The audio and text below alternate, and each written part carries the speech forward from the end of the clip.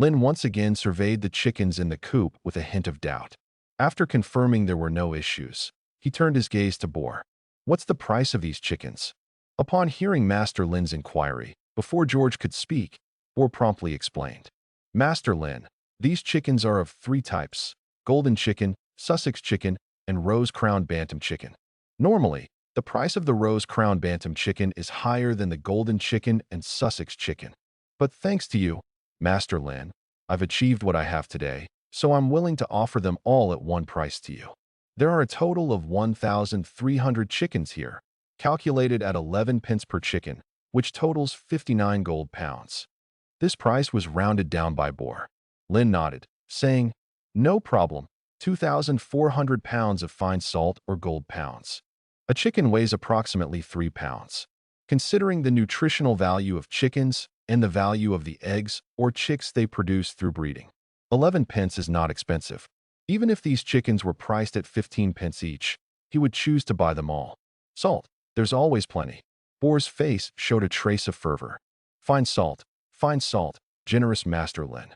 2,400 pounds of fine salt already exceeds 59 gold pounds. Generous Master Lin never fusses over trivialities. Lin said, "Once the transaction is completed, transport these chickens to Guy's farm and let him handle the subsequent breeding." George replied, "Yes, Master Lin." Under the gaze of George and Boar, Lin headed towards the kitchen not far away. In just a few short minutes, the sound of chopping and slicing emanated from the kitchen. Cooking experience +1. Cooking experience +1. Cooking experience +1. Boar looked over in confusion. Master Lin was surprisingly frantically wielding the bone-cutting knife. The sound of a dry cough came from George. Upon hearing his name, Boar quickly withdrew his gaze. This was Master Lin's domain, and to look around like this was an intrusion on Master Lin. Boar's face was full of apology. "Sorry, Master George, I was impolite." George continued, "Mr. Boar, I need to borrow your cart to transport these chickens to the pasture. You'll need to wait a moment." Boar said, "Of course." Boar naturally was not worried that George would abscond with the dual horse-drawn cart he dared to buy. Compared to the fine salt Master Lin could offer, the value of these 8 carts is nearly negligible. Would a billionaire really focus on a beggar's few pence? However, if it were another lord, it might not be the same. Other lords not only would take the pence from a beggar's battered bowl, but also enslave the beggar. George guided Boar along the lime road toward the pasture. Boar's gaze uncontrollably took in his surroundings. The development of this estate completely exceeded his expectations. There were water wheels, lime roads, and city walls. These were impressive enough. He even saw a large structure entirely constructed of red brick. The towering chimney constantly emitted white steam. As a traveling merchant, he was quite knowledgeable. Yet, in Master Lin's territory, he felt like a country bumpkin newly arrived in the city. Everything seemed novel and unfamiliar. Seeing Boar's strange expression, George smiled and said, "That is the red brick factory." Boar's eyebrows raised. "Red brick factory? So large?" George explained. "Yes, it occupies 5 or 60 acres and can produce over 300,000 red bricks at a time." Boar's eyes widened instantly. 300,000 bricks? He began to doubt his own ears. Half an hour later, 8 carts stopped at the entrance to the pasture. George spoke. "This is Master Lin's pasture. Please wait for a moment." Gazing at the vast pasture before him, Boar's mouth hung open. "They call this a pasture? Surely, it spans several thousand acres? Is this Master Lin's estate?" George Guy, along with a dozen farm villagers, emerged. Looking at the cooped chickens, Guy's eyes brightened. "Did Master Lin really buy poultry? How many are there?" George responded. 1,300. You'll be quite busy from now on." Guy laughed unconcernedly. "Yes, raising chickens is relatively easy."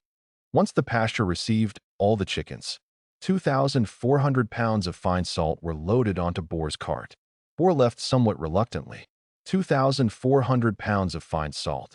If sold to the salt merchant at 7 pence per pound, he could obtain 70 gold pounds. And for transporting 1,300 chickens, the average price was just 9 pence, totaling 48 gold pounds 15 shillings. Aside from transportation costs and time costs, not to be mentioned. In this transaction, he's gained 21 gold pounds. Even after deducting some market taxes and so forth, he could still earn at least 20 gold pounds. Such terrifying profits made Boar smack his lips. Trading with Master Lin is indeed tremendously profitable. Thinking of this, he once again urged the coachman to quicken the carriage's pace. He needed to leave Master Lin's territory as soon as possible and transport more goods here. Lin stood on the open ground in front of the village, and in front of him stood a throng of villagers. Excluding those fixed in their respective posts, the remaining 800 villagers, who could be mobilized at will, were all summoned by Lin. Lin's gaze swept over the faces of the crowd. With such good food in the territory, they were no longer emaciated, their faces full of brightness and anticipation. Lin nodded slightly, took a deep breath, and said, "Everyone, I am the lord of this land, Lin." Upon hearing that name, their bodies instinctively bent forward to show sincerity and respect. Lin continued, "From this moment on, you 800 people will be entrusted with a heavy responsibility." There was no discussion among the villagers. They merely widened their eyes, staring directly at their master Lin. "I need you to demolish this entire village." As soon as Lin spoke, a sound of disbelief erupted from the crowd. Just as slight murmurs were about to arise, Lin continued speaking. "The wooden houses you're currently living in will be replaced with red brick houses. The stone roads you're standing on will become red brick roads. You will become the reshapers and creators of this village." After hearing Master Lin's words, the disbelief on their faces instantly turned to shock. As former villagers or slaves, they naturally didn't understand Lin's intention of baking red bricks. Nor did they need to understand Lin's intentions. As long as Master Lin issued the order, they would just bury their heads and finish the work. They could then receive their food and a wooden house to shield them from the elements. But now they understood. Master Lin was baking red bricks to rebuild the entire village, and they would live in red brick houses impervious to wind and rain. They felt completely invigorated. Seeing the eager expressions of the villagers, Lin felt satisfied. His purpose was simple: to let these villagers know that his next step was to improve their living standards, to make them understand that their hard work was for themselves. As for the zoning of the village, Lin had observed the holographic map and planned more than once. Starting from the current village, demolishing while building. Lin had also considered building on the surrounding empty ground, but ultimately he abandoned the idea. The current village had nearly 1,000 wooden houses, occupying too much land. Lin needed to liberate and replan this land. The 800 villagers, Lin directly divided them into several batches. 100 people drove carriages and ox carts to the red brick factory in Lime, transporting the necessary building materials. 200 people began demolishing, completely tearing down all the wooden houses in the village. As for where the villagers would live afterward, there was plenty of empty space outside the village. Now that it was summer, there was no need to worry about the cold. 200 people were responsible for excavating, digging foundations for the red brick houses on the demolished land. 150 people worked on building the walls. The remaining 50 went to the empty grounds outside the village to build temporary shelters. With Lin's order, the 800 people spread out. Following Master Lin's division of labor, they engaged in their respective labors. The wooden houses at the front of the village were demolished very quickly, because those wooden houses were the ones Lin, along with Red Kisi and Lex, initially established. A few simple wooden houses, smokehouses, brewing workshops. At some point, Kisi came to Lin and Red's side, despite feeling she had matured considerably after handling matters over this period. Looking at the wooden houses she had personally built and lived in for so long, now about to be demolished, there was a hint of obvious reluctance on Kisi's face. Lin glanced at Kisi, smiled casually, without any words. The development was just beginning. There would be more replacements of the old with the new in the future. Lin did not join the demolition and reconstruction work. Rather, he went to a far-off vacant lot to assist the villagers in setting up temporary accommodations and kitchens. Construction experience, +1.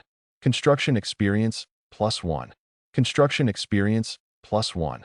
The 800 able-bodied laborers, perhaps inspired by Lin's morning encouragement, worked with unusual efficiency. Dozens of villagers were responsible for demolition.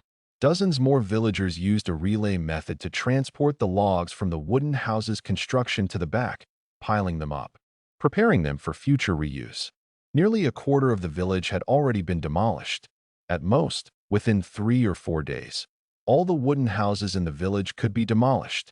The villagers who had labored outside returned to the village under the dimming sky, even though Master Lin had sent guards to inform them at noon.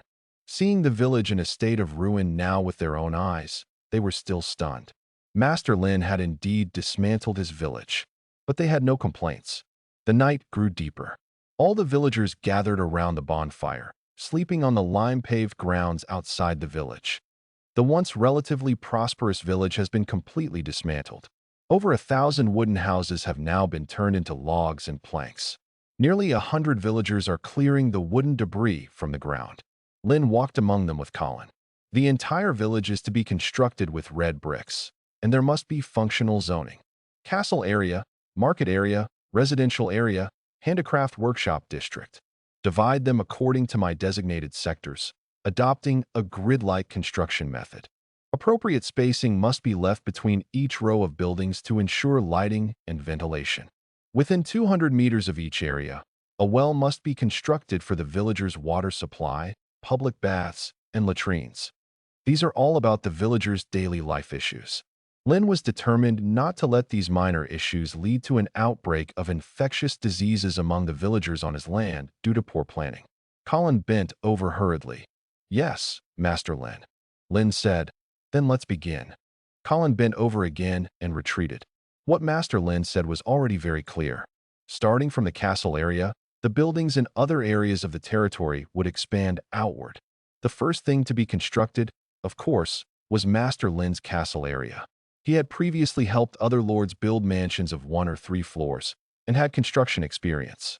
The difference was that the mansions used a structure of stones and lime, slightly different from the current red brick and lime construction method. But having experience building a large red brick factory, Colin felt it wasn't difficult. The most crucial part of a building is naturally the foundation. Colin called over 200 villagers responsible for excavation to the location planned by Master Lin to start digging. The castle area also included many subdivisions. The Lord's residence, a large banquet hall, the Lord's council chamber, turrets, watchtowers, courtyards outside the main castle, warehouses, basements, and even dungeons. And the walls that protect the castle. Compared to other lords, Master Lin's requested main castle was not very large, barely under 30 acres. It was even smaller than the large red brick factory outside the village. Colin sighed.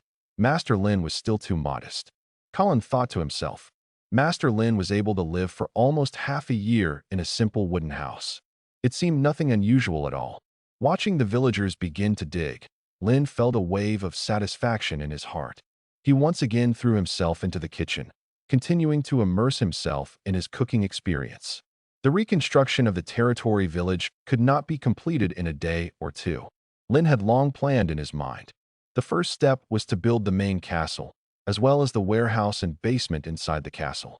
With the castle warehouse, the mined coal, iron, and fine salt, as well as goods obtained through educational exchanges, finally had a place for storage and preservation.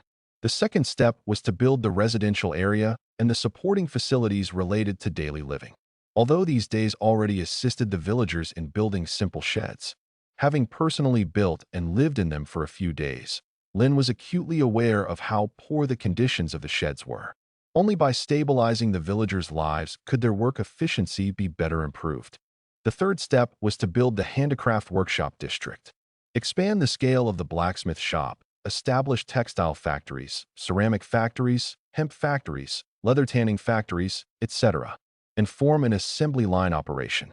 The fourth step was to build a market area with a guild hall used for trading to manage the transactions and exchanges within the territory in a unified manner. With so many buildings, expecting them to be completed immediately is too unrealistic. Lin didn't demand that they be built in a short period. As long as they were completed before winter, that would be enough. On the uppermost floor of the residence, in a luxuriously decorated room, Aiden's face was full of gloom as he squinted his eyes and scolded. "Useless. Absolutely useless. I sent you to Bordeaux City. And you couldn't even get a meeting with the Marquis? Ford stood in place with his face a bloody mess, trembling and too afraid to speak. Aiden frowned and continued to reprimand. Talk. What exactly happened? The broken words came intermittently from his mouth. Master. Master, I was kicked out by the steward's son of Marquis Ducas. They said, what kind of person is a mere follower? And wanted to meet the Marquis. They took the bribe you gave me, but didn't help with the introduction. Aiden finally understood. He had been looked down upon by Marquis Ducas. To be precise, he was looked down upon by Mark Ducas, who had just inherited the Marquis title. For the first time, he did not see Marquis Ducas and was dismissed with a letter of territorial authorization. This time, even his follower was beaten beyond recognition. This group of Iron Blood Brotherhood bandits had been on his territory for almost a month. Even with the large quantities of food Old Bauer stored, it would not withstand the bandits endlessly consuming it. He must find a way to change the current situation. Time passed day by day. Nearly 30 acres of castle foundations had already been excavated, entering the phase of wall construction. In just a few days, the outer walls of the castle had already reached over a meter high. The thickness of the walls, to ensure the stability and safety of the castle, Lin had them built to a thickness of 1 meter. Compared to those large main city castles with walls as thick as 10 meters, Lin did not require that. With walls at the forest pass, as long as the number of soldiers is equal, the fortress is impregnable. If extraordinary powers join the battlefield, crushing and destroying the walls, no matter how thick his castle walls are, they cannot resist. A wall thickness of 1 meter is enough to withstand many attacks from ordinary forces. Lin clearly felt that just having these 800 people rebuild the village, the labor force is still somewhat insufficient. There are simply too many buildings that need to be constructed. While Lin was pondering where to draw more labor from which area, Grayson brought a large group of slaves, crossed the walls, crossed the forest, and arrived at his territory. What surprised Lin was, accompanying him, surprisingly, was Alan. Seeing Grayson and Alan leap off the carriage together, speeding up their steps like a race, heading towards him. It seemed both wanted to be the first to present themselves to Master Lin while maintaining elegance. Lin's eyebrows involuntarily raised. He felt a strong competitive atmosphere from their expressions. Grayson and Alan stood in front of Lin, bowed in unison, and exclaimed, Master Lin. Lin looked at them confusedly and asked, What is this? The nearby George was also filled with curiosity. Grayson was the first to speak. Master Lin, I have brought you the slaves you most need, a total of 700 people. Oh yes, and the map of the Kaldi Empire that you most need. Master Lin, I went to great lengths to find this map. Seeing the scroll of parchment Grayson handed over, Lin nodded in satisfaction. Well done. With this map, he can clearly understand the upstream direction of the Acadia River and know which manor lords are around. Plus the 700 laborers, the village's reconstruction speed can be accelerated. Seeing Grayson's ingratiating humble expression, Alan instantly cast a scornful look. The next moment, Alan gave Lin a sheepish smile, his words full of respect. Master Lin, I've brought you a large amount of food. 50,000 pounds of barley, 10,000 pounds of wheat, 10,000 pounds of peas, and all kinds totaling tens of thousands of pounds of meat and vegetables. Lin nodded. You've done well too. Slaves can enhance the territory's development speed, and food can solve the eating problem of these village slaves. Alan continued, and, Master Lin, I've prepared a grand gift for you. Lin's eyebrows slightly raised, looking curiously at Alan. Beside him, Grayson seemed to have already known something, rolling his eyes in slight disinterest. Alan clapped his hands. A sound of hooves stepping on the lime-covered ground rang from behind dozens of carriages. Lin's gaze involuntarily turned over. He saw more than a dozen tall, long-limbed, elegantly developed stallions being led out by several guards. Chestnut or brown or dark brown colored fur. Even a glance could let people feel their extraordinary nature. The dense and smooth fur gently fluttering in the breeze, exuding an extraordinary flair. Coupled with their streamlined natural bodies, wide and flat backs, they can provide stability and good support for riders. Compact abdomen, prominent muscle lines, showcasing their strong physique and excellent athletic abilities. Lin understood, these are war horses. With a thought, a string of text appeared. Badon purebred horses, top-tier warhorses with top-level speed and maneuverability, etc. The introduction was simple, just a brief sentence. However, those top-tier warhorses' 4 words reveal the value of these horses. Lin's eyes involuntarily lit up. Alan explained, Master Lin, these are purebred horses from the Badon Empire. No other horses can rival them in ability. Adult Badon purebred horses have large builds, with an average height of 1.5 meters and a weight of about 1,900 pounds. Due to their tremendous power, they can carry heavy knights and weaponry, even as heavy cavalry mounts. Simply put, Badon purebred horses are the dream of every knight. The Badon Empire is located east of the Chaldee Empire, neighboring the Tetlon Empire. Compared to other empires, it's just a small nation, barely noticeable. However, due to the Badon Empire's abundant supply of purebred horses and its ability to produce numerous warhorses, coupled with its perpetual neutral diplomatic stance, many mighty empires regard it as a horse breeding ground. Because of that, Badon's horse breeding skills continue to be passed down and improved. The vast majority of sold warhorses on the continent come from the Badon Empire. He stepped forward, approaching the more than a dozen horses. Scanning across these horses, Lin's gaze naturally fell on one particular black warhorse. The black warhorse's large and lively eyes were also fixed on Lin. Lin raised his arm, reaching out to this warhorse. What surprised everyone was, the black warhorse snorted and lowered its head to softly nuzzle his palm. Lin's right hand petted the horse's back, feeling the sense of power contained in its body. He felt a sense of satisfaction. Retracting his right hand, Lin looked toward Alan. What's the price of these warhorses? Alan's face showed a smile, explaining, 50 gold pounds. Alan widened his eyes, looking at Master Lin ahead. 50 gold pounds, what's the concept? It's 60,000 pounds of barley. It's 12,000 pounds of wheat. It's over 300 ordinary slaves. For other lords, the price of 50 gold pounds is indeed very expensive. But for Lin, with his 3 open-pit mines, it's just a drop in the bucket. 50 gold pounds are just 2,000 pounds of fine salt. Lin spoke, I want all these warhorses. Draft horses can also be ridden, but due to their large physique, they are very heavy and lack mobility, and their speed is inadequate. Although draft horses are gentle, steady, and patient, they lack alertness and the instinct to fight. Therefore, draft horses are best suited for transporting goods. As such, the price of a draft horse is not high.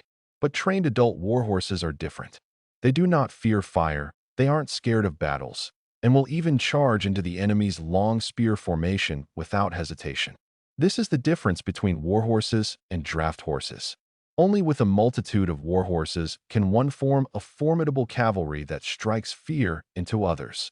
Hearing Lin's affirmation, a look of relief appeared on Alan's face.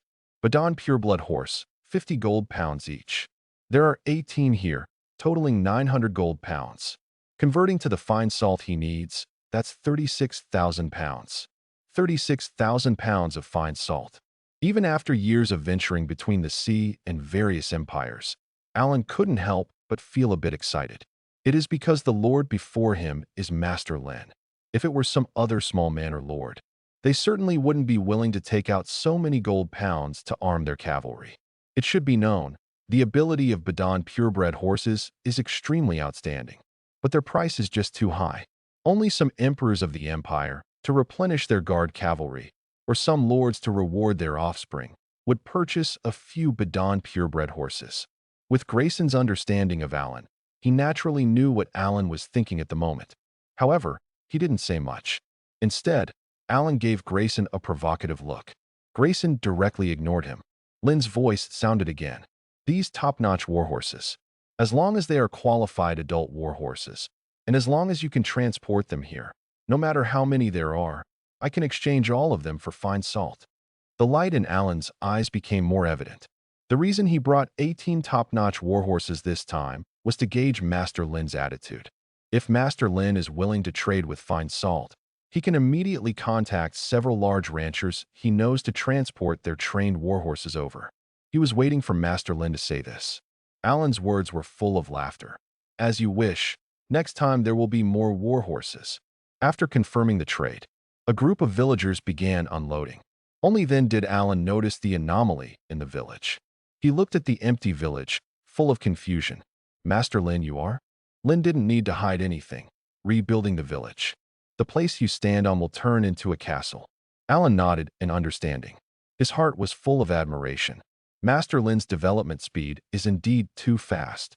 Perhaps, the next time he brings warhorses to Master Lin's territory, there will be earth-shaking changes here.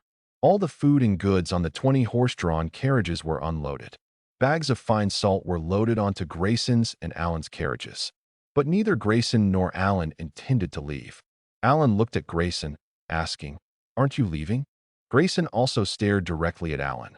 "Why haven't you left?" Alan raised an eyebrow. "Of course, I have a private matter to discuss with Master Lin." Grayson smirked. "What a coincidence, so do I." Watching these two guys, Lin shook his head somewhat helplessly.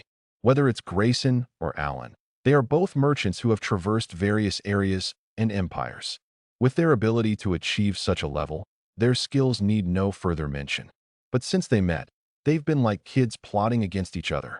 Is this the tradition of the Brown clan? Lin interrupted their argument and said, one at a time. Grayson and Alan exchanged a glance before nodding. Grayson courteously stepped back. Once Grayson had gone far enough, Alan spoke. "Master Lin, actually my topic is very simple.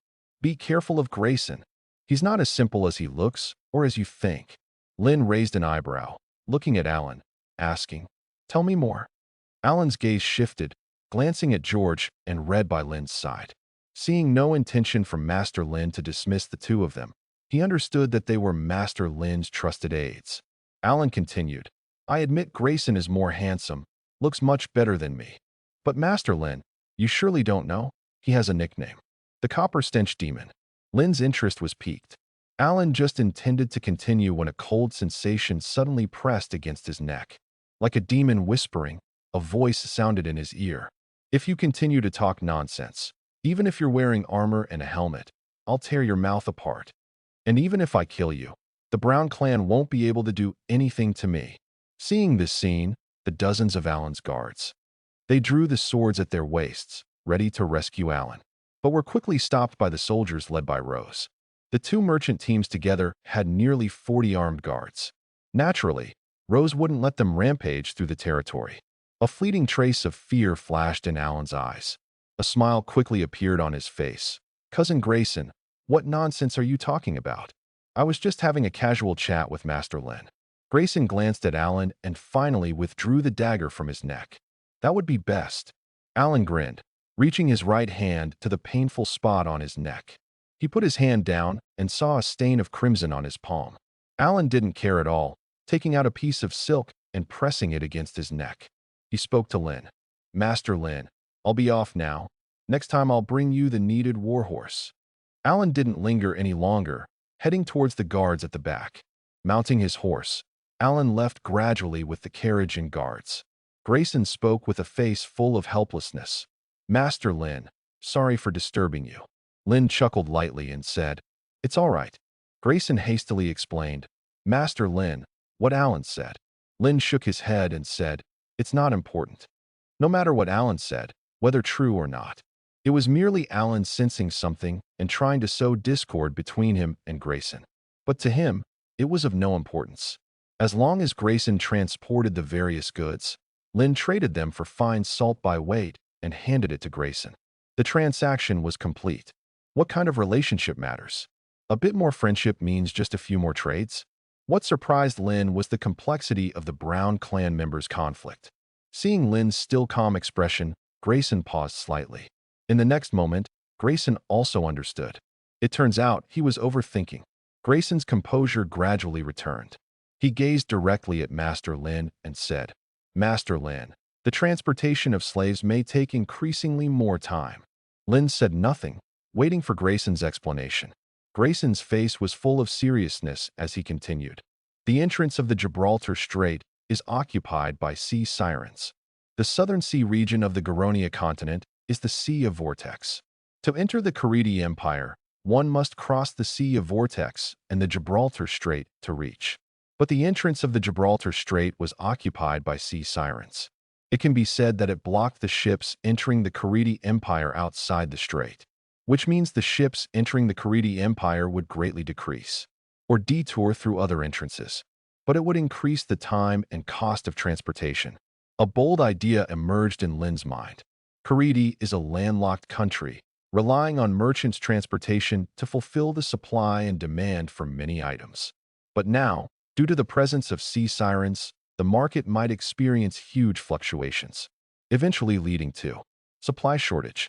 The most easily affected, naturally, is the sea-sourced edible salt. Lin instantly understood the implication in Grayson's words. The price of fine salt will explosively rise, even though the Karidi Empire's market still has a large storage of fine salt. But with the Karidi Empire's nearly 200 million population, how long can the market's edible salt stock last? Or 1 or 2 months? Know that this world lacks macroeconomic regulation, at most, relying on the Lord's Church and Manor Lords' economic adjustments. But when a shortage of goods occurs, what can they do? Then the salt mine he holds here. This information from Grayson is vital for Lin, not only because the same weight of fine salt can be traded for more goods, but also because more merchants, due to salt shortage, will transport goods to his territory. What he wants to do is recruitment. He needed a sufficiently powerful armed force to protect this salt mine. With an approving glance at Grayson, Lin spoke. So, this time, 1% of Alan's transaction commission is also exchanged for fine salt?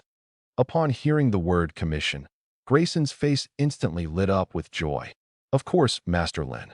When Master Lin, transported 500 slaves last time, he had already converted Alan's transaction commission into fine salt and given it to him.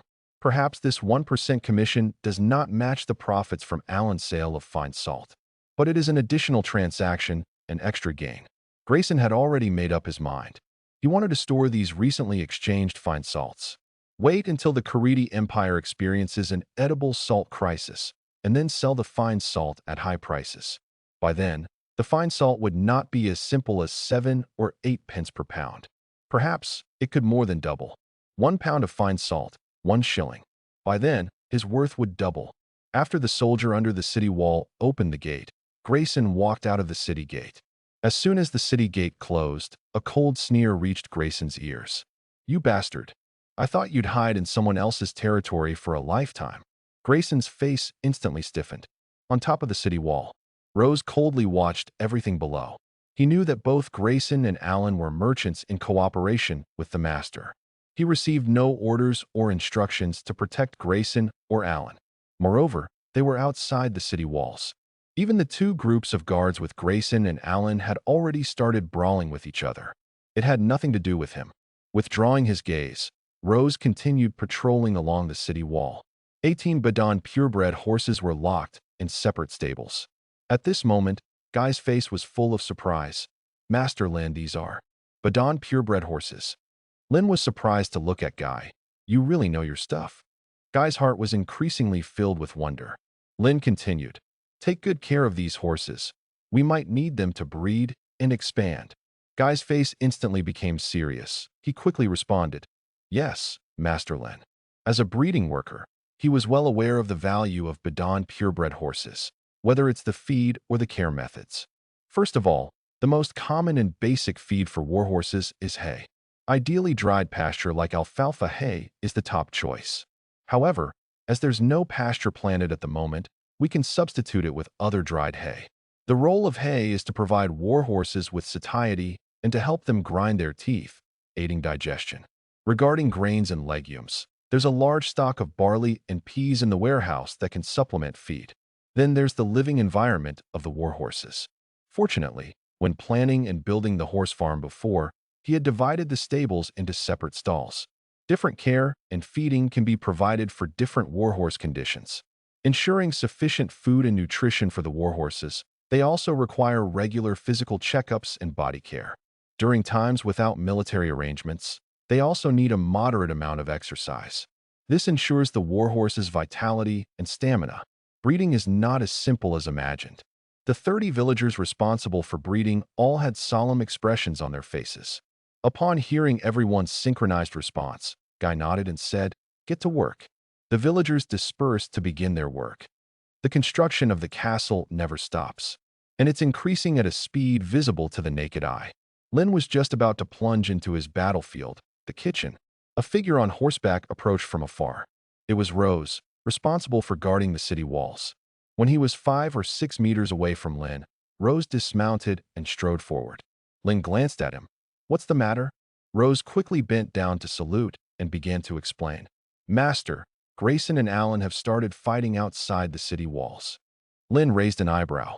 He didn't even need Rose's further explanation to understand the reason. It must be Alan seeking revenge for Grayson's intimidating strike.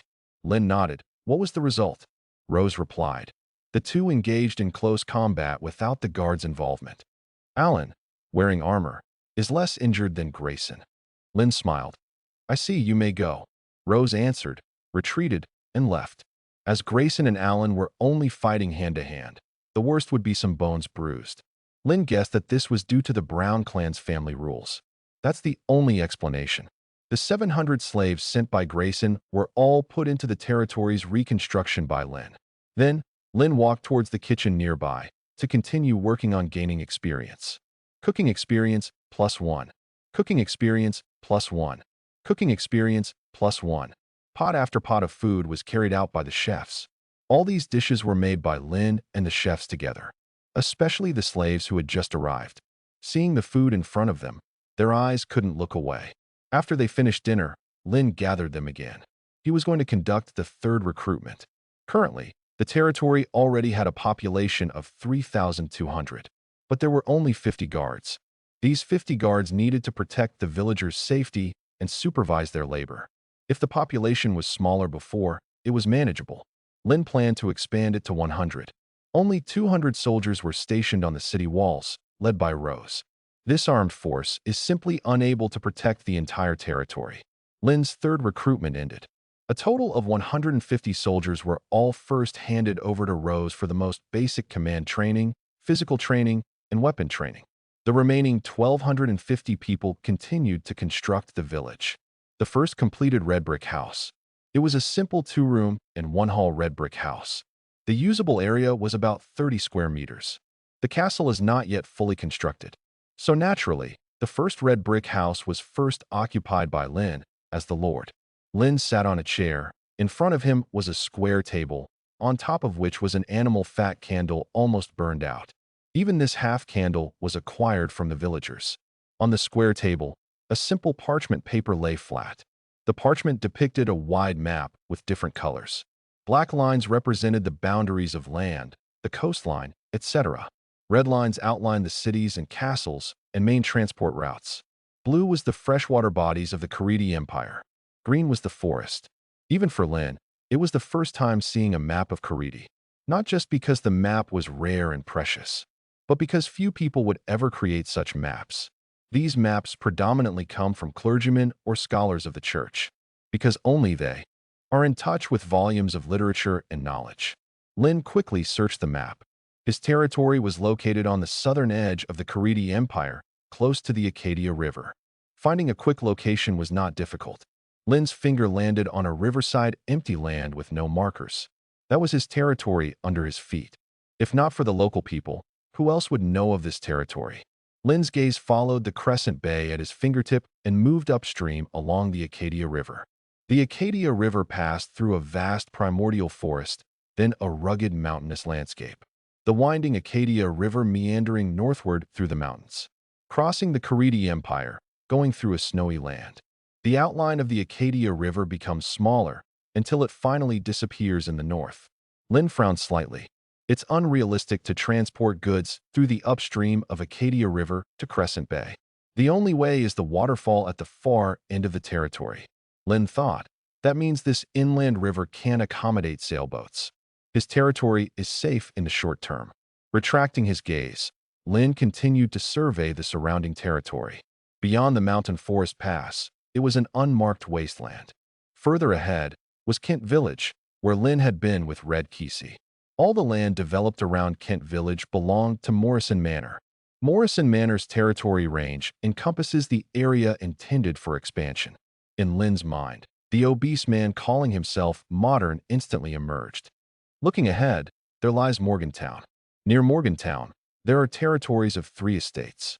After checking the map for a moment, Lin had already made a decision in his heart.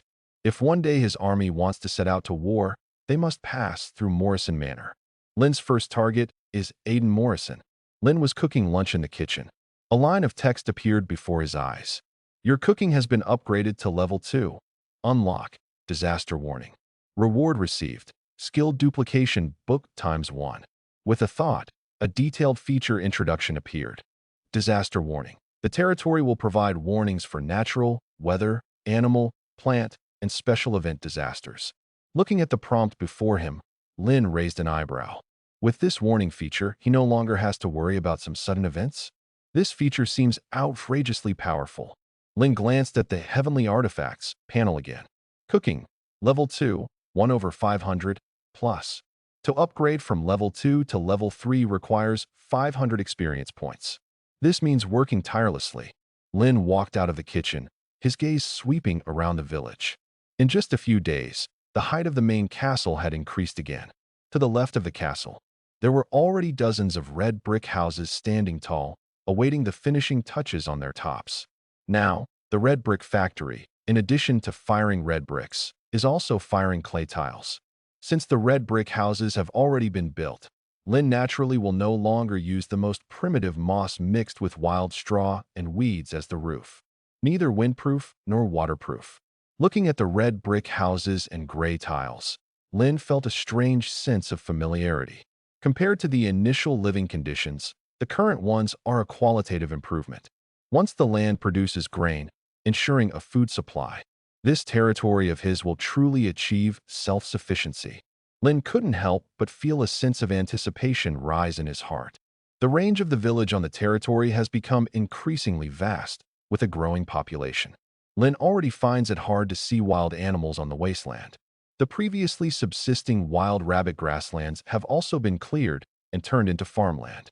Not only wild rabbits, but even those quails and pheasants, and not even wild wolves have been seen again. For Lin to increase his hunting skill experience, he could only go deeper into the forest. Even if he is not present for a short time now, there will be no problems in the territory. Moreover, now he also has the holographic projection feature. Even if he is not in the village, he can monitor everything in the village. He had a few guards go to the pasture to lead the 18 Badon purebred horses to the village, as Lin prepared to hunt. He could enhance the level of hunting while collecting herbs to increase collection experience. The collected herbs, if used to make decoctions, could also improve medicine skills. Looking at the black warhorse in front of him, the black warhorse was also staring back at him with wide eyes. In those large eyes, there was a bright and intelligent shine. That kind of feeling was as if it knew Lin was its master. Lin reached out to stroke the black warhorse's head and smiled. Your coat is as black as ink. Henceforth, I shall call you Mo-ing. The black warhorse immediately started snorting repeatedly. As if it were responding, Lin nodded in satisfaction. Mo-ying's intelligence truly was high. Mounting the horse, Lin called out to the group of Reds, saying, "Let's go." The uniform response echoed behind Lin. The group of 18 people, riding 18 warhorses, headed towards the wasteland beyond the village. Their thundering hooves landed on the limestone road, the sound of hooves rising and falling continuously, until leaving the village's boundaries. As Mo-ing galloped across the open wilderness, Lin realized what being a top-tier warhorse meant. An outstanding running speed and agility, with incredible endurance. Even after a long-distance raid, Mo-ing under Lin remained swift and unexhausted.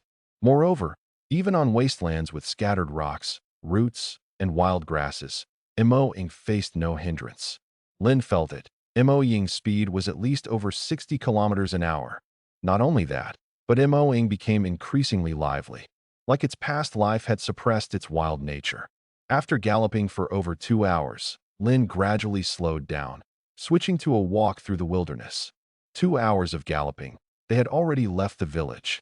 The village was no longer visible behind. Lin's gaze was fixed on the front. There, a gray-white wild rabbit was foraging within some wild grasses. Lin slightly stretched out his hand, and Red immediately handed over the horn bow. Along with the bow, an iron arrow was also passed to Lin. Lin held the bow in his left hand, notched the arrow, and drew the string with his right. As his chest expanded outward, the horn bow instantly reached full draw. With a sharp sound, the iron arrow shot out violently. The wild rabbit, just about to raise its head to search, was already pierced by the sharp arrow. The tremendous power even lifted the rabbit's body, pinning it to the ground. Hunting experience +1. Hunting experience +1. Red, who had been standing by the side, couldn't help but praise. Master Lin's archery is becoming more and more impressive. Lin did not deny anything. After all, he had the system's support, a proof for eternity. As long as he worked hard, he could gain related experience and abilities. After confirming there were no other prey, a guard rode forward to pick up the wild rabbit. Having spent most of the day in this area, Lin also hunted a few pheasants and a fully grown red deer. The open grassland, near the Acadia River, had abundant water resources. This was the red deer's favorite living environment. When several guards brought back the red deer, its massive antlers caught Lin's eye. The shape was large and complex, with multiple branches. Unfortunately, as it was almost September, it was past the time for antler collection. Whether it was antlers or venison, both had rich nutritional and medicinal value. Lin pondered in his mind. The current ranch was already built and needed a large amount of poultry and livestock. This was to ensure the territory's meat supply. Pigs, horses, cattle, and sheep were the main sources of meat. However, if they could capture and domesticate the red deer, it would naturally expand the meat supply. But capturing red deer wasn't easy, so he had to give up temporarily. Looking at the sky, it was already near 4 or 5 in the afternoon. Lin instructed them to set up camp on the wasteland.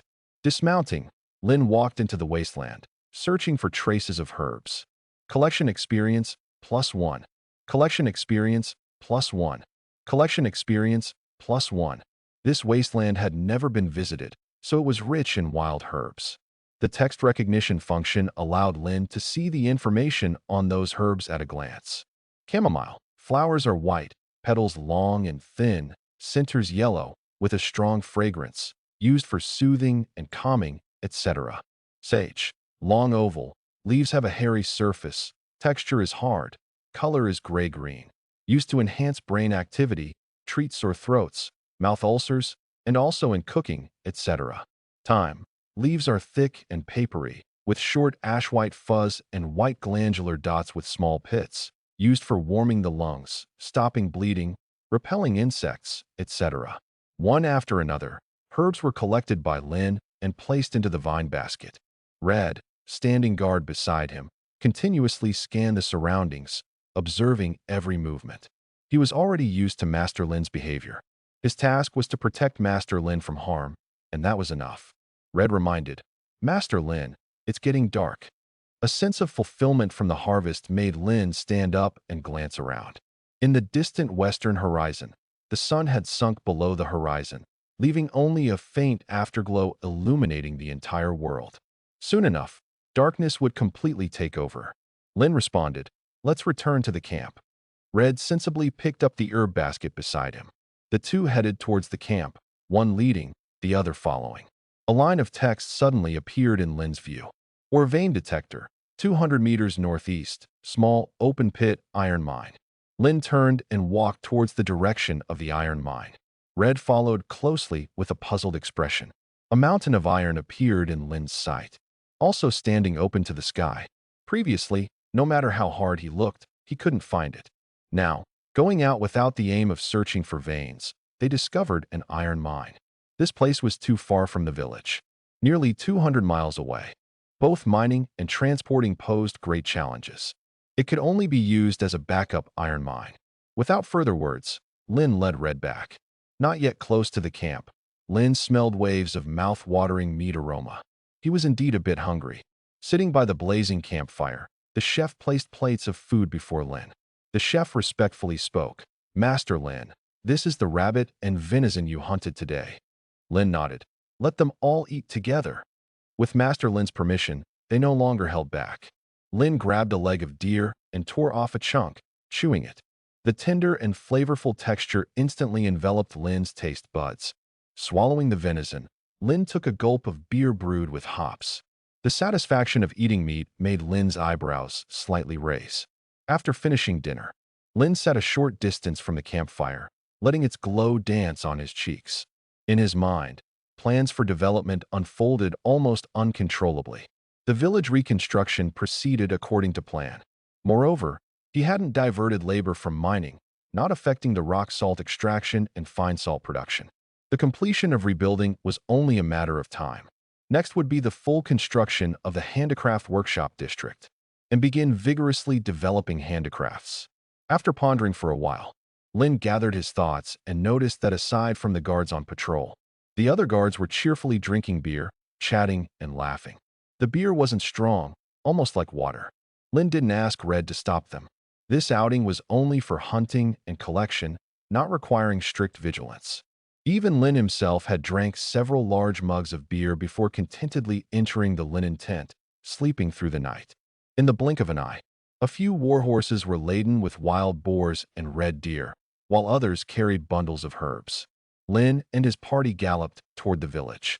The speed of the war horses wasn't fast, because, at the edge of their vision, they could already faintly see the outline of a village. Lin's hunting skill experience had reached over 120 points, while collection skill experience also surpassed 150. It wouldn't take long to reach level 2. A little over an hour later, Lin and his party returned to the village. The orderly array of red brick houses, even at just a glance, gave an inexplicable sense of order and comfort. Lin took a cursory look, and there were at least 100 completed red brick and clay tile houses in the village. But it was still not enough. The current village had a population of 2,800. Even with villagers from the red brick factory, iron mines, and pastures living on site, and additional slaves arriving later, more building would be needed. At least 1,000 red brick houses were required. Upon Master Lin's return, Kisi came from the fields to report the village's recent situation. Master Lin, the salt factory's output has been increased, now producing 800 pounds of fine salt daily. Although no additional labor was allocated to the salt factory, over time, as proficiency improved, the advantages of division of labor became apparent. Kisi continued. There was a fight at the coal mine involving 2 people, but it was stopped immediately by the guards on site. Lin's expression remained calm. Villagers were human too, with emotions and desires. Conflicts were inevitable. What is the punishment? Kisi hesitated, explaining, no punishment has been enacted yet. Lin wasn't surprised. Make them cooperate to mine 500 pounds of coal each day. When it's finished, they can end their work day. Kisi's eyes blinked a few times. This punishment seemed a bit unusual. Yet, upon reflection, it was better than others. Kisi reported some other matters before taking her leave. Watching Kisi depart, the earlier thought resurfaced in Lin's mind. Establish a territory court, draft territorial law. The territory court was for handling trifling matters within the territory. The territorial law, regardless of who violated it, all would be treated impartially. This would ensure an equal treatment, with no complaints. In this way, it would also improve the villagers' quality of life and sense of security. After Kisi left, it wasn't long before George also came to Lin's side. George spoke. Master Lin, yesterday Boar came to your territory. He brought 30 Celtic pigs. He also introduced a friend of his who came to the territory and exchanged 5,000 pounds of oats. This was the first time a merchant transported domestic pigs to his territory. Although there were only 30, a journey of 1,000 miles begins with a single step. Take it slow. Lin had a feeling, compared to Grayson and Allen, Boar, just a local small-time merchant, was more diligent and hardworking. He was the only one to first transport domestic chickens and pigs. There was another possibility. As a local merchant, Boar found it easier to find these domestic animals. Lin nodded. All right, I understand. Go ahead with your work. George bowed and withdrew. Returning to a red brick house, Lin leaned in a tub filled with hot water. The warm comfort instantly enveloped his entire body, relaxing all his aching muscles. The temperature of the water in the tub gradually declined, and after bathing, Lin put on a clean set of clothes and left the wooden house. The construction of the castle and red brick house was still ongoing. After inspecting for a while, confirming no anomalies, he took Red and the others with a few baskets of herbs and began the selection. Medical experience +1. Medical experience, +1. Medical experience, +1. Different herbs have different medicinal properties. If casually boiled into a decoction, there would be no therapeutic effect, and it might even cause poisoning. The collected herbs, if they are to be made into a decoction, must be processed properly too. After selection, they should be washed, either naturally dried or oven-dried, then crushed or ground, and finally soaked and boiled. Through this period of continuous grind, Lin had found some tricks. Only at the very beginning of grinding, the experience points increased the fastest and most frequently. The further he went, the slower the experience increased. Different classifications also have different effects. Take medicine as an example. What he could make now were just decoctions. To go further, he would have to build a pharmaceutical workshop. Passing by, John saw the busy Lin, and he walked over. After slightly bending his waist, old John respectfully said, "Master Lin, I think I can help." Lin glanced at old John casually. "Yes, you can." Getting Master Lin's permission, old John sat opposite him. Despite old John being 55 years old now, his eyes were still bright and lively.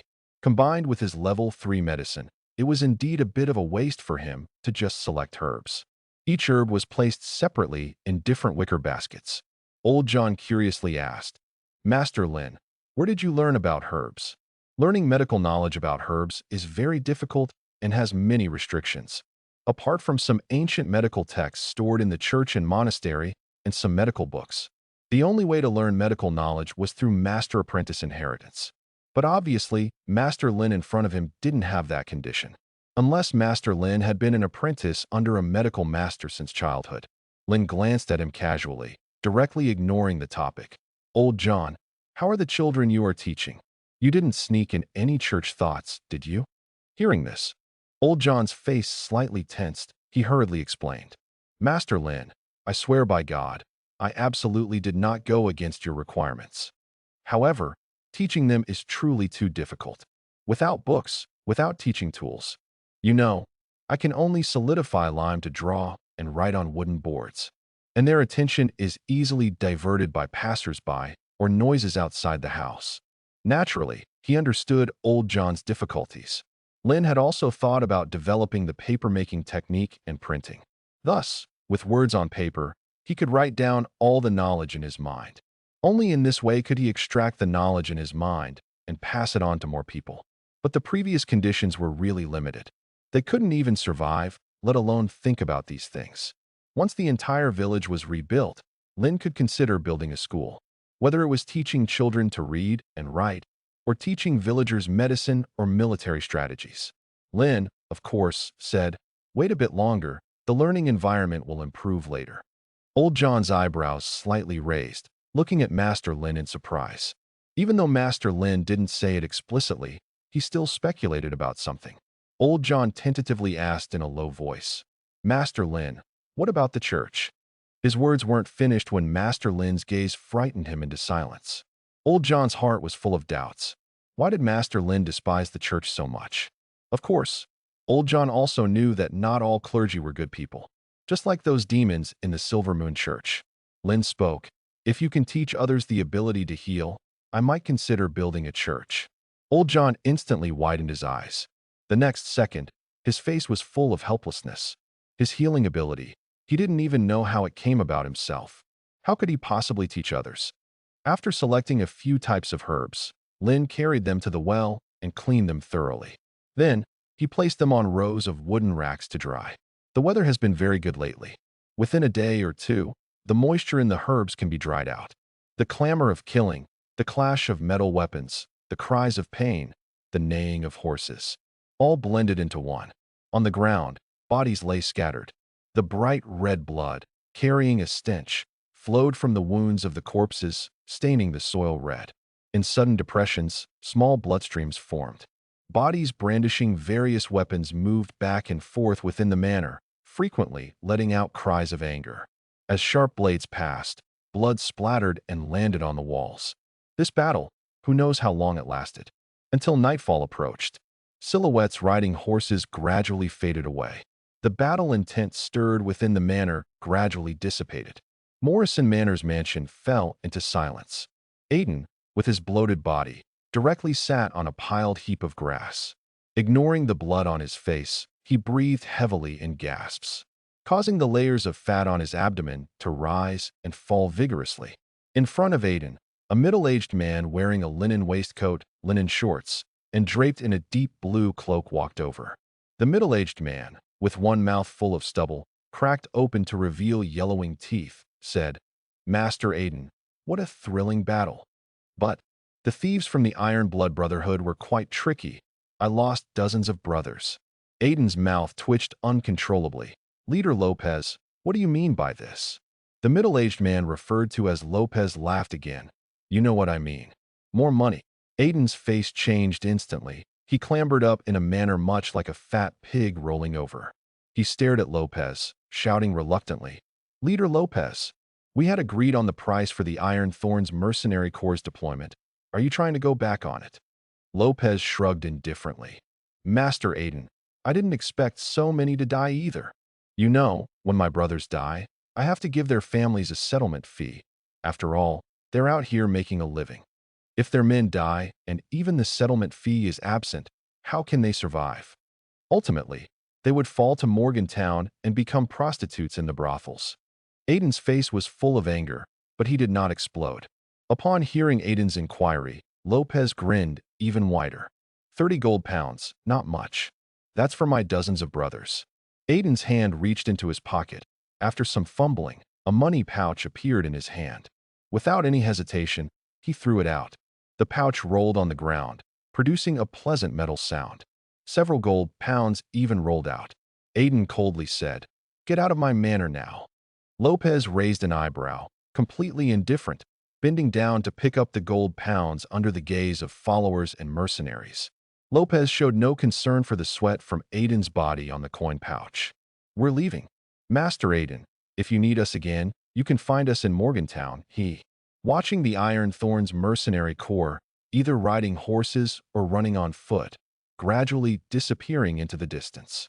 Only then did Aiden angrily shout, "Damn! Damn it all! Damned indeed! The Iron Blood Brotherhood might have been thieves. But how are the so-called Iron Thorns Mercenary Corps any different from thieves? The only difference is that thieves plunder unarmed villagers' wealth. Mercenary Corps seize from lords who have armed forces but are not strong enough. They need no land, nor do they need population. They solely fight for money. They drift at the edges of various lords' territories, and most lords hold a tacit attitude toward Mercenary Corps. Even the church remains ambiguous. Aiden had to hire these mercenaries to drive away the thieves of the Iron Blood Brotherhood. A gang of thieves had occupied his territory, his manor, like a fishbone stuck in his throat. As for the settlement fee Lopez mentioned, to hell with the settlement fee. After his mercenaries died, Lopez immediately called people to take away the weapons and defensive equipment. Even went as far as to touch the corpses. Took everything, but the bodies were left on his territory. In other words, not only did he pay more money, but he had to help these people collect the corpses. In the back, Ford, hearing the roaring of Master Aiden, fearfully backed away, trying to temporarily leave the place of turmoil. An icy cold reprimanding voice sounded. "Ford, where the hell is Ford? Let him get over here." At this voice, Ford's whole body started trembling violently. Ford stammered, "Aiden, Master Aiden." The villagers busy all day returned to the village. A huge bonfire made of logs illuminated the entire open space in front of the village. After dinner, the villagers gathered around the fire, talking with smiles about the day's happenings. Leisurely and fortunate words occasionally sounded from their mouths. Young men and women in twos and threes strolled along the lime road of the village, whispering, with a hint of shyness in their conversations. With the walls now in place, the lives of the villagers in the village have completely settled down. They no longer have to worry about where their next meal will come from, nor do they have to be afraid of sudden bandit attacks threatening their lives. Compared to their former lives, this place feels like the legendary Eden. All they have here is vitality and goodness. Now, the only thing they need to think about is having children. After all, even Master Lin said so. He promises to take responsibility for all newborns. Not only will there be rewards in gold pounds, but he will also ensure that every newborn has milk and eggs every day. Such a promise moved them deeply. It is known that such a life is only for the children of nobility. Perhaps it's because they know that these red brick houses are where they will live in the future. The speed of constructing red brick houses, while ensuring quality, is surprisingly fast. From the start of rebuilding to now, in just over half a month, there are already more than 300 or 400 red brick houses in the village. In another half month, a residential area of 1,000 houses for the villagers will be completed. Lin did not let them move in first. Once the residential area is completed, Lin will need to number all the red brick houses, have villagers register their real names, and assign their job positions. Only this way, with responsibility assigned to individuals, can management be more convenient. With more than 2,000 people now, Lin can barely tell who is who. With more population in the future, trying to distinguish and find someone would be like looking for a needle in a haystack. Lin was sitting in front of the stove, occasionally adding some anthracite coal to increase the stove's temperature. In a pottery pot 50 centimeters high, streams of vapor continuously emanated. Whiffs of scent, like that of lemon, floated out, lingering around the kitchen. Lemon balm tonic, non-toxic, made from lemon balm. It has anti-inflammatory, pain relief, antiviral, and anti-allergy effects. During these days of continuously brewing the tonic, Lin's medicine experience kept increasing. Lin was surprised to find that his cooking experience also slightly increased. Brewing the tonic not only helps villagers boost their immunity, but also increases experience, killing two birds with one stone. While Lin was earning experience, the sound of galloping hooves could be heard from afar. Lin looked through the open kitchen. He saw Rose approaching on horseback with Boar. What made Lin curious was that Boar came empty-handed this time. Rose and Boar jumped off their horses and quickly came to Lin's side. Boar's face was full of strain, and even his words were broken and slow. "Master Lin." Lin interrupted him. "Take your time, no hurry." Upon hearing Master Lin's words, Boar was startled.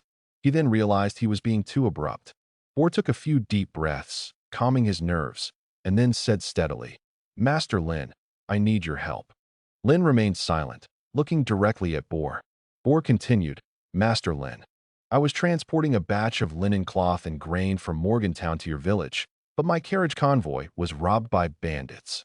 They killed my drivers, stole the goods meant for trading with you, and took my carriages. I wish to ask you to send out soldiers to retrieve that batch of goods." Lin did not reply immediately but asked, "How many bandits were there?"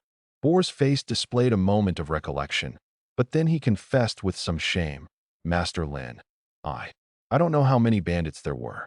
But Master Lin, I heard them calling themselves the Iron Blood Brotherhood." Boar realized how presumptuous his request was. Without knowing the enemy's details, no one would rashly send out troops. Lin said, "Mr. Boar, if that's the case, I can't help you." Even knowing who they were, and having a task titled Task, Eliminate the Iron Blood Brotherhood, in his taskbar, Lin still had no intention of sending troops. The soldiers and guards he had now numbered about 400. Half of them were newly conscripted soldiers. They didn't have combat experience and are unprepared for battle. Even if each equipped with a war spear and a round shield, the chances of them surviving on the battlefield would be scarce. Moreover, even if he destroyed all the Iron Blood Brotherhood bandits, or Boar giving him all the goods, or perhaps a reward from the task, Lin didn't need any of these. What he needed now was population, preserving strength, and planning for the future. Boar's face was full of despair, but he understood that Master Lin's refusal was the right course of action. Lin continued, "Mr. Boar, if this bandit's attack bankrupts you, it's not a big deal." Boar widened his eyes, looking at Master Lin in surprise. "Master Lin, how do you know this?" Lin smiled slightly. "Because many merchants, upon knowing that they can exchange for fine salt here, rush trying to bring all the goods available in the market to my territory." Boar's face showed a hint of embarrassment. He was exactly the kind of merchant Lin described, to exchange for more fine salt and earn more profit. He indeed used all his savings to buy carriages and goods. But unexpectedly, just after going all in, he was robbed by bandits. This was why he hurriedly came to Master Lin's territory for help. Lin continued, "If that's the case, I can lend you 3,000 pounds of fine salt." Hearing the young lord's words before him, Boar's face was full of shock. 3,000 pounds of fine salt. At the minimum market price of 6 pence per pound, that's 75 gold pounds. Just lending it to him like that? Boar didn't know what to say for a moment. Master Lin, is this really okay? Lin nodded. Of course, I'll lend you 3,000 pounds of fine salt, and I can even lend you a carriage. The current salt factory can produce 800 pounds of fine salt a day. He wouldn't even need 4 days to obtain 3,000 pounds of fine salt. However, if these 3,000 pounds of fine salt could earn Boar's loyal dedication, everything would be worth it. Lin didn't need Boar's allegiance, just his continuous and safe delivery of goods to his territory. That would be enough. Looking at Master Lin's serious face, Boar bent his waist and offered a deep salute. His face was full of gratitude. Master Lin, you truly are my benefactor. Lin responded, I have always been like this with my partners. Boar deeply etched Lin's words into his mind. After resting on the territory for a day, Boar departed with the 3,000 pounds of fine salt lent to him by Master Lin. Lin glanced at Rose, who quickly bent down before he could speak. Master. Rose awaited Lin Feng's instruction. Lin began, I need you to select a team of 10 from your soldiers, preferably natives who are cautious and good at conversing. I want them to enter Morgantown and Kakasong City to gather intelligence. The current territory is not like before when simply developing land was sufficient. With limited power, even if he knew the intelligence and information, he couldn't make any changes. Lin needs these people to gather any movements outside the city walls and report back. If it's about territorial intelligence, he can prepare in advance. Rose answered, Yes, Master. Watching Rose depart, Lin continued his potion brewing. Medical experience, +1. Medical experience, +1. Medical experience, +1. In the blink of an eye, Lin's medicine skill finally upgraded. Your medicine has upgraded to level 2. Unlocking. Crop variety improvement. Reward received. Skill duplication book ×1. Seeing the prompt before him, Lin's eyes showed clear joy. Plant variety improvement. Capable of improving plant varieties, increasing yield and quality, making crops more excellent. A simple and easy-to-understand introduction. In the bottom right corner of Heavenly Artifacts, an emblem of a wheat ear with a magnifying glass appeared. With a thought, Lin opened it. After a careful scan, Lin understood. Any crop can be improved and upgraded. The first variety improvement requires 1,000 energy stones, with a maximum limit of 10,000 pounds. Further improvement is 2,000. Each improvement increases the number of energy stones needed. Looking at this detailed introduction, Lin felt a little delighted. With this function, the yield of grain harvested on the farmland will skyrocket. Harvesting 200 pounds of wheat from an acre of farmland will no longer be a dream. It is already past the planting season. However, other crop varieties can be improved first. For example, the pasture seeds that are about to be planted in the ranch. Looking at the 4 rewarded skill duplication books, Lin began to contemplate. The reason for not using them immediately is naturally to save them for duplicating others' more powerful skills. Lin hasn't seen any suitable extraordinary skills, as powerful as Sienna's skills of merging into shadow, hearing all things, shadow mist. But clearly, they require the talent ability of dark energy absorption. Lin decisively chose to give up. He can wait a little longer. Lin's eyes turned to the back of the village. After nearly a month and more, 1,000 red brick houses have reached the final stages. The golden sunlight shines on those red houses, instilling an inexplicable sense of safety and comfort. However, construction is just beginning. Afterward, various living facilities need to be built throughout the residential area. Digging wells, building toilets, constructing bathhouses, even paving the ground entirely with red bricks. And constructing the handicraft workshop district, market district, and so on. As for the main castle, it is still under construction. Lin is not impatient for the moment. He has lived in a simple wooden hut for half a year. Not to mention, he now has a 2-bedroom red brick house as temporary accommodation. At the break of dawn, after all the villagers finished breakfast, Lin gathered them all together. Although Lin hadn't spoken yet, the residents had already guessed something. There was an uncontainable smile and delight on their faces. Lin didn't intend to dampen their spirits. Ladies and gentlemen, I won't waste words with you. From today onwards, You will move into the red brick houses. The villagers' faces were full of smiles. Lin continued, not only that, the blacksmith shop will provide you with various iron household items, iron beds, iron tables, and chairs. They became even more excited. Lin's tone shifted. Tomorrow, someone will register you and your residences. Once registration is complete, you will have permanent residency rights to those red brick houses. The villagers burst out in disbelief and amazement. Such uncommon terms they were hearing for the first time, not to mention owning a house. Even they themselves did not belong to themselves. Is this the benefit of becoming a villager of Master Lin? It's simply beyond their imagination. The information has been fully conveyed. Batch after batch of villagers, under the guidance of the guards, entered one red brick house after another. A family lives in one red brick house. If it's exceeded, then they have to solve it themselves. They can sleep in the living room or squeeze together to sleep. If they are not family, two people live in one red brick house. The villagers have already orderly entered the red brick houses. The next step is to arrange personnel to verify and register them. A family has several people, what each of them is called, and what job position they hold. In this way, if any accident occurs, their family members can be found immediately. Kisi led Old John and dozens of guards, roaming in the residential area. Kisi was responsible for inquiries, Old John for registration records, and the guards for maintaining order. It took almost a whole day for the real name registration to be completed. Lin did not let them work anymore, gave the villagers a rare day of rest. Kisi and Old John came to the red brick house where Lin lived. Kisi glanced at Old John, and Old John started talking. Master Lin, the registration is completed. The village population is 2,843 people. Among them, there are 1,700 adult males, 1,100 adult females, 43 children. Their family names, ages, and the red brick house numbers they reside in have all been recorded. Lin casually glanced at the folded papyrus in Old John's hand and said, "Keep it safe." Old John responded, "Yes." Lin woke up early, patrolling the farmland. The peas had developed tendril-like stems. It's been more than a month since the peas were planted.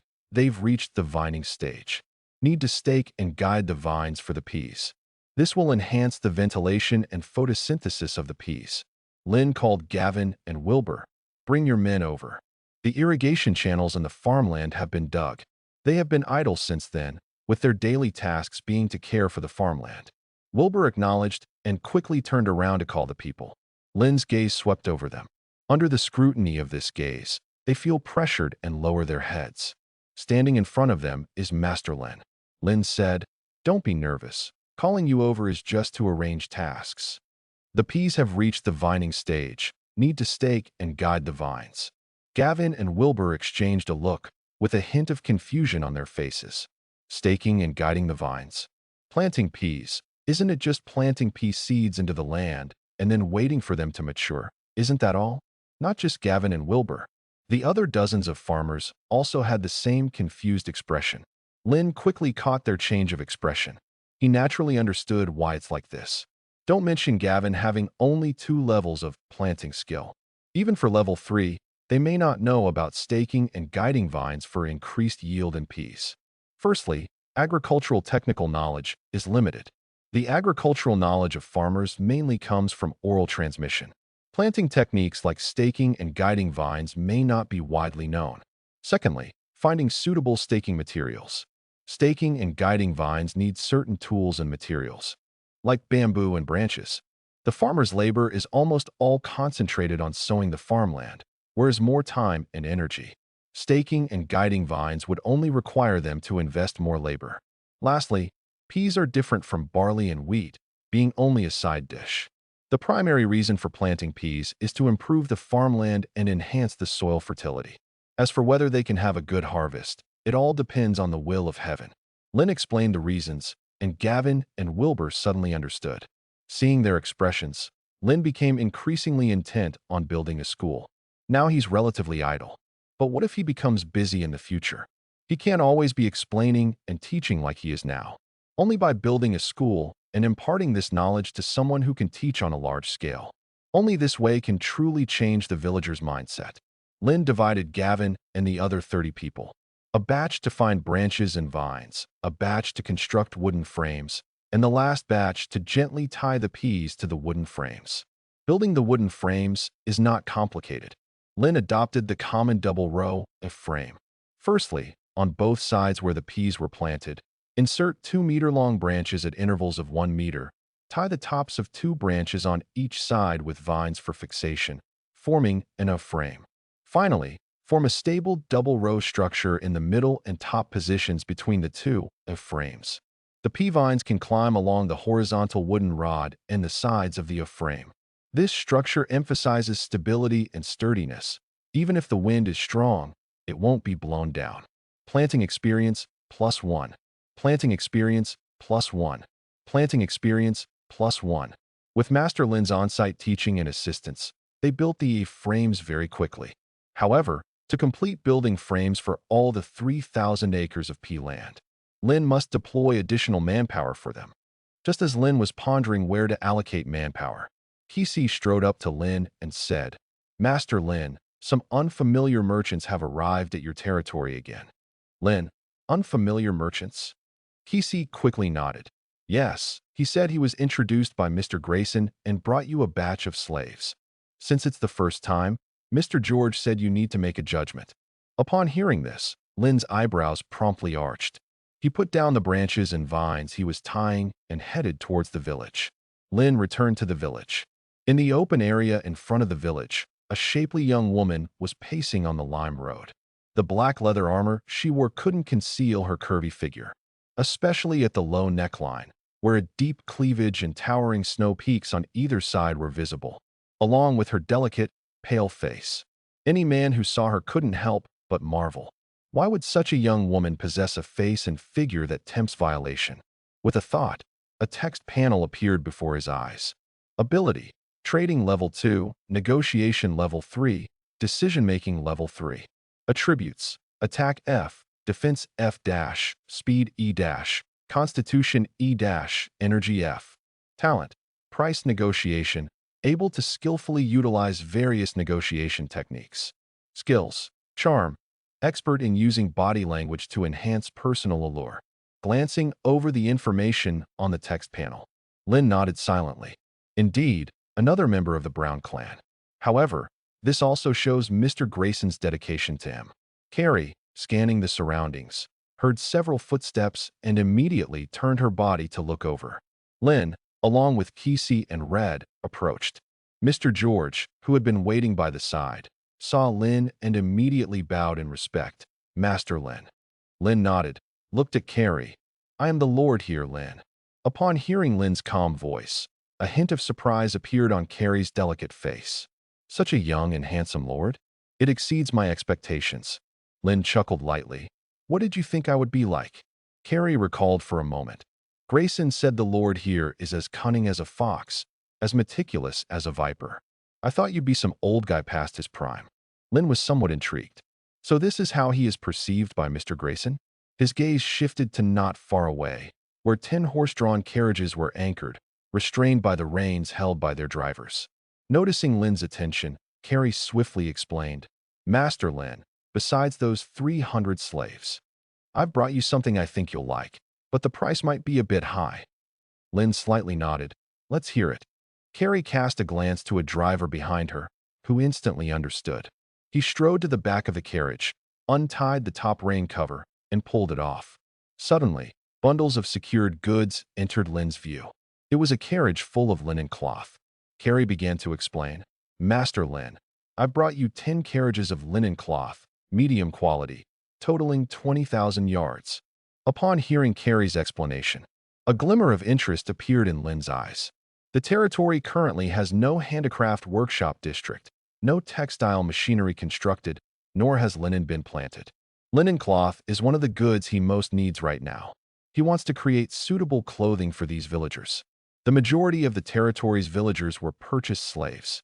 On them, aside from a piece of fabric too simple for decency, there were virtually no garments. It's summer now, which is fine. Come fall, they couldn't withstand it. Lin directly asked, What's the price for your linen cloth? Hearing the inquiry from the young lord, a hint of delight couldn't help but show on Carrie's face. This batch of goods comes from another territory of the Karidi Empire, Red Dragon Duke's territory. Originally, the plan was to acquire it and transport it to the Northern Empire. But with sea sirens appearing, she has been in the Karidi Empire for 2 months now. Upon learning from Mr. Grayson about this rapidly developing territory, she had no hesitation bringing this batch of linen cloth over. Therefore, she aimed to monetize this batch of goods. Of course, along with the slaves she purchased from the slave market. Carrie didn't hesitate either and directly spoke. Market price, 8 pence per yard. Master Lin, what do you think? She slightly leaned forward. The snow-white expanse on her chest became more pronounced, nearly all exposed to Lin's view. Carrie's eyes widened as she stared at Lin, hoping to detect some subtle expression from his face. But Carrie found Lin merely glanced at her chest before averting his gaze. Without any lingering, without any greed. The feeling was akin to looking at a sow. Lin spoke. No problem, as per your price. Carrie's market price, naturally, was including transport and tax, the highest market rate. As the son of a textile worker, he of course knew the market price for a yard of medium-quality linen cloth. 7 pence is the market price. Lin looked towards the back of the carriage, where rows of slaves stood. How much for the slaves? Carrie turned her body slightly, conveniently displaying that expanse of snow white before Lin. She tiptoed. Her entire body shivered slightly. That snow white transformed into a billowing wave. Carrie feigned posturing, following Lin's gaze. You're referring to those slaves. Altogether there are 305. No, for shillings each. These slaves were merely purchased from other slave traders. 3 shillings each, regardless of age or gender, sold in bulk. If transported by longboat to other places, maybe they could fetch 5 shillings. Having not yet left the Karidi Empire, stating 5 shillings. Carrie herself found it hard to say. She may be somewhat profit-driven, but 5 shillings is still too greedy. Despite Carrie's blatant actions, she still couldn't draw Lin's attention. She felt that Lin's interest in the slaves far exceeded any attention he might give her. Could it be that Master Lin doesn't like women? Does he perhaps favor young men? Unwilling to accept this, Carrie wanted to try again, but she noticed a faint smile at the corner of Lin's mouth. Carrie finally understood. So Lin had already seen through her little scheming. Lin nodded. No problem, I want both the slaves and the linen cloth. Upon hearing Master Lin's refreshing and earnestly expressed words, a bright light emerged in Carrie's eyes. Master Lin is indeed a big client. Carrie took a deep breath. Master Lin, 20,000 yards of linen cloth plus 300 slaves. That would be a total of 726 gold pounds and 13 shillings. Lin looked directly at Carrie, his words calm. You can choose to have fine salt, or... Before Lin could finish his sentence, Carrie's eyes widened immediately, interrupting him. Master Lin, did you say fine salt? Lin nodded. Is there a problem? Embarrassment appeared on Carrie's face. Damn Grayson. He didn't tell her that Master Lin's territory had fine salt. No problem, Master Lin. I want the fine salt. At the current market price of 8 pence per pound, 21,800 pounds of fine salt. Listening to Carrie's words, Lin nodded slightly. That was almost the salt factory's production for 28 days. The price for linen cloth was indeed somewhat steep. However, just as he had guessed, the appearance of the sea siren in the Gibraltar Strait had caused the longships to be unable to enter for transporting goods. How long has it been? The price of fine salt has already begun to gradually rise. After confirming the transaction with Carrie, the villagers arranged by Kesey behind Lin began unloading. The 300 slaves were handed over by Lin to Gavin and Wilbur. Coincidentally, the pea fields required a lot of labor, so Carrie brought these slaves to his territory. It was like providing charcoal in the snow, a pillow when tired. As for whether these slaves would show any rebellious tendencies or attempt to escape, Lin wasn't worried at all. Rose was there with over 50 soldiers to oversee them. As long as they didn't wish for death, they surely wouldn't try to escape now. The 20,000 yards of linen cloth weighed approximately 70,000 pounds. To unload it would take a certain amount of time. According to the normal production of a robe, about 6 yards of linen cloth would be needed. This 20,000 yards of linen cloth would be enough to make robes for 4,000 villagers. Carrie, who was waiting nearby, occasionally eavesdropped on Lin's instructions and orders. Gradually, Her face became filled with curiosity. If it weren't for Grayson's introduction, she might never have known in her lifetime that there was a lord on this territory with fine salt. The key was, this lord was so young. His words and commands were never questioned or doubted by anyone. Carrie felt as if he were a general, passing down orders to soldiers. Carrie also noticed differences between this manor and other territories. This territory was actually protected by city walls. Countless red brick houses were just residences for the villagers. The sky gradually turned dark and somber. The linen cloth on the carriage had all been unloaded. It took nearly 2 hours just for the unloading, after which more than 20,000 pounds of fine salt would need to be loaded onto it. That, too, would take time.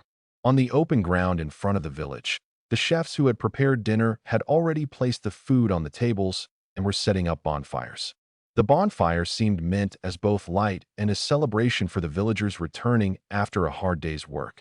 Even Lynn had forgotten when this bonfire ritual began. Lynn sat on a long wooden bench, his gaze shifting to the not-so-distant Carrie. After speaking a few words to Kesey responded and walked forward. Being a merchant from the Brown clan, her vigilance far exceeded that of ordinary people. Kesey brought Carrie over to Lynn. Looking at the somewhat weary Carrie, Lynn spoke. Sit and rest for a while. It will take some time to finish loading. Carrie looked at Lynn with some surprise.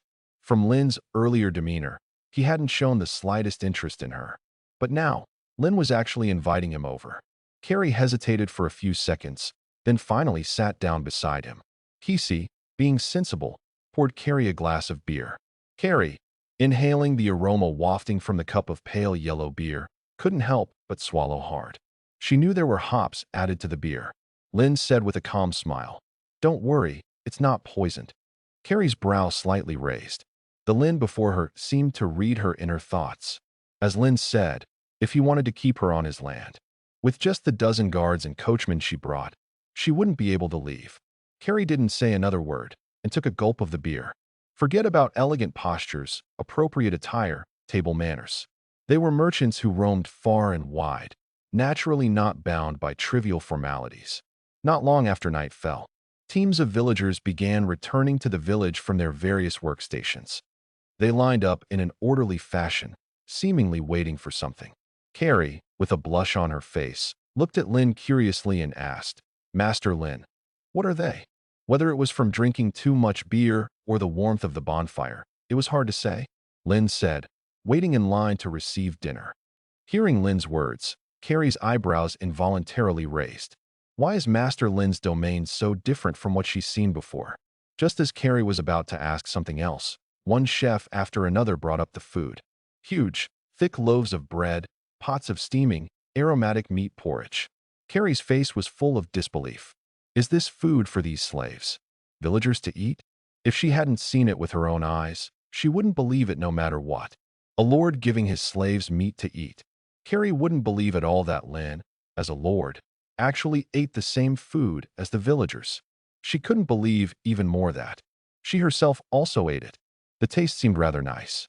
Once all the fine salt was loaded onto the carriages, Carrie, her face flushed red, spoke to Lynn. "Master Lynn, thank you for your hospitality." Lynn nodded slightly.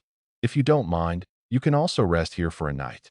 There were many red brick houses under control in the territory, sufficient to accommodate Carrie and her guards' carriages. Carrie refused. "Thank you, Master Lynn, but I still wish to return to Kakasong City as soon as possible."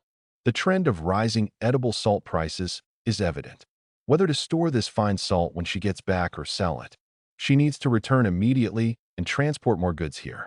The Fisherman's Wharf in Kakasong City is the closest cargo terminal to Master Lynn. Lynn nodded, striding towards Carrie. In Carrie's puzzled gaze, Lynn said calmly. Lynn turned and walked towards the red brick house where he resided. Feeling the hot breath that surged from Lynn's nose and the commanding tone of his words, Carrie's recently recovered fair cheeks immediately turned red again. Her eyes widened greatly, full of disbelief. Carrie's lips curled up a bit, revealing a smug smile. Turns out, Master Lynn still likes to look. Carrie felt that, compared to other lords, Lynn was far more interesting. Most lords would just let their desires run wild upon seeing her, controlled by their baser instincts. eventually played by her at her fingertips, since she could easily escape from those lords' clutches due to the Brown clan's influence. Lin is different. He simply appreciates. And the kind of appreciation that doesn't involve money. Carrie was not at all angry, but instead felt a strong sense of disappointment. The red brick roads in the villagers' residential area were finally completed. Lin walked among them, feeling the neatness and smoothness of the red bricks. They dug up the original lime road, then leveled the ground with gravel and sand, then used red bricks to fill every gap between the red brick houses. Such a road, Lin had only seen in Bordeaux City before. Bordeaux City only had those old bluestone roads after years of use. But now, his domain already had such roads. Compared to the muddy roads of the past, this was a qualitative leap. Rose approached from behind Lin. Lin glanced at him, and Rose began to explain. Master, as per your request, the 100 soldiers added to the city wall garrison have already been put into daily training. Lin nodded, saying, good job. For weapons and shields, just go directly to Arello and tell him I sent you. Rose hurriedly bowed. Yes, master. Lin walked around the residential area and was satisfied before he walked out, moving forward towards the distance. There, Colin was leading 800 villagers, still excavating the foundation. The villagers' residential area was already completed. The urgent task now was, of course, the handicraft workshop district. Irello's blacksmith shop had not been moved, but rather refurbished and rebuilt. After all, constructing an iron smelting blast furnace and a water wheel bellows isn't easy. Rather, start from the blacksmith shop to establish the handicraft workshop district. To achieve large-scale production of standard armor, just one blast furnace certainly isn't enough. Because, in the future, they needed not only to produce armor, but also weapons and full metal shields. Taking advantage of this reconstruction, Lin decided to build 3 more blast furnaces. Different blast furnaces, engaged in forging different equipment. The scale and coverage of the blacksmith shop certainly would not be like a small blacksmith shop now. With various forging equipment and functional divisions, at least 4 workshops were needed for the 4 furnaces. The space for each workshop needed to accommodate hundreds of blacksmiths and apprentices working simultaneously. Only then can genuine high-efficiency assembly line operations be achieved. Otherwise, when could they produce thousands of plate armor, padded armor, or heavy armor? Apart from the blacksmith workshop, the next would be the textile workshop. After purchasing such a large amount of linen cloth from Carrie, naturally, they had to begin production immediately. The importance of the textile workshop was no less than that of the blacksmith workshop. It is necessary to build a raw material warehouse, spinning workshop, weaving workshop, dyeing workshop, and finished goods warehouse, among others.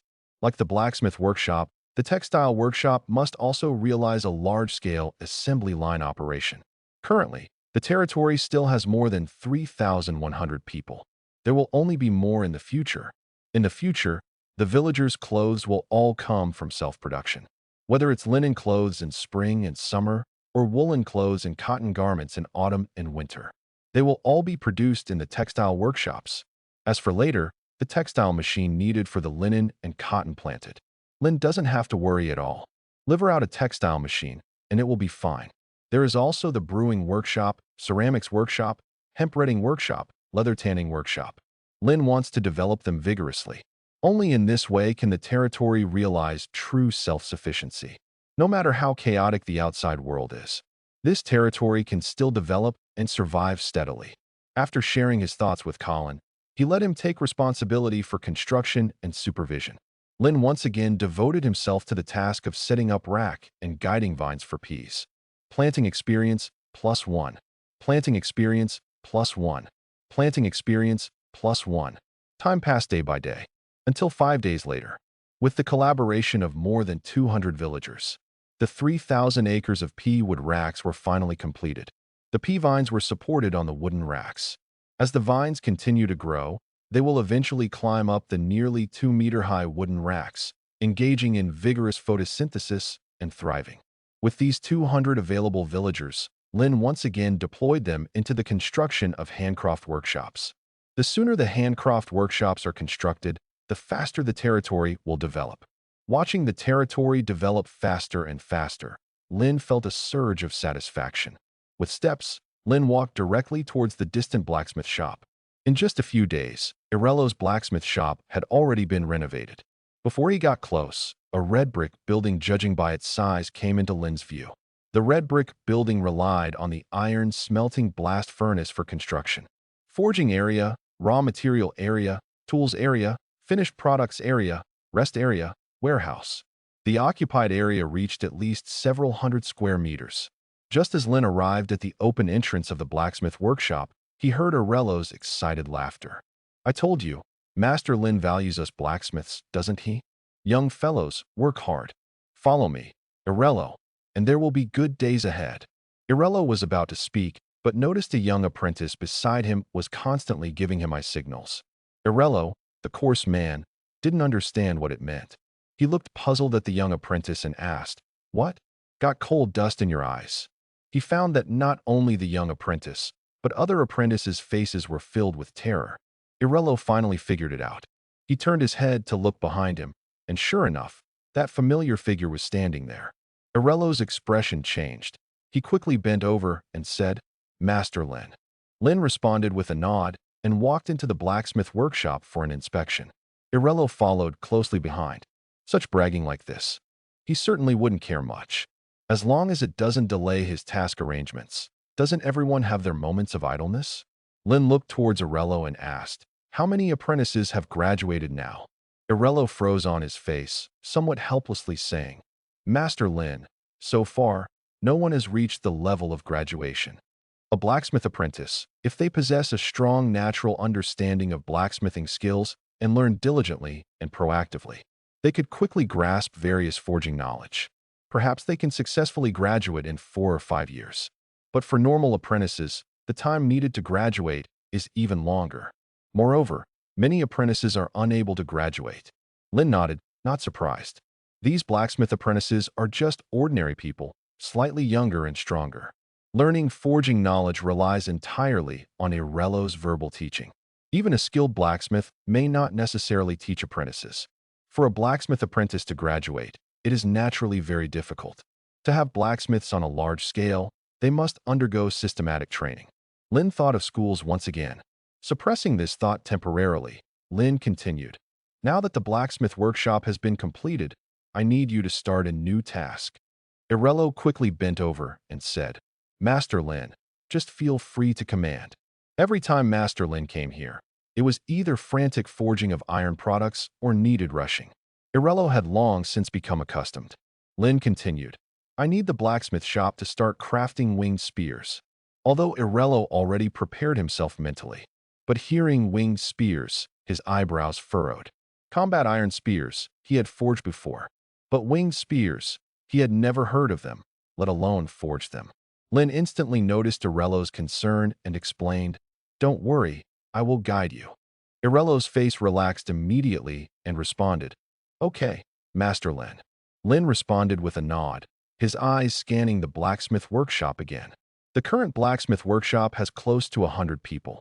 If he produces the molds for plate armor, these 100 blacksmith apprentices can barely maintain this blacksmith shop.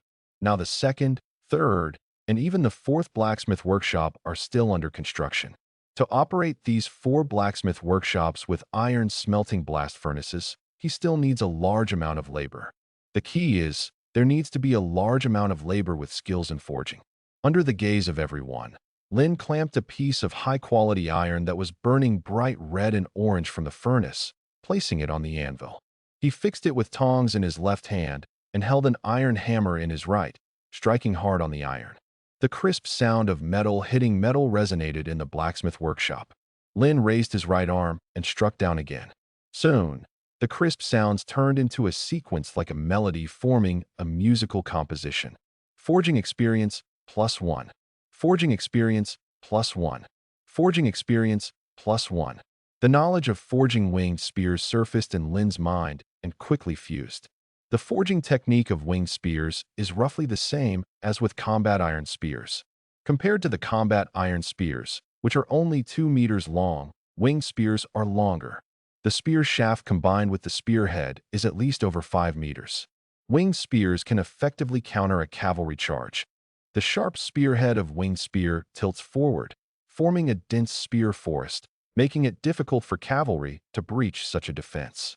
At the same time, the wings of the winged spear can also catch the weapons or bodies of cavalry, making it difficult to break free.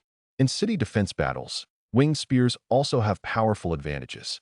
City defenders can use walls to extend winged spears outside of the walls, attacking enemies climbing the walls. With such a length, defenders can safely attack. An inch longer, an inch stronger. The eternal truth is unchanging. At the beginning, Lin's technique for forging the winged spear was somewhat unfamiliar but gradually became proficient. Until half an hour later, it had become effortless. On the anvil, there was already a shape of a preliminary traditional spearhead, but there still needed to be enough and overall forging material left for making the wings.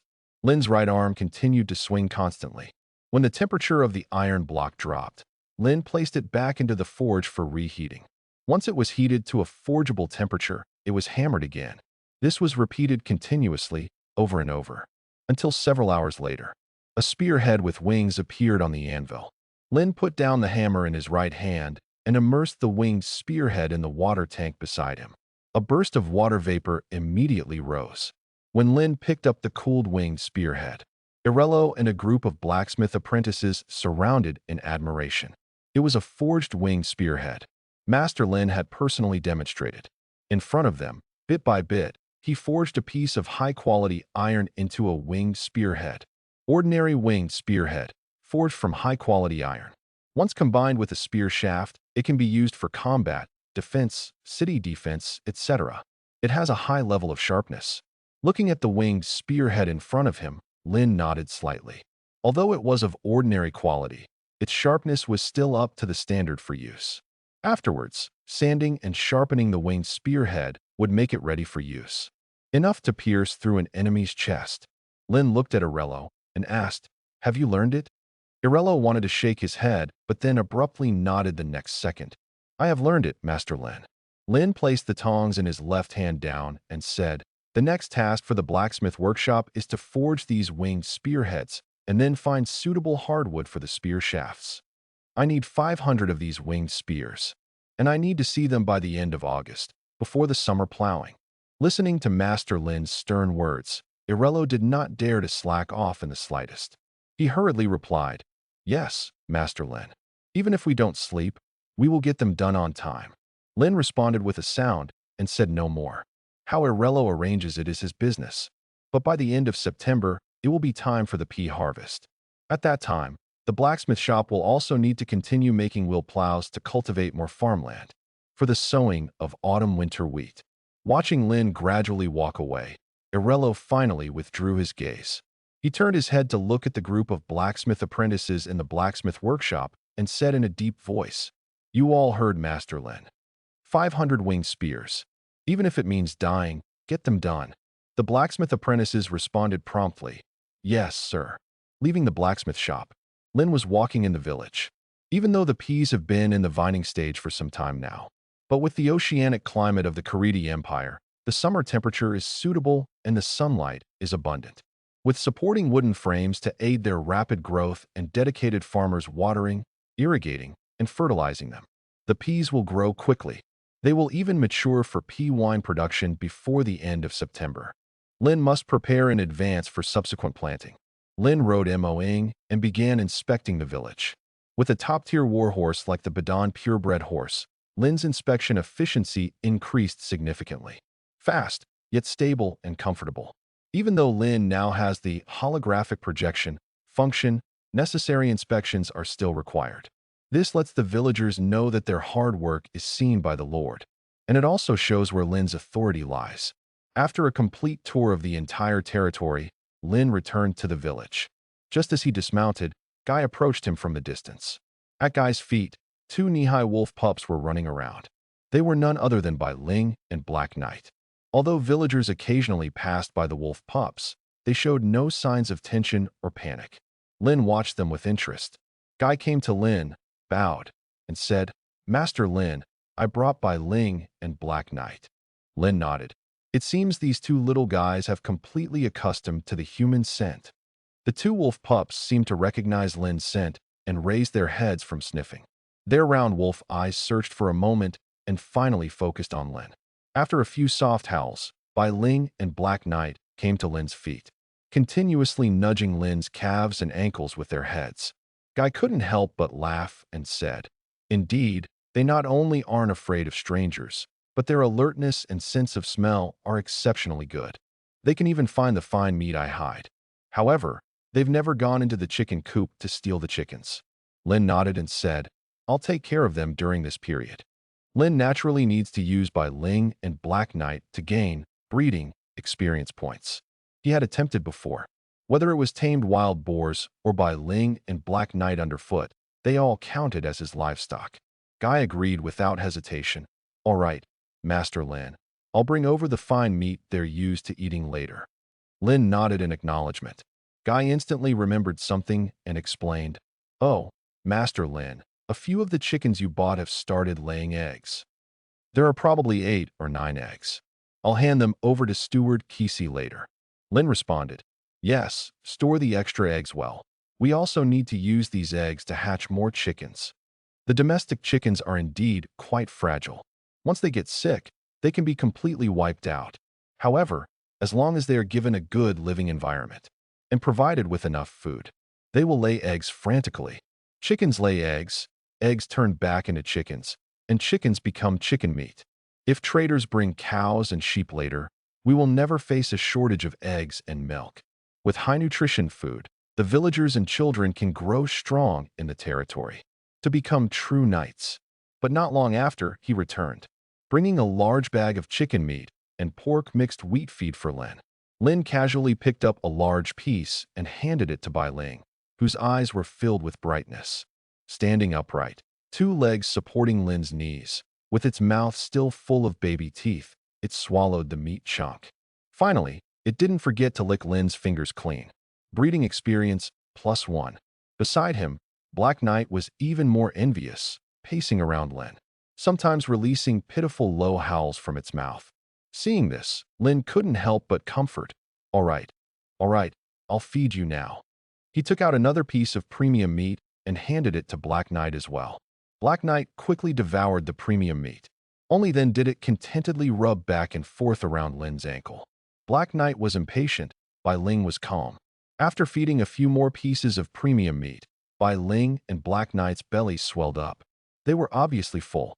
Lin handed the remaining premium meat to the guard behind him. With Black Knight and Bai Ling, he could continuously grind breeding skill experience at any time. Kesey arrived in front of Lin. Lin glanced at him, asking, "Is there something you need?" Kesey hesitated, explaining, "Master Lin, the textile workshop is already completed. But the workshop lacks villagers who can make clothes and weaving machines." Lin instantly understood. Kesey was talking about the batch of linen cloth just purchased. Lin nodded. "I understand. I'll arrange personnel for you." Hearing Master Lin's words, Kesey's face slightly relaxed. "All right, Master Lin." Then, Kesey bowed and retreated. She was merely appointed as steward by Master Lin. How could she dare to privately mobilize Master Lin's villagers? Watching Kesey leave, Lin's mind also began to ponder. As the territory continuously develops, with the presence of 3 major mineral veins, the current territory requires not just ordinary slaves for labor. It needs a large number of slaves skilled in handiwork. Otherwise, there simply aren't enough villagers to support the constructed industrial workshops. After all, most who come here are farmers. Those possessing handiwork skills are only a small minority. Even the slaves purchased from outside are the same. Lin thought deeply. The only solution is constructing a school, carrying out large-scale re-education. Although difficult, it is the only way to improve the handiwork skills of the villagers. The current population is limited, not yet enough for a large batch to leave farming and study handiwork skills. It can only progress step by step. Lin was sitting on the iron bench in the red brick house.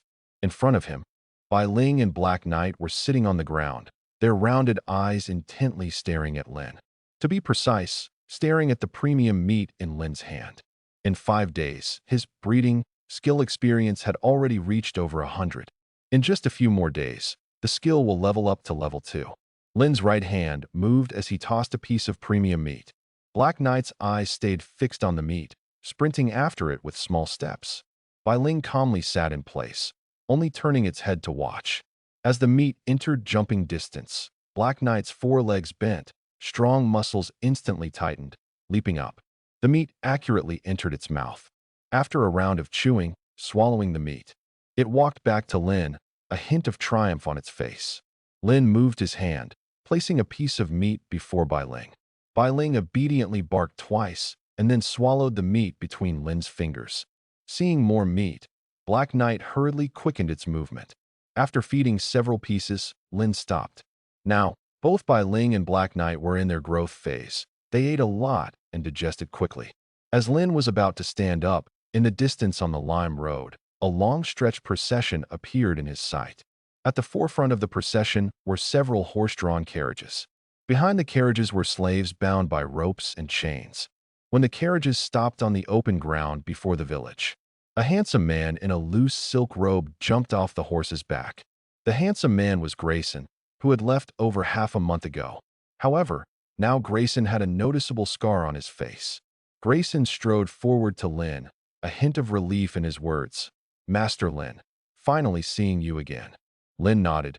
"It's been some time since we last met." Grayson seemed to notice Lin's gaze, so he took the initiative to explain. "Last time, didn't I arrive at Master Lin's territory with that scoundrel Alan? Did I draw a knife on him?" Grayson continued. "When I was leaving, he actually ambushed me outside the city walls. Then, without the help of any guards, I had a duel between men with him." Grayson flashed his white teeth. "I won. I got a bit scratched up, but his injuries were more severe than mine. Perhaps he won't be able to visit Master Lin's territory for a while." Lin raised an eyebrow. No wonder, neither Grayson nor Alan had come. Grayson said, "But I introduced a new business partner to you, Master Lin. She should have arrived by now, right?"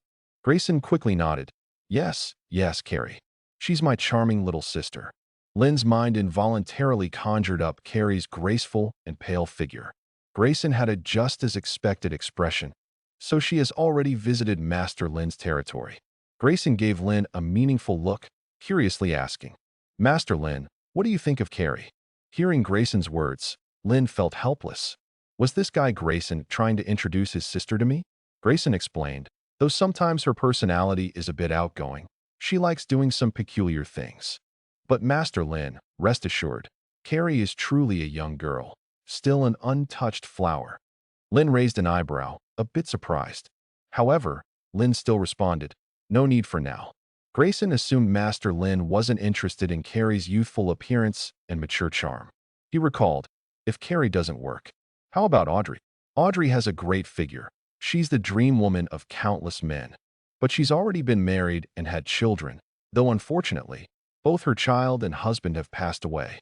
"But Master Lin, isn't Audrey a bit too old? She has already celebrated her 30th birthday." Listening to Grayson's scattered talk, Lin's face darkened. The guy Grayson must have visited a brothel before coming to his territory. Otherwise, how could he still be so restless? Noticing Master Lin's changed expression, Grayson finally ended the topic. Grayson cleared his throat twice. "Master Lin, you know, there have been sea sirens appearing in the Gibraltar Strait. Audrey's long ship can't dock at all, so she can't transport more slaves to you for now. But I still tried every possible way to bring you 200 slaves. Though their physical condition is somewhat poor, these slaves were purchased from a manor lord who owed a large amount of foreign debt. Due to mismanagement of the manor, combined with a habit of living lavishly, the manor started deficit spending. In the end, he had to sell off the territory and slaves.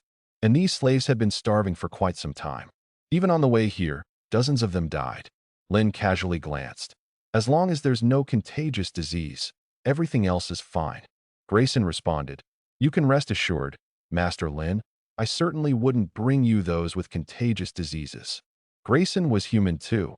He was afraid of getting infected during the transportation. So he wouldn't bring diseased slaves to Master Lin's territory.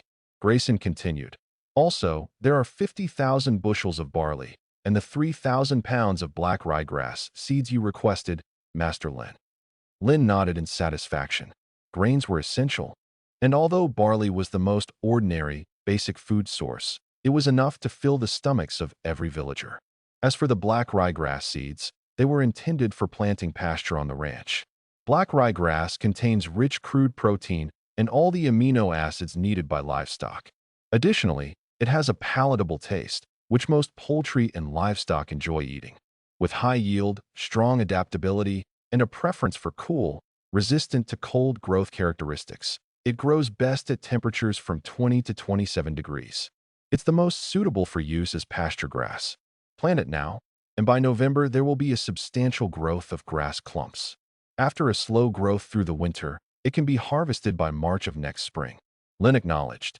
And the price of these slaves and goods? Grayson, without hesitation, quickly replied. As for the slaves, 3 shillings each will do, and the seeds are quite cheap, 1 penny each for 5 pounds. In Grayson's mind, he quickly did the math. Grayson reminded, Master Lynn, the price of fine salt has already risen to 9 pence a pound, and it's about to break 10 pence. Even Lynn couldn't help but be surprised. It's only been a few days since Carrie left, and the price of fine salt has risen again? Lynn thought of something, asking, Is Emperor Charlemagne VI of the Empire just sitting idly by? The Gibraltar Strait is one of the main straits from the southern sea region's Sea of Vortex into the internal freshwater river. Although there are several other straits, the time and cost of transporting goods would increase significantly.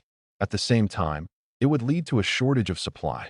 In the long run, this will certainly cause discontent among the major empires of the inland. It might even spark a commodity crisis. Grayson explained. Emperor Charlemagne VI has already dispatched the Grand Duke of Red Dragon to handle this.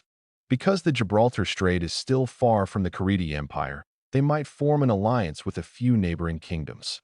I heard the Grand Duke of Red Dragon sent out his Red Dragon Corps. Lynn raised an eyebrow. The Grand Duke of Red Dragon, one of the 3 Grand Dukes of the Caridi Empire. Legend has it that his ancestors had the prowess to slay dragons, which led Charlemagne I of Caridi to infeff him as the Grand Duke of Red Dragon. Now, the empire's emperor is already the 6th, yet the Grand Duke of Red Dragon's power has not diminished, but increased. He might even surpass the strength of the other 2 Grand Dukes. Grayson left Lynn's territory. He said he would take advantage of the significant rise in fine salt prices among the major inland empires to crazily transport goods to Lynn's territory. Then, when the price of fine salt reaches its peak, he will sell all the fine salt. This opportunity could potentially make his wealth soar. After loading all 3,000 pounds of fine salt onto Grayson's carriage, Grayson quickly climbed onto the carriage, waved to Lynn, and left with the caravan. What puzzled Lynn was the war between Grayson and Alan. Grayson's face was scarred. What must Alan, who was said to be in worse shape, look like now? The next day, early morning, Kesey brought a bowl of wheat porridge with fine meat, a large piece of meat steak, and 5 fried eggs to Lynn's room. With the household chickens delivered by Boar, Lynn finally ate eggs for the first time in this world. George had been transporting grain to his territory for a long time. However, due to transportation difficulties, eggs are prone to breakage, and the weather temperature makes them prone to spoilage. Lynn had never tasted the flavor of eggs. The current egg production is only a dozen or so per day, not enough to provide for every villager yet. But this is just the beginning. It won't be long before all the villagers on the territory achieve egg and milk freedom. Otherwise, relying solely on barley crops as food, these villagers would hardly grow solid muscles to become tall and mighty knight cavalry. Lynn took out several pieces of prime meat to feed White Spirit Knight. Breeding experience, +1. Breeding experience, +1. Breeding experience, +1. Experience points are increasing bit by bit. Lynn walked out of the red brick house and patrolled the entire village. The 2 wolf pups followed on either side, occasionally running back and forth. Some villagers saw them, with a hint of surprise and nervousness in their eyes. The residential area for villagers has been completed, and facilities such as wells, toilets, and public baths are in place. Each red brick house is equipped with a chimney made of red bricks. They can be used by villagers for heating and cooking other food. Because the clay used for firing red bricks contains alumina elements, these red bricks have excellent fire resistance. As long as there's no intentional arson, it's difficult for red brick houses to catch fire. Additionally, now each red brick house is registered with real names. If any anomalies occur in a red brick house, they can be thoroughly investigated. After walking for 10 minutes or so, Lynn arrived at the handicraft workshop district. A team of stonemasons and carpenters led 300 villagers in building the second blacksmith workshop, and they're already in the finishing stages. It will soon move on to the third blacksmith workshop. The remaining villagers are constructing breweries, textile workshops, redding workshops, and so on. As for the 200 slaves Grayson brought yesterday, after having a few hearty meals and resting overnight, Lynn directly dispatched them to the construction site. They joined in the construction in the handicraft workshop district. Even if their physical constitution isn't great, 2 or 3 people can carry a log, right? They can manage to carry 4 or 5 red bricks at once, right? They can manage to carry a bucket of lime mortar, right? Lynn's requirements for them weren't high. As long as they worked their hardest, Lynn would feed them. After a brief inspection, just as Lynn was about to leave, a respectful shout reached his ears. Lynn turned around and saw Irello approaching with large strides. He bent slightly and hurriedly explained, "Master Lynn, the first batch of winged spears has been forged and installed. Would you like to inspect them?" Listening to Irello's words, Lynn nodded. "Let's take a look." Although Lynn knew the way well, Irello still hurriedly led the way ahead. This is a reflection of social hierarchy. Lynn arrived at the blacksmith shop. In the iron product storage warehouse, rows of winged spears stood neatly against weapon racks. The slender spear rods, sharp winged spearheads glowing with a silvery light. Even a quick glance from afar gave a cold and solemn visual impact. Lynn strode forward, moved his right hand, and directly grasped one spear rod. A sense of weight instantly hit him. Lynn roughly estimated the overall weight to be around 6 pounds, just fitting his constitution and power, neither light nor heavy. No problem wielding it for long periods in battle. Lynn's physical condition is only average among ordinary people, far below Red's physical condition. Lynn previously considered making all-metal spear rods, but eventually he decided against it, not because it required a lot of high-quality iron. A large open-pit iron mine continues to be excavated in abundance. He has plenty of high-quality iron, mainly because the villagers' physical condition can't keep up. These villagers simply can't wield an all-metal forged winged spear for long periods. An all-metal winged spear would weigh about 20 pounds. With such weight, battle aside, even a few swings would result in exhaustion. Only when the territory's living conditions improve and the villager's physical condition catches up will it be reconsidered. After all, the sturdiness of all-metal weapons naturally can't be compared to wooden rods. Lynn wanted to try swinging it, but eventually gave up. He doesn't know how to use a winged spear. However, Lynn doesn't mind. He just needs to encounter someone who wields a winged spear and then use this skill duplication book to copy it. As Master Lynn prepared to put the winged spear down, Irello quickly stepped forward, assisting Lynn in setting the winged spear against the rack. Irello nervously asked, "Master Lynn." Lynn nodded and said, "Produce all of them at this weight and size. Well done." Hearing Master Lynn's commendation, Irello's heart slightly relaxed. Lynn continued, "Afterwards, I'll have Rose take these winged spears away." The first batch of winged spears mentioned by Irello consists of 100 pieces. It's only been a few days. It's evident that Irello has been working tirelessly to forge them. He needs the soldiers trained by Rose to become proficient in using these winged spears. Whether it's for defending the city walls or launching an attack, they're a formidable weapon. He quickly responded, "All right, Master Lynn." Lynn walked out of the blacksmith workshop. Listening to the ding-ding-ding of the forging sounds, he glanced back at Red behind him. "What kind of standard weapons does your guard team want?" Hearing Master Lynn's inquiry, Red raised his eyebrows slightly. He hadn't really thought about Master Lynn asking such a question suddenly. After a moment of reflection, Red replied, "Master Lynn, you can decide." Lynn withdrew his gaze and pondered in his mind. In the future, Red is naturally going to become his personal guard. Perhaps, as a hunter by background, he may not be as skilled as Rose, nor surpass others. But Red is the one he's known the longest and is most familiar with. Honest and sincere, yet with immense courage. Even to this day, Lynn remembers Red using his body to push away the wild wolf that lunged at him. One could say, it's a friendship forged through life and death. Moments later, Lynn spoke, half-plate armor, full metal shield, and one-handed sword as your guard team's standard armor. The current guard team primarily protects the safety of the villagers in the entire territory. In the future, it certainly needs restructuring. A team dedicated to his personal safety and another to maintain village security. Red's face showed a hint of joy. As a man, who wouldn't want to don a suit of armor? Soon, Red's face returned to normal, and he replied, "Master Lin, your decision is fine." Lin naturally noticed the change in Red's expression. Then it settled. A round shield can be made, but the plate armor will have to wait for the development of the handicraft workshop district. Even with casting techniques, making standard armor, leather and textile skills are still needed for stitching and linkage. As he walked, Lin's heart moved, opening the Heavenly Artifacts panel. Attributes: Attack E++, Defense F++, Speed F+, Constitution E+, Energy E+. Talent: Heavenly Artifacts. Construction: Level 1, 98/200. Planting: Level 1, 114/200. Collection: Level 1, 91/200. Production: Level 2, 11/500. Hunting: Level 1, 125/200. Cooking: Level 2, 14/500. Forging: Level 2, 29/500.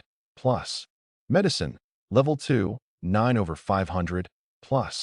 Breeding: Level 1, 108/200. He quickly scanned through the panel. Except for forging, cooking, production, medicine, which are at Level 2. The other skills still require him to spend a lot of time grinding. The skills closest to leveling up are hunting and planting, as well as breeding. Lin glanced at the two wolf pups behind him. He took a few pieces of fresh meat from the hands of a guard and threw them out. Bai Ling and Black Knight's eyes instantly locked onto the fresh meat, leaping up and devoured them. Breeding experience +1. Breeding experience +1. Watching the two wolf pups' bellies become round again. Striding, Lin headed towards the large expanses of farmland in the distance. Amid Gavin and Wilbur's respectful greetings, he began weeding. Because it's summer now, with plenty of sunlight, coupled with irrigation channels providing enough water and continuous fertilizing. Not only do the peas grow extremely quickly, even the wild grass and weeds grow very quickly. If neglected for a few days, they will continuously sprout and steal nutrients from the peas. Bending his body, Lin reached out with his right hand, continuously pulling out weeds from the ridges of the pea rows. Collection experience +1. Then he tied some pea vines blown off by the wind onto the wooden frames. Planting experience +1. The experience increases slightly, but every point gained is from Lin's effort and hard work. The sense of harvest is full. Now the pea vines already have tiny buds. In a few days, they will bloom. After successful pollination, the pea flowers will wilt, entering the pod-forming stage. By the end of September at the latest, 3,000 acres of peas can begin harvesting. Lin roughly estimated in his mind. Normally, if sowed normally, planting an acre of peas can yield 1 or 200 pounds at most. But, with his meticulous care, arranging someone specifically for weeding, fertilizing, watering, and irrigation, as well as building support for the climbing vines, an acre of farmland should yield over 300 pounds, which would be a good harvest. This is just Lin's rough estimate for now. The exact amount to be harvested will be clear only when the pea weight is measured at the end of this month. In the 5 days that followed, Lin devoted himself entirely to the farmland. The peas are almost visibly growing. Now, all the pea plants have climbed onto the wooden frames, with each small, slender tendril coiling around the branches one by one. This way, gain more sunlight. On those pea vines, blossoms of different colors are growing. Pea flowers, butterfly-shaped, white, or a faint purple. If it were just a small patch, perhaps nothing would be noticed. But Lin has planted 3,000 acres. In the 3,000 acres of farmland, the wooden frames are covered with pea flowers. A gentle breeze blows by, swaying the peas in this vast area. From afar, it looks like a sea of flowers waving in the wind. Moreover, the originally light fragrance of the flowers gathers together, enveloping the entire village. This pea field has also become a place where villagers take their evening walks after tea. At dusk, villagers walk together along the lime roads in the pea field, pointing and smiling, admiring this rare beauty. Even the many farmers who planted peas dozens of times have never seen such a scene. Lynn sat on a bench in front of the red brick house, gazing into the distance. There, a castle building 4 or 5 meters high is covered in golden sunlight. Though only half built, you can still feel the castle's majesty and grandeur. In Lynn's mind, he could still imagine. He stands on the balcony in front of the castle, overlooking the countless people in the square below, giving speeches and talks. At this development speed, it won't take long to achieve. Kisi came running to Lynn. Her face had a look of urgency. Kisi, slightly out of breath, said, "Lynn, Master Lynn." Lynn glanced at her and said, "Is there an urgent matter?" Kisi took a deep breath and quickly explained, "Master Lynn, a fight. A fight broke out. 2 groups of villagers are fighting." Lynn immediately frowned and, with a thought, opened the holographic map to quickly survey the area. In the open space outside the village, a dozen people are engaged in close combat. Lynn got up from the bench, stepping towards them. As he walked, Lynn said, "Red, call your men over." Red responded promptly, giving a glance to the guard behind him. The guard understood immediately and rushed off. Kisi followed beside Lynn, constantly explaining. "Master Lynn, they were discriminated against," leading to conflict, and eventually a fight broke out. Lynn said nothing, continuing to walk. Dozens of guards holding torches in their left hands and handheld long spears in their right hands followed behind Lynn. Some villagers who were unaware of what was happening became nervous upon seeing this. They have been on Master Lynn's land for so long. It's their first time witnessing such a scene. On a piece of wasteland outside the village. Hit their heads. I'll be responsible if they're killed. They're just a bunch of slaves. Do they really think eating the same food and living in the same houses as us changes the fact that they're slaves? Beat them. Beat them. Lynn hadn't yet reached the wasteland, but the voices could already be heard. In the dark ahead, voices of curses and scolding continuously echoed. Seeing those figures attacking relentlessly, Lynn said in a deep voice, "Separate them. Kill any who resist." Red responded, making a signal, and dozens of guards with torches and long spears charged forward. As the guards approached with the flickering flames, they drew the attention of the dozens fighting. They all stopped their actions, their arrogant, hateful faces turning to fear and panic. Panic-stricken voices rang out. "Guards! It's the guard team. That's Master Lynn. We're doomed, doomed. What do we do? Escape?" Master Lynn hates to see fighting. Seeing the fully armed guards getting closer, the fear on their faces grew more evident. A middle-aged man's face was covered in beads of sweat. His feet, almost uncontrollably, retreated. The middle-aged man ran without looking back into the darkness behind him. His escape instantly triggered shouts from those nearby. "Ruer, don't run, stop! Stop! If you run, you won't survive." The middle-aged man heard the familiar shouting behind him, but he didn't stop at all. Seeing the fields of peas ahead, a hint of delight appeared on his face. As long as he gets into the pea fields and, taking advantage of the night, goes into the distant forest and delves deep into it, he has a good chance of surviving. This fight was instigated by him. He's the main culprit. If he stays put, awaiting execution, he'd be dead for sure. Master Lynn would never let him go. Seeing the pea field only 10 meters away, Ruer quickened his pace. Just as Ruer's legs pushed forward, leaping up, the whistling sound of a sharp arrow filled his ears. The speed was so fast, Ruer didn't even have time to turn his head. A strong surge of pain struck him from his back. Ruer's body, which was about to roll to relieve pressure, landed directly on the pea ridges planted by farmers. Struggling to get up, Ruer looked behind. There was already an arrow embedded in his back. Less than half of the arrow was visible. The stabbing pain and shortness of breath from his lungs made Ruer cough. Bubbles of fresh blood spewed from his mouth. Sounds of footsteps came from behind. Ruer looked back, seeing a tall man with guards entering his sight. The flickering torchlight illuminated the man's stern face. Without any words, it filled him with fear. Ruer stammered, "Lynn. Master Lynn, I was wrong. Master Lynn, I don't want to die." One wave of blood after another gushed from Ruer's mouth, flowing down and falling onto his clothes. Lin stared directly at Ruhr, without any words. The Ruhr in front of him had level 2 skills in planting, collection, and construction. Moreover, he was only 28 years old, strong, and in the prime of life. If it weren't for this incident, he could live comfortably on Lin's territory as long as he worked diligently. But he was the organizer of this brawl. Lin stared at him. "Do you have any family?" Ruhr could clearly feel the heat in his body rapidly dissipating. He shook his head with difficulty. No, Master Lin.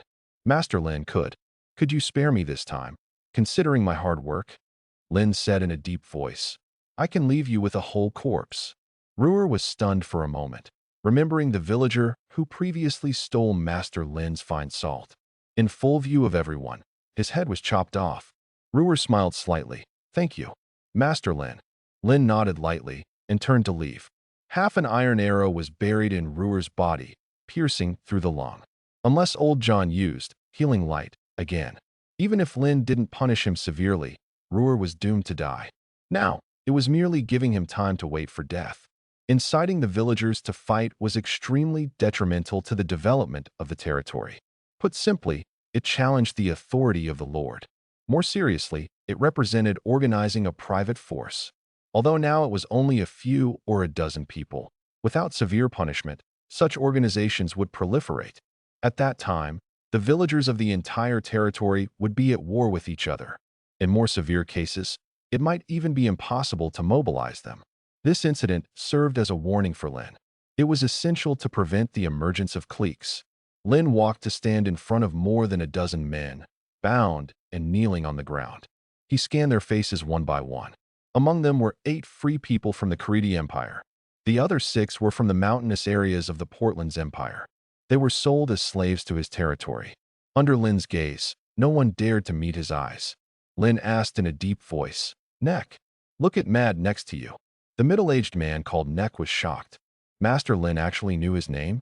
It wasn't just Neck. Mad had the same shocked expression. Neck glanced at Master Lin before turning to look at Matthew. Lin's voice continued. "Look carefully. Tell me how he differs from you." Neck studied Matthew up and down for a few seconds before speaking. "Master Lin, there's no difference. The Karidi Empire and the Portlands Empire were neighboring regions. In many ways, even the climate was nearly identical. The difference was that the Karidi Empire was a basin, while the Portlands Empire was mountainous." Lin continued to ask, "Why is there discrimination?" Upon hearing this, Neck was momentarily speechless. Before, they were just farmers. Now, they were all villagers on Master Lin's territory. Why did they discriminate against people like Mad? The only difference was that people like Mad were sold as slaves. They bore the marks of slavery on their faces, bodies, or arms. But was that all it took? Neck shook his head. "Master Lin, I don't know why it's come to this either." Lin's gaze turned to the side of Neck. "Timo, you tell me." The man called Timo's eyes suddenly widened. Master Lin even remembered his name? He was just an unknown farmer. Timo trembled uncontrollably. "Master Lin, I don't know either." It was Neck who said they had the blood of slaves. It was only then that Lin came to understand. This was not just a simple case of discrimination leading to a fight. Instead, the class hierarchy of this world had shackled their minds. Neck and others used to be free people. They had a certain degree of freedom and rights. But a slave's identity, in their view, was akin to poultry or livestock. How could poultry or livestock possibly live the same lives as they did? They sought superiority from their status. Breaking such shackles of thought was incredibly difficult, unless they experienced a heavy price and the imperceptibility of time. Otherwise, the shackles would never break. This was the sorrow of this era. As for the remaining 14, Lin would not publicly behead them as a warning. Instead, he sent them to the open-air coal mining area to dig anthracite. Their daily workload increased by 5 hours compared to ordinary villagers as a punishment. Until the spring of the following year, their work hours would return to normal. This incident did not cause any ripples. Even the number of people who knew about it was small. Even if some people knew, they wouldn't care. With such a stable and safe life, how could they bear to destroy it? They barely had time to protect it. Time passed day by day. The textile workshop was finally completed. 50 women with experience in production of clothing were sitting at workstations, diligently making linen cloth robes. These linen robes are naturally prepared for the villagers in the territory. The textile workshop, like the blacksmith workshop, also has many divisions. The raw material storage area, used for storing raw materials, linen, wool, cotton, and so on. The cleaning area, which is the processing area for raw materials. Using a cleaner, the raw materials undergo preliminary cleaning and processing. The spinning area, where the preliminarily processed fibers are spun into yarn. The weaving area, where the spun yarns are woven into fabric. The dyeing and printing area, where fabrics undergo dyeing and printing treatment. The finishing area, where the final processing is done, such as cutting, hemming, and ironing to make the fabric more flat and smooth.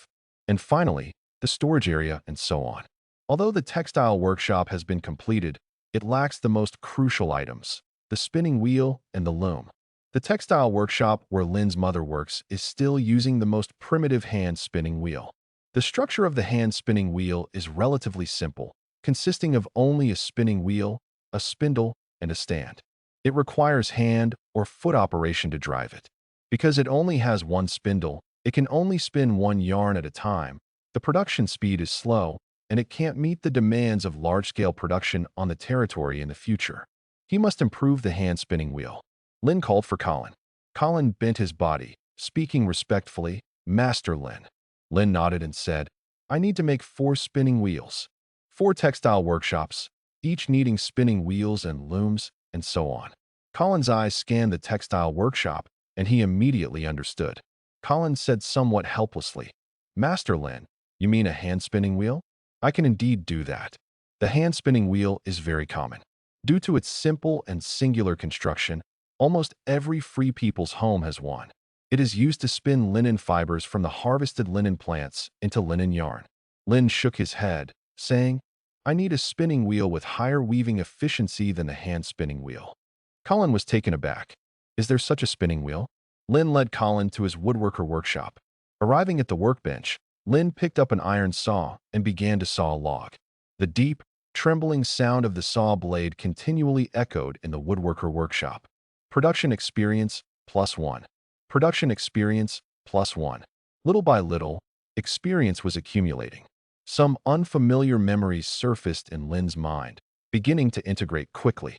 Beside him, Colin and a few apprentices watched this scene with puzzlement. The knowledge on how to make a spinning wheel fully merged in Lin's mind. Lin's movements became increasingly swift and proficient. The spinning wheel Lin prepared to make was called the Saxon spinning wheel. Compared to the common hand spinning wheel, the Saxon spinning wheel has a larger drive wheel with a diameter reaching 90 centimeters. It can provide better power during spinning. The spinning efficiency of the Saxon spinning wheel far surpasses that of the hand spinning wheel. Due to the greater power, the Saxon spinning wheel can spin more yarn in the same amount of time, several times that of the hand spinning wheel. Moreover, the yarn quality spun by the Saxon spinning wheel is better, with more even threads, making it more suited for large-scale textile production. Only such a Saxon spinning wheel can support the future large-scale spinning and weaving on the territory. With a move of his hand, Lin picked up a piece of oak and began crafting the spinning wheel for the Saxon spinning wheel. The spinning wheel is the core component of the Saxon spinning wheel, used for spinning and stretching the yarn. Because it's made of oak, Lin needed to use fire to bend and reshape each oak strip, followed by binding and fixing it. This would allow the oak to retain its bent shape. The spinning wheel can be made of wood or iron. As this was just a demonstration for Colin and the others, using oak would be more efficient. Once the spinning wheel was finished and waiting for the oak to cool and reshape, Lin continued crafting other parts. The base of the frame, pillars, and crossbars, among other components. Only by crafting and assembling these parts perfectly could the spinning wheel be supported. Before they knew it, it was afternoon. The various parts of the spinning wheel were placed on the workbench beside Lin. Due to the long hours of labor and the oppressive heat, Lin's cheeks and back were already soaked with sweat. Despite Colin having called over 2 carpenter apprentices to fan Lin, it was still to no avail. The summer heat persisted. Lin didn't stop and continued crafting the spindles. The spindle is the part used for winding the yarn, driven by the spinning wheel to rotate, thereby winding strands of yarn around the spindle. Then, It was time to install the transmission of the Saxon spinning wheel. Due to the lack of leather belts at that moment, Lynn had to temporarily use ropes as a substitute. The installation of the transmission required ensuring the proper tension of the rope to guarantee the normal operation of the spinning wheel. A Saxon spinning wheel was completed and placed before Colin and the others. With a flick of his hand, Lynn turned the spinning wheel, beginning the final calibration test. The main goal was to ensure that the spinning wheel's rotation was smooth and the spindle could work normally and steadily. Lynn finally stopped. The creation of the Saxon spinning wheel, compared to the hand spinning wheel, was naturally much harder and more complex. If it weren't for the knowledge Lynn had lived out, fused, and comprehended, even if someone explained it to him in detail right before his eyes, he might not have been able to make it. Knowledge and thought in one's mind determine the strength or weakness of imagination. Lynn looked at Colin and asked, "Did you understand?" Colin nodded, then shook his head in the next second. "Master Lynn, it seems like I understand, but there are many details that I need your guidance on." Lynn responded, "What details?" Amidst Colin's inquiries, Lynn continued to explain, until the night fully set in. It was then that Colin seemed to have learned almost everything. After all, Colin already had experience in the production of the spinning wheel. As long as he could understand the core techniques of the Saxon spinning wheel, he could master them thoroughly. Before leaving the woodworker workshop, Lynn told Colin that they needed to complete the Saxon spinning wheel and the loom as soon as possible, returning to the temporary residence in the red brick house. In the living room, a bath barrel filled with hot water was already in place. Having made the Saxon spinning wheel all day, he already smelled bad. After a comfortable bath, Lynn changed into clean clothes, had dinner, and came to the open space in front of the village. The sky was completely dark by now. The bonfire in front of the village was burning fiercely. The villagers, having finished dinner, were chatting idly in the village as usual. Some villagers, with a little extra pence, even went directly to Lex's tavern for a few drinks. Lynn even saw a few pairs of young male and female villagers, walking hand in hand on the dimly lit lime road of the cultivated land. Lynn did not stop this. Instead, he supported it even more. The villagers were willing to form new families because they felt satisfied and safe with life in the territory. No one would establish a family when they couldn't even feed themselves. In that case, the children born would only burden the family, making life worse. Just as Lynn was sighing in his heart, Rose came riding from the distant darkness. Handing over his horse to a guard, he walked straight to Lynn's side. Lynn glanced at Rose and asked, "What's the matter?" Rose explained, "Master, one of the soldiers you previously dispatched to gather information has returned." The 10 of them split into 2 teams of 5, one headed to Kakasong City, and the other to Morgantown. The returned soldier said that the price of edible salt in Kakasong City is rising sharply, now reaching 11 pence per pound. Lynn's eyebrows rose. Isn't this price rising too fast? If this continues, it will escalate to more than just the price of edible salt. Lynn asked, "What else?" Rose continued. The Emperor of the Empire issued orders for the Grand Duke of Red Dragon to head to the Gibraltar Strait to slay the sea siren. However, the Grand Duke of Red Dragon was defeated. Nearly half of those dozens of Kirk ships were dragged into the sea by the sea siren's tentacles, resulting in at least 10,000 soldiers lost.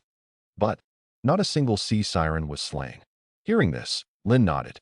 This is indeed the reason for the rapid increase in the price of edible salt. Even the strong lord known as the Grand Duke of Red Dragon returned without success.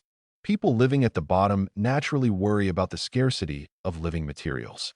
This ultimately leads to panic buying and results in a shortage of multiple materials.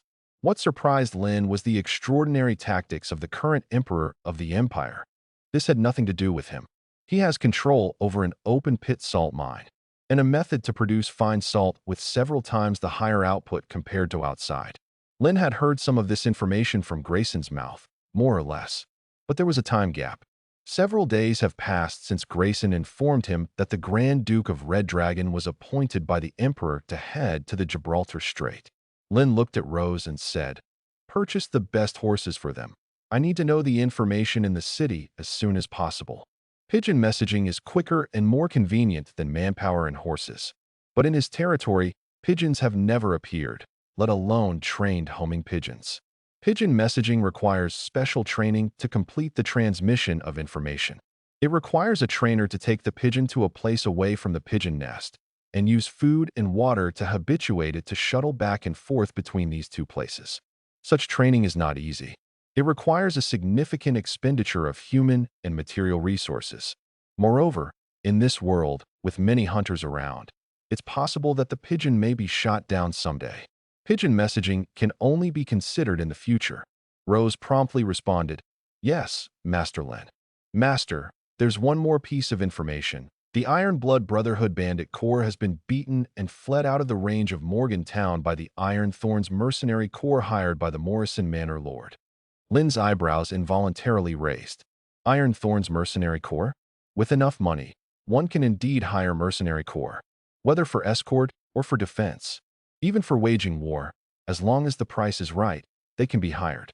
But naturally, the cost is not cheap. Although he now had a substantial amount of money trading hands, Lin, at least for now, had never considered relying on external forces to defend this piece of land. It could lead to disasters. After dismissing Rose, Lin continued to ponder. An intelligence system is extremely important, and this 10-person team was Lin's attempt to gather intelligence. Future intelligence organizations should not only collect various types of information in the city, they should also infiltrate various lord nobility groups and become the household attendants of those lord nobility, thus gathering and transmitting first-hand intelligence information. Lin also knew this would be a long process. In the following days, Lin stayed at Colin's woodworker workshop. Even though he demonstrated once, Colin was still unclear about how to make the spinning wheel. Fortunately, Lin remained in the workshop, both grinding experience in production and providing answers for Colin. The handicraft workshop district's construction was progressing rapidly. The 4 blacksmith workshops that Lin needed were all completely built. The 4 weaving workshops were in the final stage of completion. Next were Lex's brewing workshop, hemp-redding workshop, ceramic workshop, trade guild hall, papermaking workshop, and printing workshop, among others.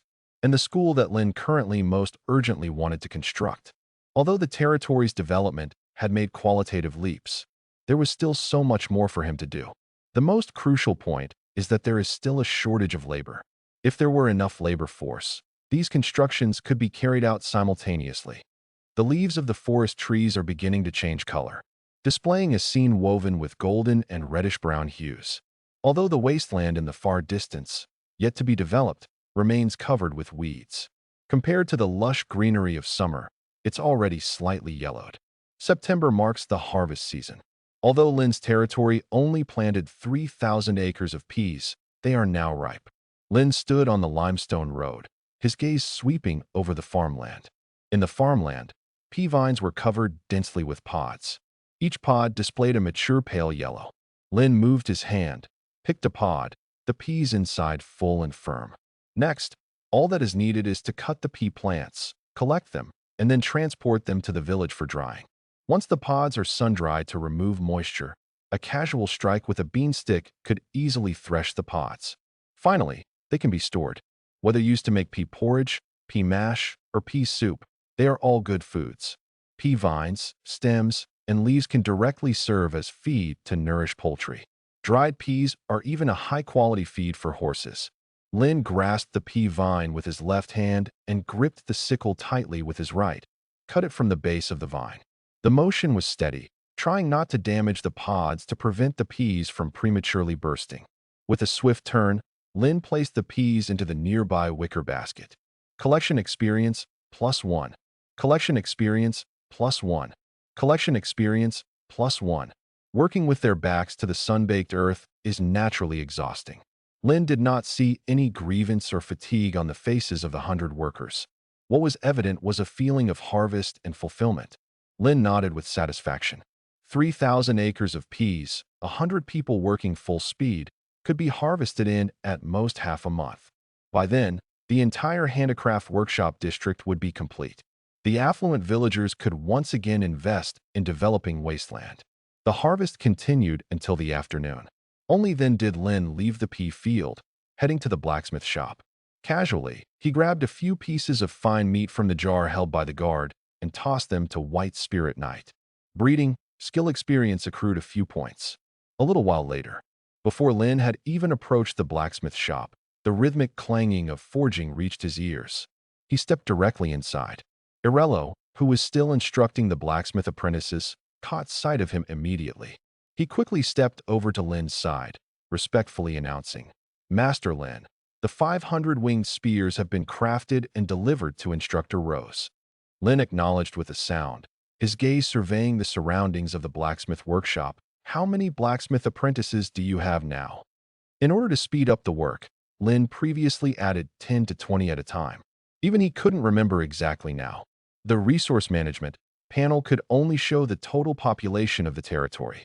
Irello responded without hesitation, "Master Lin, including myself, there are 111 in total.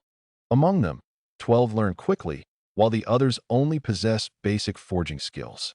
Lin nodded. "From now on, the task of the blacksmith workshop is forging wheel plows. I want to see 100 new wheel plows forged by the end of September." During the summer tillage, the blacksmith shop managed to rush out 40 wheel plows.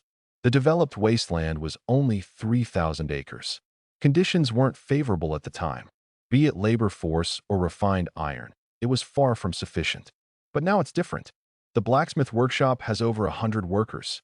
Irello, as the person responsible for the blacksmith workshop, is well versed in how to craft wheel plows. A month to forge 100 wheel plows is not impossible. Listening to Master Lin's near-commanding tone, Irello dared not slack off in the slightest. His whole demeanor became tense, responding solemnly, "Yes, Master Lin." Lin nodded. "I know, a month's time is rather tight, but this concerns the total cultivated area for autumn, which affects next year's harvest. As long as 100 wheel plows can be rushed and completed, there will be a reward of 1 gold pound per plow." Irello initially wanted to respond immediately, but upon hearing the reward of 1 gold pound, his face froze. Irello exclaimed in surprise, "Master Lin, rest assured, they will be rushed out no matter what. 100 wheel plows, that's 100 gold pounds. Even the average share among these blacksmith apprentices would be enough to let them live comfortably." Lin made a sound of acknowledgement, turned, and left the blacksmith workshop. However, shortly after, cheers erupted within the blacksmith workshop. Lin couldn't help but smile faintly. Since successfully excavating rock salt and starting to sell fine salt, he was destined never to lack money again. What he lacked was manpower for excavating rock salt, producing fine salt, and generating gold pounds. And the existence of the blacksmith workshop is undoubtedly the most crucial with the current development. With it, a large quantity of iron products can be crafted: iron hoe and iron shovel, cross pickaxe, and so on. Thus, wheel plows can be produced. Wheel plows sharply develop wasteland, far beyond the capability of human labor. This also proves the importance of tools. Even if he invests more rewards in the blacksmith workshop, it is still reasonable. Can the blacksmith's enthusiasm for labor be increased and more labor tools be produced? This is a virtuous cycle. As for the other villagers, will they be envious? Other villagers can try to be envious if they want. See if anyone gets decapitated. Of course, there's another method. Join the blacksmith workshop. This is undoubtedly what Lin most wants to see. The expansion of the blacksmith workshop to increase its scale is a foregone conclusion.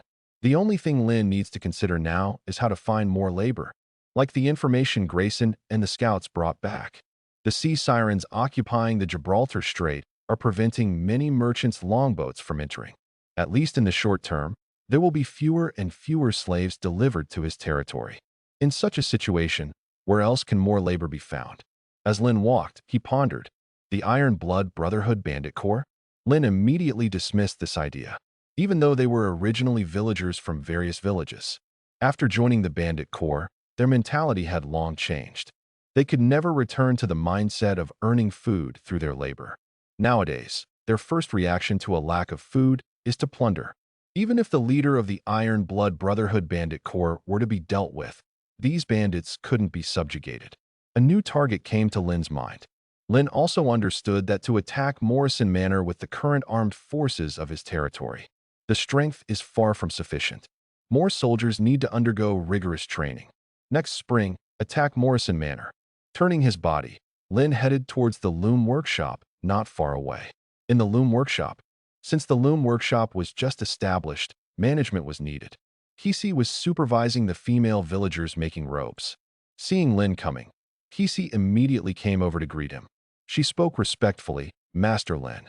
Lin responded, "How is the robe production going?" Kisi quickly replied, "During this period, we've already made a batch. About 200 sets." As she spoke, Kisi went to the workbench not far away, picked up a folded robe, and jogged over to Lin's side. Kisi unfolded the robe and presented it to Lin. "Master Lin, this is the robe and trousers you requested." Lin's gaze swept over it. Because it's made of pure linen cloth and undyed, both the robe and trousers are natural, light yellow-brown. Lin didn't consider dividing the villagers' clothing by different colors for different job roles. Such division could easily split the villagers of the entire territory.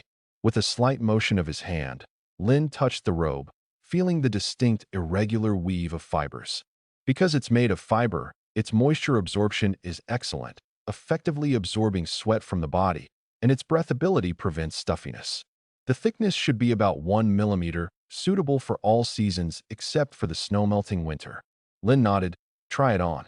The style of the linen robes, Lin made only in 3 sizes: large, medium, and small, for men, women, and children. Kisi responded and put the robe on herself. Lin glanced around. Kisi's figure was medium, and the fit was decent after putting it on. Lin praised, "Quite good." Red, standing beside, also looked up and down.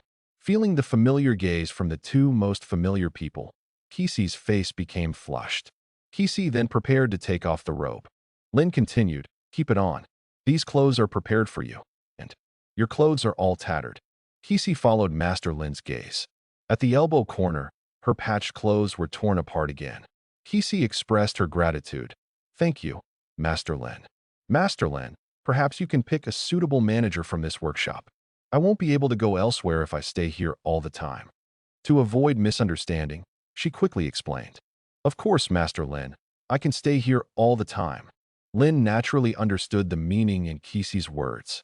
Now Kisi was in charge of production and farming in the entire territory and was his assistant. When he wasn't in the territory, Kisi managed the entire manor. She naturally couldn't stay in the loom workshop all the time. Lin smiled slightly. "Let me see." He scanned over the women making linen robes. Soon, Lin's eyes fell on a middle-aged woman. Imani Chiao, Level 3 production, planting Level 2, collection Level 2. She has no skills or talents, but she has Level 3 in production skills. Lin directly called out, "Imani." The middle-aged woman, who was diligently working, turned her head in confusion. She confirmed that a man's voice had just called her name. Imani saw Master Lin and others from a distance. She was startled and quickly lowered her head, not daring to look directly. As she was about to continue working, Kisi walked over to her side. Kisi explained, "Ms. Imani, Master Lin calls for you." Upon hearing Kisi's shout, Yamani stood up nervously and said, "Steward Kisi, is there something wrong?" Kisi showed a comforting smile. "It's definitely good news." Despite Kisi's words, Yamani was still anxious, as she was just an ordinary free person. When she arrived in front of Lin, Yamani knelt down directly. "Master Lin." Lin glanced at Yamani. "Stand up. I won't beat around the bush, Ms. Yamani. I need you to serve as the foreman of this textile workshop." Just as Yamani was getting up, she widened her eyes instantly. "Master Lin, you want me?" Lin nodded and said, "Yes, lead them to complete the textile production tasks I've assigned. You'll be rewarded for good work. If not, there'll be punishments." Listening to Master Lin's calm words, Yamani's heart was in turmoil. If she agreed to Master Lin's offer, wouldn't that mean she would become a manager? However, what worried Yamani more was the fear of punishment. Just as she instinctively wanted to refuse, Kisi whispered a few words in her ear. Yamani's eyes instantly lit up, and she said with certainty, "Master Lin, I will do my best." Lin looked at Kisi in surprise.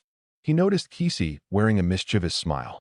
Lin nodded and said, "The first task for the textile workshop is that by the end of October, I want to see 3,000 sets of robes and trousers." Upon hearing Lin's stern tone, Yamani couldn't help but grow nervous again. Her mind began to process quickly. The 50 women now working here all have experience in making garments. Almost every household owns a small hand-spinning wheel. Their clothing is woven from linen they've planted and made into linen cloth themselves. No matter how skilled they were, the simplest robes would still require at least 2 days to finish a set of robes and trousers. It's currently early September, and there are 60 days until the end of October. That means the 50 of them must make 50 sets per day. Time has been halved. Yamini felt hesitant. Lynn stared directly at Yamini. Can't do it? If you can't, I can replace you. At these words, Yamini instantly thought of what Kisi had just said. Yamini replied boldly, Master Lynn, it can be done. Lynn nodded in satisfaction. Go get busy. If there's anything you need, don't hesitate to ask Kisi. Yamini bent over in response and stepped towards the work table. Lynn vaguely felt that Yamini's aura seemed to have changed.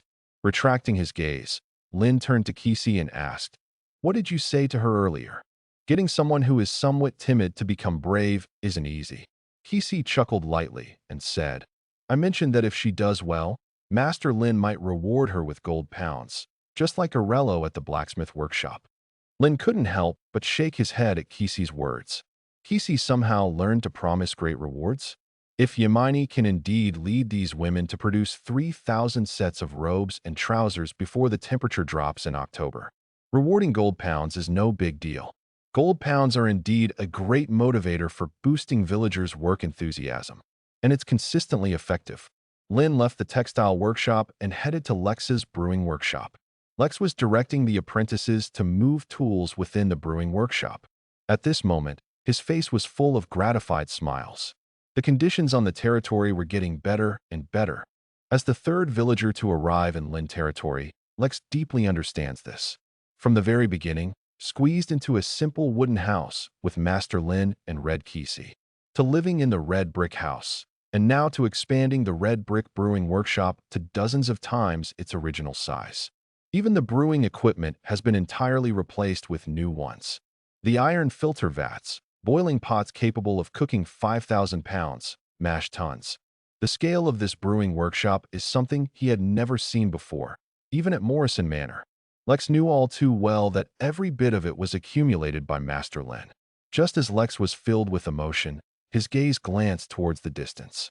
There, Master Lin was coming over with some of Red's guards. Lex quickly bent over. Master Lin. Lin took a glance at the brewing workshop. Proceed with brewing here. The finished beer can be stored in the cellar below. The cellar's balanced temperature is more conducive to beer storage. Lex responded, All right, Master Lin. After conversing briefly with Lex, Lin left the brewing workshop. The territory's economic development mainly relied on exchanging fine salt. The brewing workshop still has its necessary existence. Only when the brewing workshop develops to a certain extent can the distillation method be used to produce alcohol. The presence of alcohol can be used for medical wound disinfection and also as a solvent for pharmaceuticals. It can greatly enhance soldiers' survival chances after getting injured. Purchasing a slave is easy, but training a qualified soldier is difficult. Lin doesn't want these soldiers to die on the territory or camps due to tetanus. If they die, it should only be on the battlefield. Lin inspected the entire handicraft workshop district, ceramics workshop, flax redding workshop, and so on. But due to limited labor force, he couldn't allocate more labor into these workshops. He could only temporarily choose to put them on hold. The entire territory's reconstruction, except for the main castle area, has been basically completed. When Lin arrived near the village, he saw caravans of horse-drawn carriages approaching from the distance. Sturdy draft horses, reinforced metal carriage wheels, and dozens of fully armed guards. Leading the carriage was a rotund figure clad in armor and wearing a full-face helmet. Even though he couldn't see the face of the rotund figure, Lin knew it was Alan Brown. As the carriage got closer, the rotund figure dismounted from a tall horse, walking limply towards Lin. That limping stride was quite noticeable. Lin's eyebrow raised slightly. The rotund figure arrived in front of Lin. A somewhat hoarse and deep voice sounded from within the helmet. Master Lin, I am. Alan, it's been a long time. Alan's voice had changed, forming a distinct contrast with the previous clarity and precision. This must be what Grayson meant by his injuries are worse than mine. How is this less than serious? Alan seemed to sense Lin's unusual expression. He explained, I had some issues with that scoundrel Grayson, but it's all resolved now. Master Lin. The warhorse I promised you earlier may need to be postponed. Due to the presence of sea sirens, the long ships docked at Fisherman's Wharf can hardly leave Gibraltar Strait. However, I have brought you another cargo this time, 150 forest pigs. Lynn's gaze crossed Alan, looking towards the area behind him.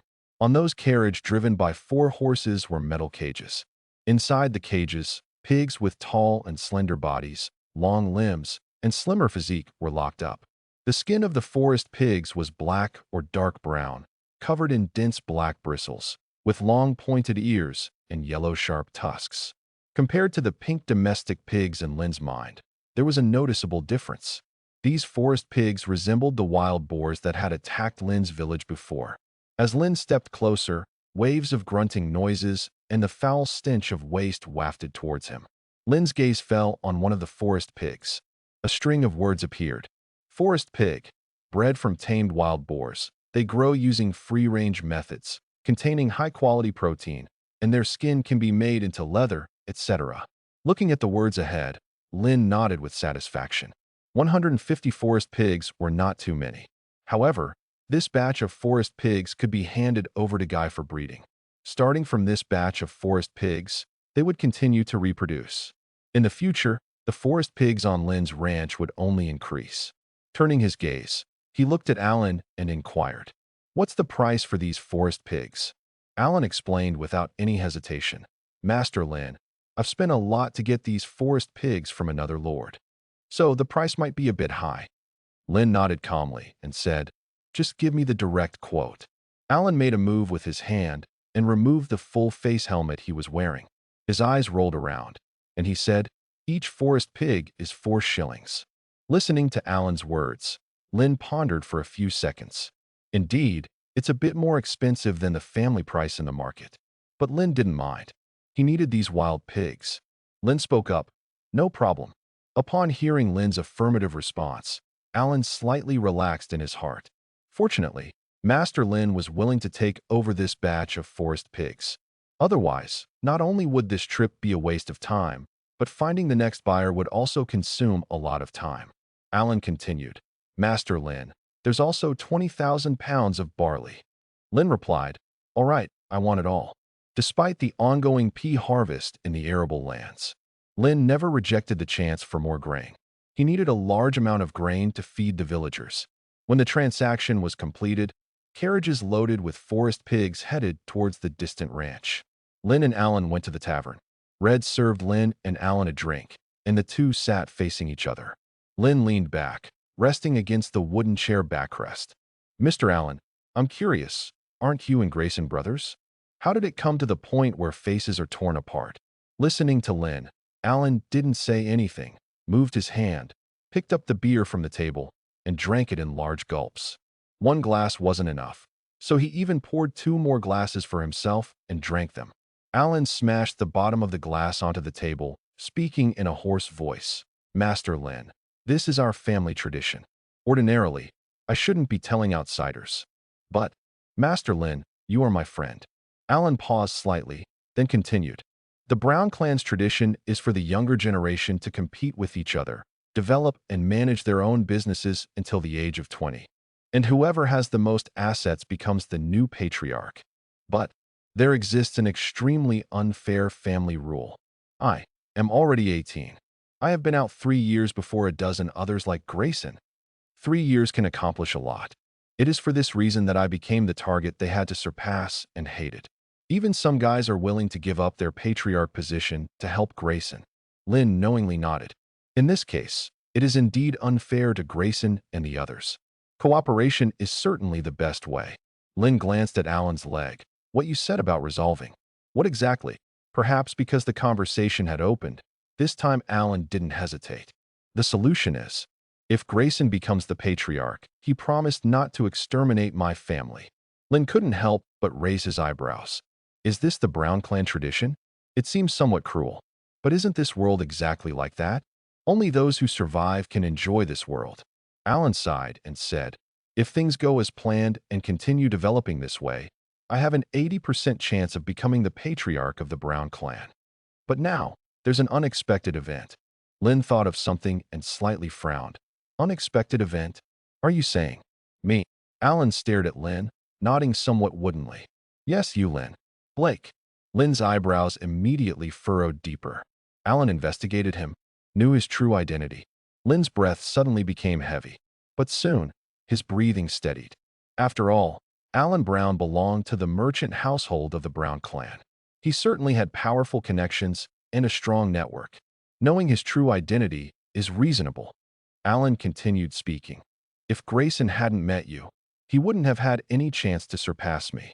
If you didn't have the salt mine, Grayson would just be a grasshopper I toy with. If you didn't value Grayson, he'd never hope to become the patriarch of the Brown clan. But, because of your appearance, finding the open-pit salt mine, the future developments have become uncertain. Salt mines are all controlled by those great lords or the nobility. The production of fine salt and those who sell it have fixed candidates. Because such a highly lucrative industry is monopolized, an ordinary merchant cannot possibly find a lord to sell fine salt. But Lynn here is an exception, and was even discovered by Grayson by chance. Lynn looked at Alan calmly. So what do you plan to do? Listening to Lynn's words, Alan fell silent. Alan shook his head and said, I don't know. He had thought about going to Marquis Duca's castle to report. He had also thought about going to the Merchant Guild to lodge a complaint. He even considered reporting the salt mining here to the clergy at the church.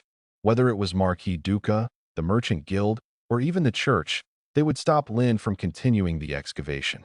But in the end, he still transported the goods Lynn needed to Lynn's territory. Because as long as he continued trading with Lynn, he wouldn't necessarily lose to Grayson. Alan poured another glass of beer and drank it down. George brought Alan's carriage team to the open space in front of the tavern. George entered with deliberate steps and spoke respectfully to Lynn. Master, Mr. Allen's fine salt has all been loaded onto the carriage. Just as Lynn was about to speak, Alan hiccuped after drinking and stood up. Master Lynn, thank you for the beer. It really tastes good. I'll be leaving then. Lynn responded with a sound. Watching Alan's limping figure leave the tavern, he mounted a horse and eventually rode away. Lynn's gaze remained on the doorway. His tightly clenched right hand gradually relaxed.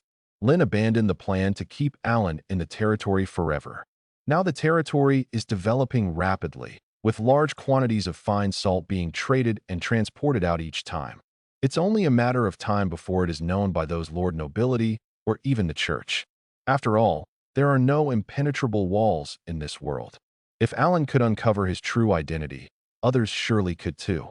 If Alan were killed on his territory, it would not only fail to silence him, but might also offend the Brown clan. It was uncertain whether the Brown clan's retaliation would follow. Lynn had another thought. Since Alan learned his true identity, but still chose to trade with him in the territory. Clearly, Alan wasn't prepared to sever ties with him. He wouldn't do anything that harms others without benefiting himself. But within Lynn's heart, a strong sense of crisis gradually arose, overtaking him. To preserve all of this, he must continue to strengthen the armed forces of the territory. Lynn's thoughts turned inward, and he opened the Heavenly Artifacts panel. He glanced at the panel, seeing the territory's total population already reached 3,340 people. Among them, 65% are male, which is 2,170 people. He also had to subtract 20% of the elderly, the weak, and women from that. There are at most 1,700 strong men. From these 1,700 men, 300 have been selected for the guard team and as soldiers guarding the city walls. The remaining 1,300 men are to be used for excavating the open-pit salt mine, iron mine, and coal mine. Such heavy work can only be done by strong men. If more were drafted from these men to become soldiers, the development of the territory would certainly slow down. The only way is to continue purchasing a large labor force, or to seize the labor force. Lynn stood up, walked out of the tavern, and arrived at the open space in front of the village. He gazed into the distance. Alan's carriage team slowly disappeared into the horizon. Golden sunlight spread over the farmland, turning the entire territory into a sea of gold. In the fields, hundreds of villagers, bathed in the setting sun, were tirelessly sweating. One patch of peas after another was harvested and transported by cart, wagon load after wagon load back to the village. After days of continuous effort, the harvest of 3,000 acres of peas finally neared its end. Lin was naturally among the crowd. Lin couldn't help but take a deep breath. Now he was drenched in sweat, and even though he wore only a thin layer of clothing, he was still soaked through. On his arms, neck, there were red marks caused by pea vines. Luckily, the peas have all been harvested. His experience in planting was also rapidly increasing, nearing an upgrade. Lin walked on the lime road returning to the village, surrounded by simple-faced villagers. A chorus of leisurely, relaxed voices continued from their mouths, curious only about what the food would be for tonight, planning to visit the public bath after dinner, then go for a stroll together. The life of ordinary people has always been so simple. Lin returned to the village and walked straight back to his red brick house. After a comfortable bath, he changed into a set of clothes and walked out of the wooden house. The night had completely fallen, enveloping the entire sky and earth. In the village, only a heavily burning bonfire remained, dispelling the darkness. Under the care of the chef, a dozen fat whole pigs were being roasted to a golden brown. Curls of pork fat kept bursting open, then flowed down the pork, the rich aroma of meat continuously circling and filling the noses and mouths of the villagers. Their mouths watered, and they couldn't help swallowing.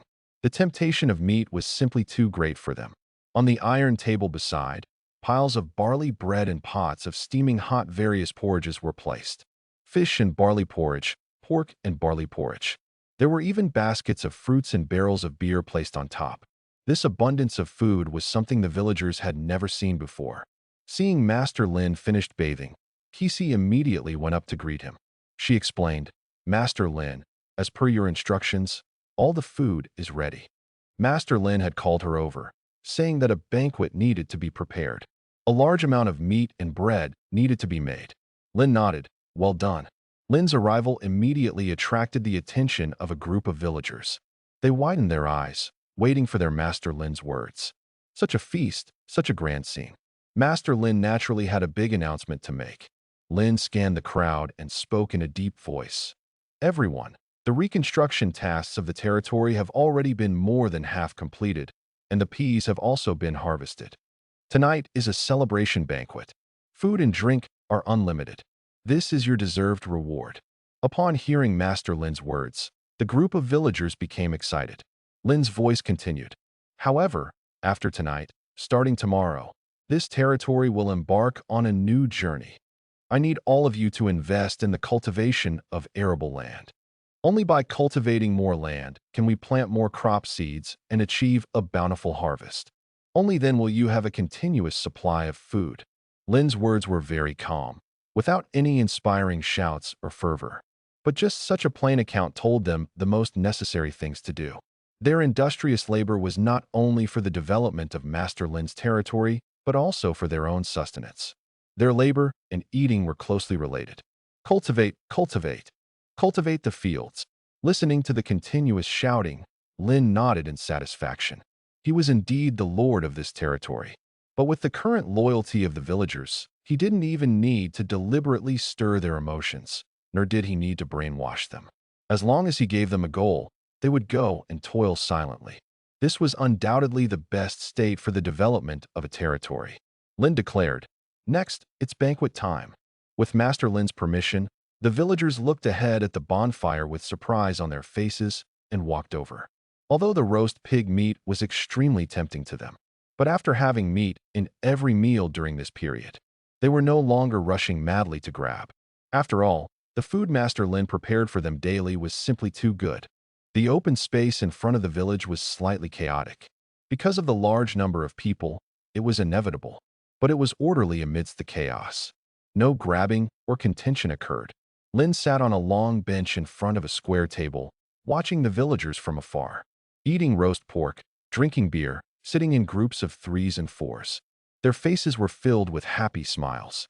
Kisi came over with a large bowl of wheat porridge and a large plate of roast pork, and placed these foods on the table. Kisi kindly said, "Master Lin, these are pork loins, the best part." Lin looked at Kisi and said, "Good." With a movement of his hand, he picked up the iron fork and started eating. The roast pork was tender and juicy, with the pork skin having a crispy texture and rich flavor. The chef indeed did a great job. The blazing bonfire gradually dimmed, and finally turned into embers and ashes. The villagers on the open space had dispersed, returning to their red brick houses to rest, waiting for tomorrow to begin a new round of cultivation. The villagers woke up early, coming to the open space in front of the village after having breakfast, waiting for Master Lin's orders. Biologically conditioned, Lin woke up even earlier than them. Swallowing a spoonful of the egg custard in his hand, Lin began to assign tasks. The territory had 3,340 people, excluding 60 children and the villagers from the handicraft workshop district. Whether it was rock salt mining, the salt factory, anthracite mining, or iron ore mining, even the red brick factory, Lin had carried out a reduction, was the foundation of everything. Looking at the 2,000 people in front of him, Lin divided them into 4 batches. The first batch cleared weeds, tree roots, and stones. The second batch drove the oxen with wheel plows for cultivation. The third batch followed the wheel plow, breaking up large chunks of turned soil with hoes, raking evenly, and removing stones and tree roots from the soil. The fourth batch dug furrows in the soil and added compost. This time's cultivation was not much different from summer plowing. The only difference was that Lin now had a lot of manpower and 140 wheel plows. Irello's blacksmith workshop did not disappoint Lin's trust and expectations. At the end of the month, 100 wheel plows were already completed. Clear division of labor minimizes unnecessary handovers. Was simply the only way to improve work efficiency, coupled with many villagers having experience driving wheel plows. This time, the plowing range would definitely be wider and taller. Lin needed wider land to plant crops. With Lin's command, 2,000 villagers dispersed with their iron farming implements. This year's autumn plowing began. In the wasteland 4 or 5 miles away from the village, 1,000 people were busy with various iron farming tools in hand. The tools forged from high-quality iron were remarkably sharp. Those clumps of weeds and thorns were instantly cut down to the root by the scythe. Only the roots remained deeply embedded in the soil. When another group of villagers arrived, the broad iron hose came down, directly uprooting them. These may look like weeds, but hold different values. Among them were not only herbs, but also wild straw. The herbs could be used for making decoctions, while the straw and some hay could feed poultry and livestock. Moreover, they could even be used as fuel for lighting fires. Even those small stones could be taken back and made into simple grinding tools. Everything has its use, especially in such a resource-scarce world. 1,000 villagers lined up, continuously clearing into the distance. The speed of each person wasn't much different. If one stood from a high place, it was clear to see. It was like a disordered sheet of paper being smoothed out and cleaned. It gave an inexplicable sense of comfort and relief. Collection experience, +1. Collection experience, +1.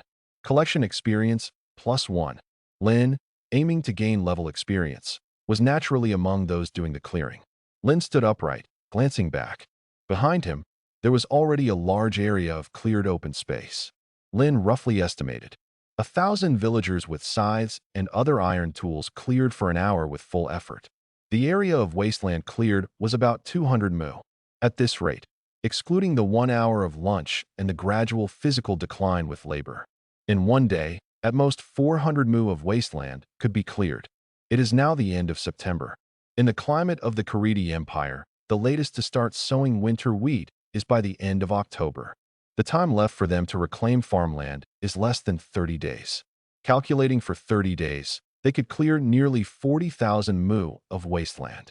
And one wheel plow could cultivate 15 mu of wasteland a day. Now on the land, there were 140 wheel plows. After that, following the normal pace was completely sufficient. Lin's gaze extended far ahead. There, the villagers were driving oxen, dragging the wheel plows towards their direction. The speed was even, requiring hardly any effort. The importance of the lime road was evident once again. To become prosperous, roads must first be built. Retracting his gaze, Lin went back to clearing the weeds. All the way until afternoon, Lin walked directly towards the nearby temporary huts. Under the huts, barrels of beer and cool well water were placed. For the villagers drinking, to replenish their bodies with water. Taking a few gulps of well water, Lin let out a comfortable burp. The clearing of weeds in the front was ongoing, while behind, villagers had already started cultivating with oxen. Despite being drawn by 2 oxen, the speed of cultivation still could not match the speed of clearing. Both were almost keeping just a safe distance apart. Lin began walking back towards the village. On the broad and flat lime road in front of the village, pea plants were being sun-dried. After several days of basking in the sun, the pods had already turned yellow and curled. Even as Lin walked by, the sound of pods popping and peas rolling could be heard. Ahead, villagers in pairs drove draft horses, dragging stone rollers back and forth over the pea plants. With so many villagers on the territory now, creating a few stone rollers didn't take much time. But the existence of stone rollers greatly enhanced the efficiency of pea threshing. Stone roller threshing indeed crushed some peas, but compared to quick threshing, reduced labor input and increased efficiency. Crushing some peas didn't matter at all. Even the crushed peas could be swept up to feed poultry and livestock. In just a few days, the last of these sun-dried and threshed peas could be stored in the warehouse. The villagers threshing noticed Lin approaching and quickly bowed, respectfully greeting him. Lin responded with a nod. You all continue with your work." As he spoke, Lin had already walked past them. Watching the receding figure of Master Lin, 7 or 8 villagers were full of surprise and admiration. This was their first time greeting Master Lin. Unexpectedly, he was so approachable. Walking on the lime road, Lin's thoughts stirred, opening the resource management panel. In the grain crops section, the number of peas had already increased to nearly 800,000 pounds, plus the peas still drying and yet to be stored. Planting 3,000 mu of peas could yield 900,000 pounds. That's over 300 pounds of peas per mu. Comparing this to the over 100 pounds per mu harvested with the current world's broadcasting planting technique. This pea planting was indeed a bountiful harvest. As long as no merchants delivered a large number of slaves afterward, this batch of peas was enough to support the villagers in his territory through the years stably. There is not even a need to worry about hunger. This is because Lin invested a large amount of pea seeds and put in a lot of manpower and resources. 30 pounds of pea seeds per acre, 5 pounds more than scattering planting. A wheel plow was used to cultivate the land, turning up the rich soil deep below. The planting method of strip sowing was adopted. Special personnel were also arranged for weeding, watering, fertilizing, and top dressing. The abundant harvest of peas was expected. It wasn't luck, nor was it relying on the sky. This is the reasonable and effective planting of land, the rightful harvest. After closing the panel, Lin returned to the open ground in front of the village. As soon as he stood still, Rose came galloping from a distance. Seeing Lin ahead, Rose hesitated slightly. Suddenly pulling the reins, he halted the horse beneath him and dismounted. He quickly ran to Lin and spoke. "Master, we discovered a small group of bandits outside the city walls, looting a wagon caravan." Lin was not surprised at all, and he asked, "Can you see which caravan it is?" The ones who could manage to drive the wagon loaded with goods here were very likely the merchants he had previously traded with. Grayson, Allen, Carey, and Boar. The first 3 all had their own guard teams, only Boar. Before returning to the village, Lin received a warning from Disaster Alert. Disaster Alert. Attention! A small group of 60 or so bandits is roaming near your territory, plundering a caravan. Rose shook his head and spoke with a hint of apology. "The distance is quite far. It's hard to see clearly." Lin acknowledged and said, "Let's go have a look." At this moment, a guard had already led Mo Ying to Lin's side. Lin directly mounted the horse, nudged Mo Ying's belly, and Mo Ying immediately understood and galloped towards the lime road ahead. Red Rose and several guards followed closely behind. On a desolate wasteland, 10 double horse-drawn wagons stopped on the road. A series of galloping hoofbeats constantly surrounded the wagon convoy, accompanied by arrogant and rampant shouts. At the very front of the wagons, Boar's face was full of sternness, his mouth gritting his teeth. He was surrounded by bandits again. He remembered the appearance and dress of these bandits, especially that man different from others, the burly man in plate armor. Boar knew that this group was the Iron Blood Brotherhood Bandit Corps. Boar wanted to resist, but he found that all these bandits were riding horses, holding swords. The number of people added up to at least over 60. Despite being looted last time, he had spent a fortune hiring 10 guards. But against this group of bandits, they seem insufficient. A middle-aged man holding a two-handed sword also had a face full of solemnity and tension. He was the captain of this guard team, Ryan Isaac. At this moment, Ryan's heart was full of bitterness. He initially thought this was a light job, but unexpectedly, they encountered the Iron Blood Brotherhood bandit corps. Ryan glanced at Boar and asked, "Master Boar, what should we do now?" Boar said with some annoyance, "You go kill them all." Ryan's eyes widened instantly. "Us? Master Boar, are you joking?" Boar rolled his eyes. "Should I go then?" Ryan instantly fell silent. Boar quickly began to think in his mind. With the strength and number of these guards, it's impossible to break through this group of bandits. Moreover, there are tens of thousands of pounds of food on the wagons. There is only a possible way for them to survive. First, disarm and surrender. Hand over all the goods and wagons to the Iron Blood Brotherhood bandit corps. Kneel down and beg for mercy. Perhaps they will live. Secondly, the distance to Master Lin's city walls is still a stretch, but it is already visible from afar. If the station soldiers on the walls can see them and report it, Master Lin might, in consideration of past dealings, send troops for rescue. Just as Boar was thinking, the bandits surrounding the wagons gradually stopped. Their eyes were filled with greed when looking at the goods, and full of ridicule and disdain when looking at Boar and the others. The sound of iron hooves trampling the ground rang out. Boar and Ryan's gaze involuntarily turned that way. They saw the burly man in full plate armor, riding a warhorse, emerge through the bandits. Looking at the shocking, centipede-like scar on the burly man's cheek, the two held their breath. Anthony's cold gaze swept over Boar and the others, his voice deep, and said, "Hand over the goods and leave immediately." Hearing these words, Ryan's heart slightly relaxed. Luckily, they were just bandits seeking money. Otherwise, his hard-earned brothers might not have survived. Ryan immediately turned to look at Boar and found Boar's face full of reluctance and hesitation. Ryan instantly understood. For him, as long as the guards could survive, he could continue to find new employers. But for Boar, if this batch of goods was plundered, he would face enormous losses or even direct bankruptcy. Ryan sighed slightly and advised, "Master Boar, think it over. Cargo is lost, but we can start over. If people are lost, then there's nothing left. Of course, if you're unwilling, then we'll fight to the death to help you protect the cargo."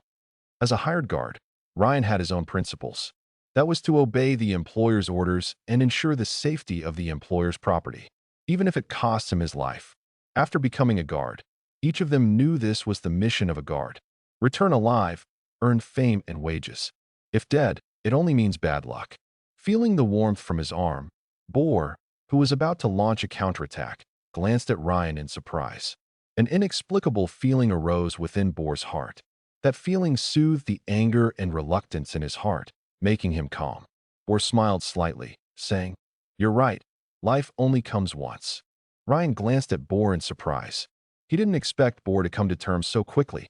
He was even prepared to call the guards to fight. Boar turned his gaze, looking at the burly man in plate armor. "The cargo is yours, but we need to survive." Anthony nodded indifferently. "Of course." With Anthony's response, Ryan and the guards shielded Boar as they gradually moved away from the cargo. The bandits surrounding them also gradually dispersed. Hall, next to Anthony, relaxed his expression. They badly needed this batch of cargo to replenish the Iron Blood Brotherhood's food supply. Ever since the last battle with Aiden and the Iron Thorns Mercenary Corps, the Iron Blood Brotherhood was severely wounded, with casualties reaching over 50. If it weren't for Hall constantly persuading Anthony, Anthony would have surely fought to the death. Not to mention whether they could win. Even if victorious, how many members would survive? As Hall was sighing in his heart, a gaunt man seemed to have heard something. He turned his head to look. The gaunt man's eyes contracted, quickly yelling in alarm. "Leader, it's bad. The army. It's the army." Upon hearing such rare words, everyone turned and looked. They saw, far on the Wasteland's horizon, a squad of soldiers marching orderly toward them. Despite wearing simple linen robes, they were uniformly dressed, clean and tidy. Especially the weapons they held, a 5-meter-long winged spear. It was truly an army. Boar, who had entered the city walls a few times, naturally knew those were Master Lin's soldiers, Master Lin's army. Sure enough, Master Lin knew everything here. His caravan was saved. Riding on a war horse, Anthony was full of gloom. His right hand tightly gripped the lance, while Hall had a hint of panic on his face. It was his first time facing a military unit of this scale.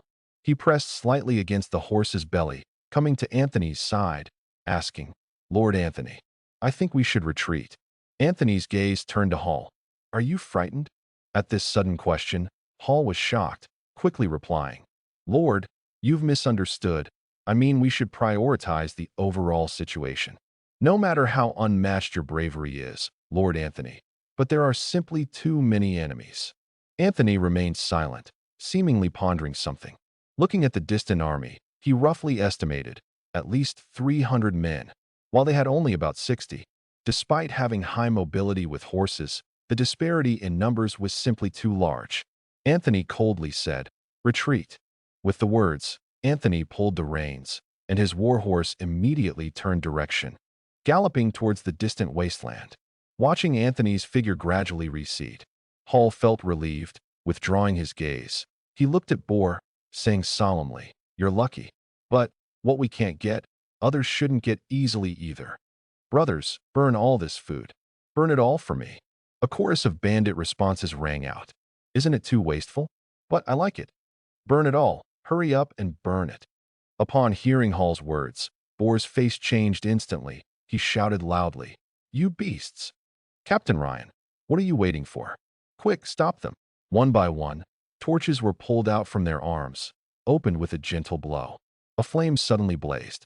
As the bandits threw the torches, smoke began to rise above the caravan and grew thicker.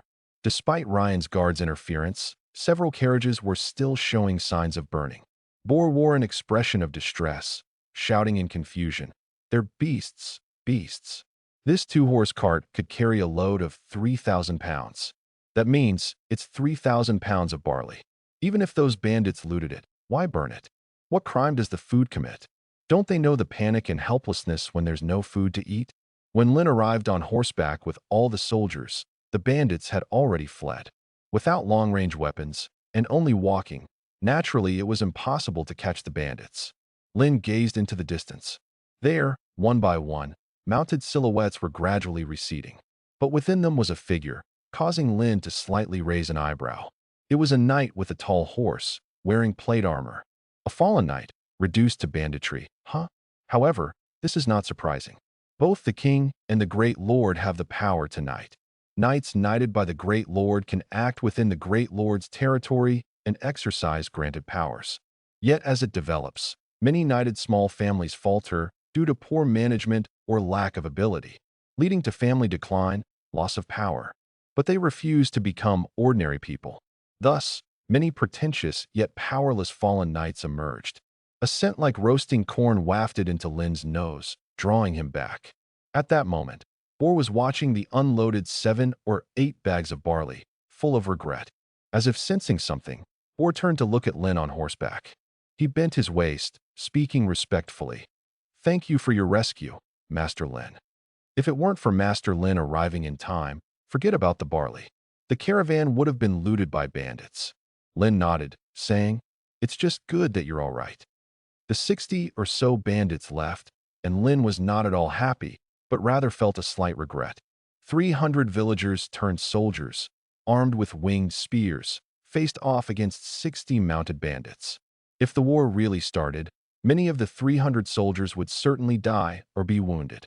But for the soldiers who survived, it would be a blood and tears training. A soldier who has not stained his hands with blood, who has not personally slain an enemy, can he be considered a qualified soldier? Lin instructed Rose to lead this group of soldiers back to the city walls to continue organizing training. Lin and Boar walked along the lime road through the forest. Boar was narrating his experiences of encountering bandits twice, speaking with great pain and bitterness. He longed to devour the Iron Blood Brotherhood alive. Yet Lin felt that Boar seemed a bit different. Previously, he still maintained the character of a local merchant, giving the impression of a small-time trader. Now, however, Boar's speech was more confident, although still centered around livestock. But the aura around him was entirely different from before. Lin returned to the village. Once the transaction amount was confirmed, The villagers began unloading the goods from the carts. Ryan and his guards, visiting Lin territory for the first time, curiously scanned everything around them. Neatly arranged red brick houses, flat and orderly red brick pavements, and in the distance, a tall castle under construction. Everything here seemed so new. Ryan understood that this was a rapidly developing territory. The young and handsome man speaking with Master Boar is the owner of this land. It was not until an hour later. The more than 20,000 pounds of barley and wheat were unloaded by the villagers. 20,000 pounds of barley and 10,000 pounds of wheat were exchanged for 1,000 pounds of fine salt. The price of fine salt had already soared to 10 pence per pound, but Lin still gave Boar the fine salt at a price of 6 pence per pound. Lin firmly believed in one principle. Only when merchants gained enormous profits from transactions would they brave life and death to transport goods to his territory. Carrying 1,700 kilograms of fine salt and his guard team, walking along the lime road in the open wilderness, Ryan curiously watched the many villagers cultivating the barren land. He couldn't help but ask Boar, "Master Boar, who exactly is that young lord? There is a tall wall that can withstand anything. There are soldiers and armies, and so many villagers in the territory, so many red brick houses. The key is, the trading is conducted using fine salt." Listening to Ryan's words, Boar's expression slightly darkened. However, he did not reprimand Ryan. Instead, he asked, "Captain Ryan, would you like to become the exclusive guards of my merchant caravan?" Ryan's eyebrows couldn't help but rise. Not only Ryan, but the other guards also looked at Boar curiously. Boar began to explain, "Yes, exclusive guards. No longer accepting other people's employment. Only responsible for the safety of my merchant caravan. In return, you can receive 10% of the transaction profits for each escort mission." Ryan stared at Boar in surprise. 10% of the profits. They were guards from the mercenary guild, similar to the mercenary corps registered on record, the difference being variations in size. Their major employers were merchants from various caravans or other manor lords. But regardless of the employer's identity, they could only receive fixed wages from the mercenary guild. For instance, for this journey, they accepted an escort task in Morgantown, coming to this remote wasteland. The 11 guards, just for 1 gold pound in total. If a guard died, there would be several shillings as compensation. But if the goods were lost, not only would they receive no pay, but they also had to compensate part of the goods to the employer. The guild's points would be deducted, making it difficult to take on escort tasks in the future. It seemed straightforward, but there were many constraints. Boar nodded. For instance, for this trip, I originally intended to transport 30,000 pounds of grain to this territory and exchange it for fine salt. 24,000 pounds of barley, 6,000 pounds of wheat, purchased at a cost of nearly 24 gold pounds. But after exchanging it for 1,700 kilograms of fine salt, then selling it, when we return to Kakasong City, the price of fine salt will inevitably reach 11 pence per pound. Thoughts whirled furiously in Ryan's mind. So, Master Boar, you could gain nearly 53 gold pounds from this transaction? We could earn 5 gold pounds. Boar looked at Ryan in surprise. Your mental calculation ability is strong. To be precise, it should be 5 gold pounds and 6 shillings. Ryan couldn't help but take a deep breath. 5 gold pounds and 6 shillings. If he agreed with Master Boar, this trip could earn as much as 5 times. With this money, he could do many things. Autumn was approaching. He could buy some clothes for the family, could purchase some meat to feed those craving sons and daughters. His scimitar could be taken to the blacksmith shop for maintenance. Even with 1 or 2 more trips, a set of leather armor could be bought. Thinking of this, Ryan looked at the other guards. Ryan found that the other guards were staring at him with wide eyes, full of longing. He instantly understood the meaning behind it. Everyone travels all over just to earn more money, right? Looking at Boar beside him, Ryan spoke sincerely. "Master Boar, we are willing." Boar nodded in satisfaction. "Very good. The development of the territory is still ongoing. 2,000 villagers continue to diligently cultivate the wasteland." After Lin explained the reason behind it, there was no need to assign guards for supervision. Lin turned his gaze towards Red beside him. "Do you know how to make a longbow?" Hearing Lin's words, Red was momentarily surprised. But, In the next moment, Red said confidently, "I do, Master Lin." Hearing Red's confident response, Lin's eyebrows raised slightly. Red truly deserved to be called an experienced hunter. Anything related to bows, he excelled at. Lin nodded and said, "Let's go to the woodworker workshop." The bow is essential for arming the soldiers in the territory. With bows and archers, enemies can be weakened before they even approach the city walls. This would reduce the difficulty of defending the city. It could also serve as a deterrent. Without sturdy shields, facing bows and arrows is a death sentence. Walking over the flat red brick pavement, Lin brought Red to Colin's woodworker workshop. Inside the woodworker workshop, Colin was explaining to a dozen apprentices how to make spinning wheels. Seeing Lin appear, Colin stopped and respectfully said, "Master Lin." All the apprentices quickly bowed in salute. Lin replied, "Colin, I need you to lead people to build a large bow and arrow workshop." Colin stepped forward, walking towards Lin. "Master Lin, if it's just the main structure of the workshop, there shouldn't be much issue."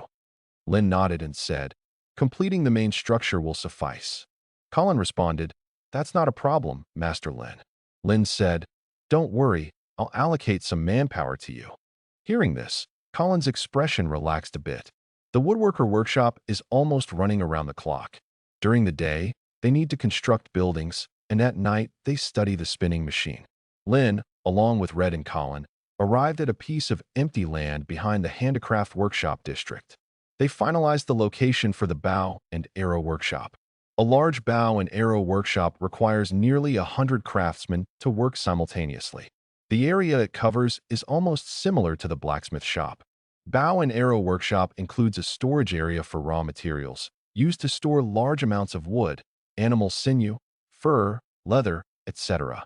The core production area needs various tools and workbenches.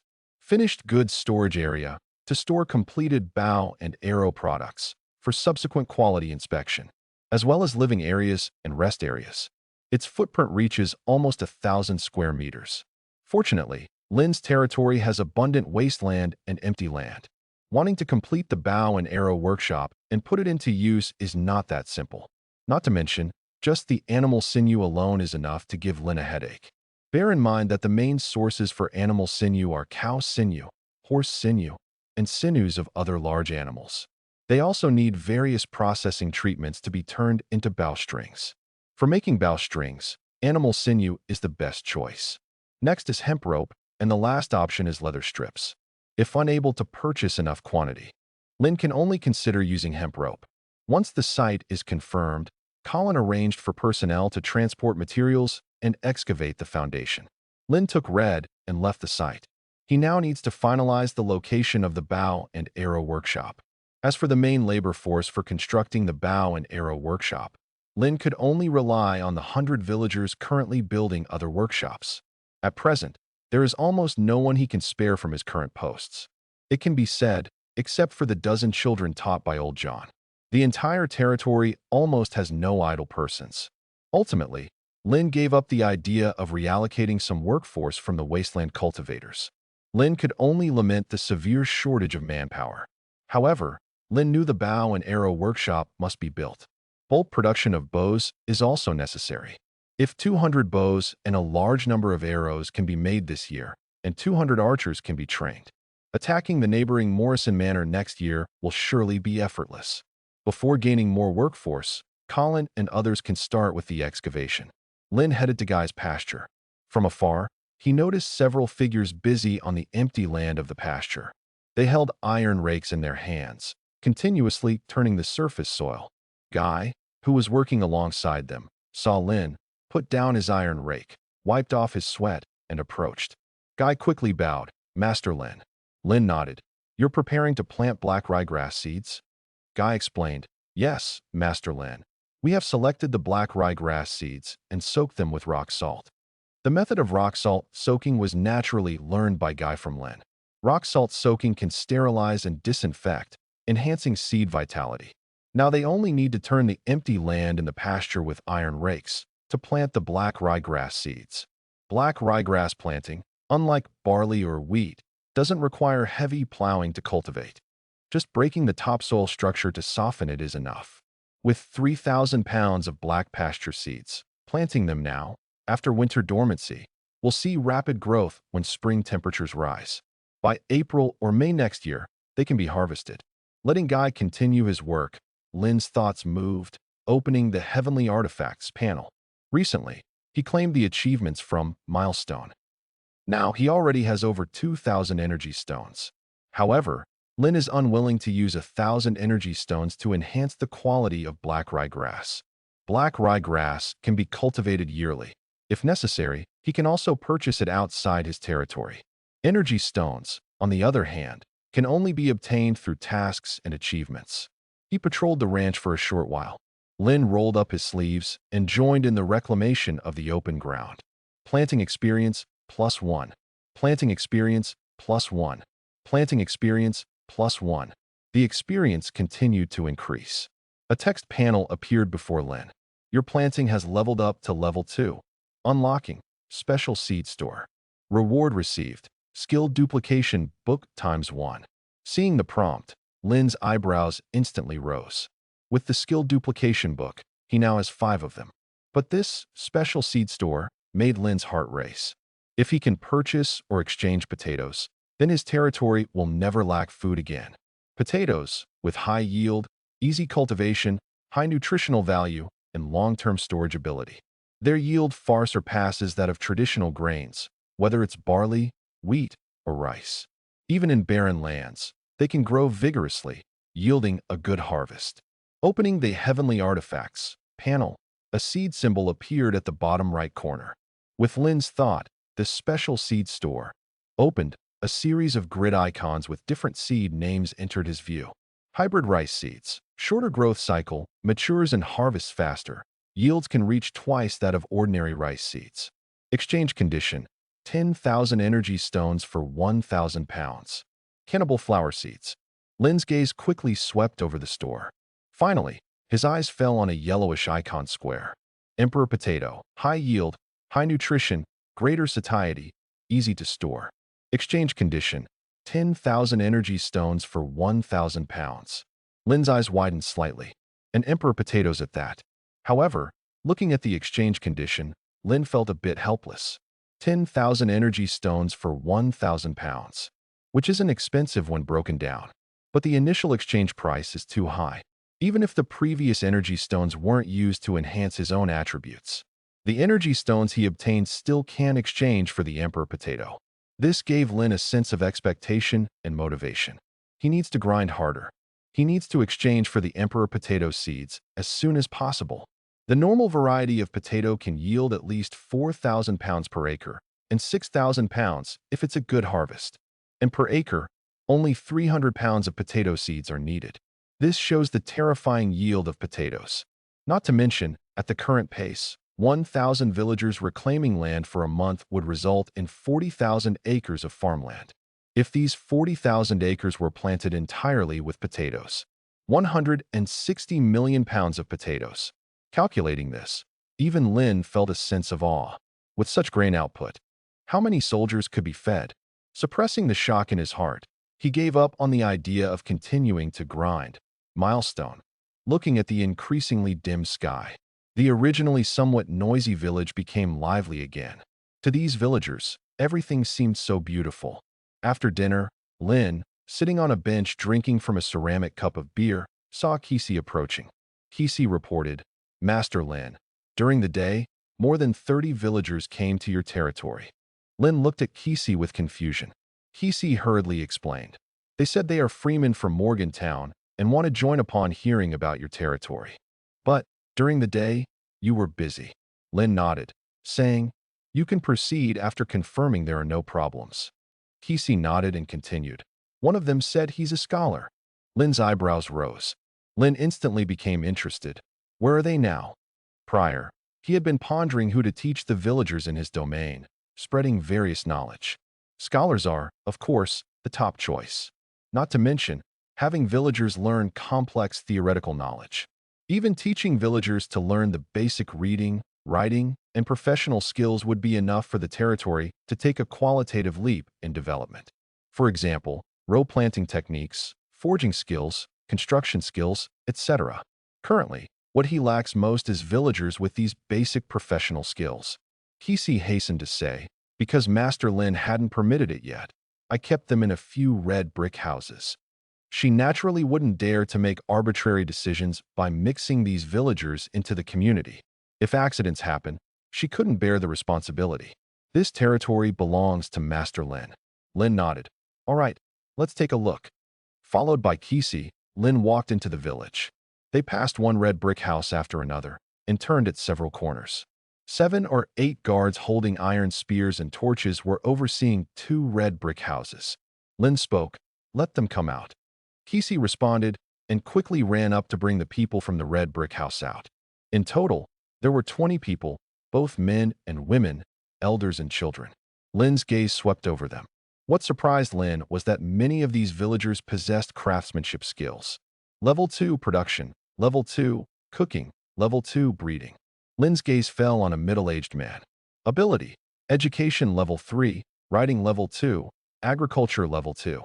Attributes, Attack F, Defense F+, Speed F-, Constitution F-, Energy F. Skills, Writing and Copying, Skilled in Text Copying, Writing History. Level 3, Education, Skills, Level 2, Writing, Level 2, Agriculture. Lin saw these skills for the first time, especially the agriculture skill rather than planting. Lin's gaze swept around the crowd, and he spoke. Everyone, I am the lord of this territory, Lin. Everything here may be somewhat different from what you've experienced outside. Here, as long as you work hard, you will never go hungry. Upon hearing Lin's words, the faces of the 20-some people looked astonished. What an uncommon phrase. Lin continued. If you have different craftsmanship abilities, you will be assigned to different posts. For example, if you are skilled in forging, you can go to the blacksmith workshop. If you're skilled in weaving, you can go to the weaving workshop. No matter what craftsmanship skills you possess, you can find suitable work on this land. Even receive gold pounds as rewards.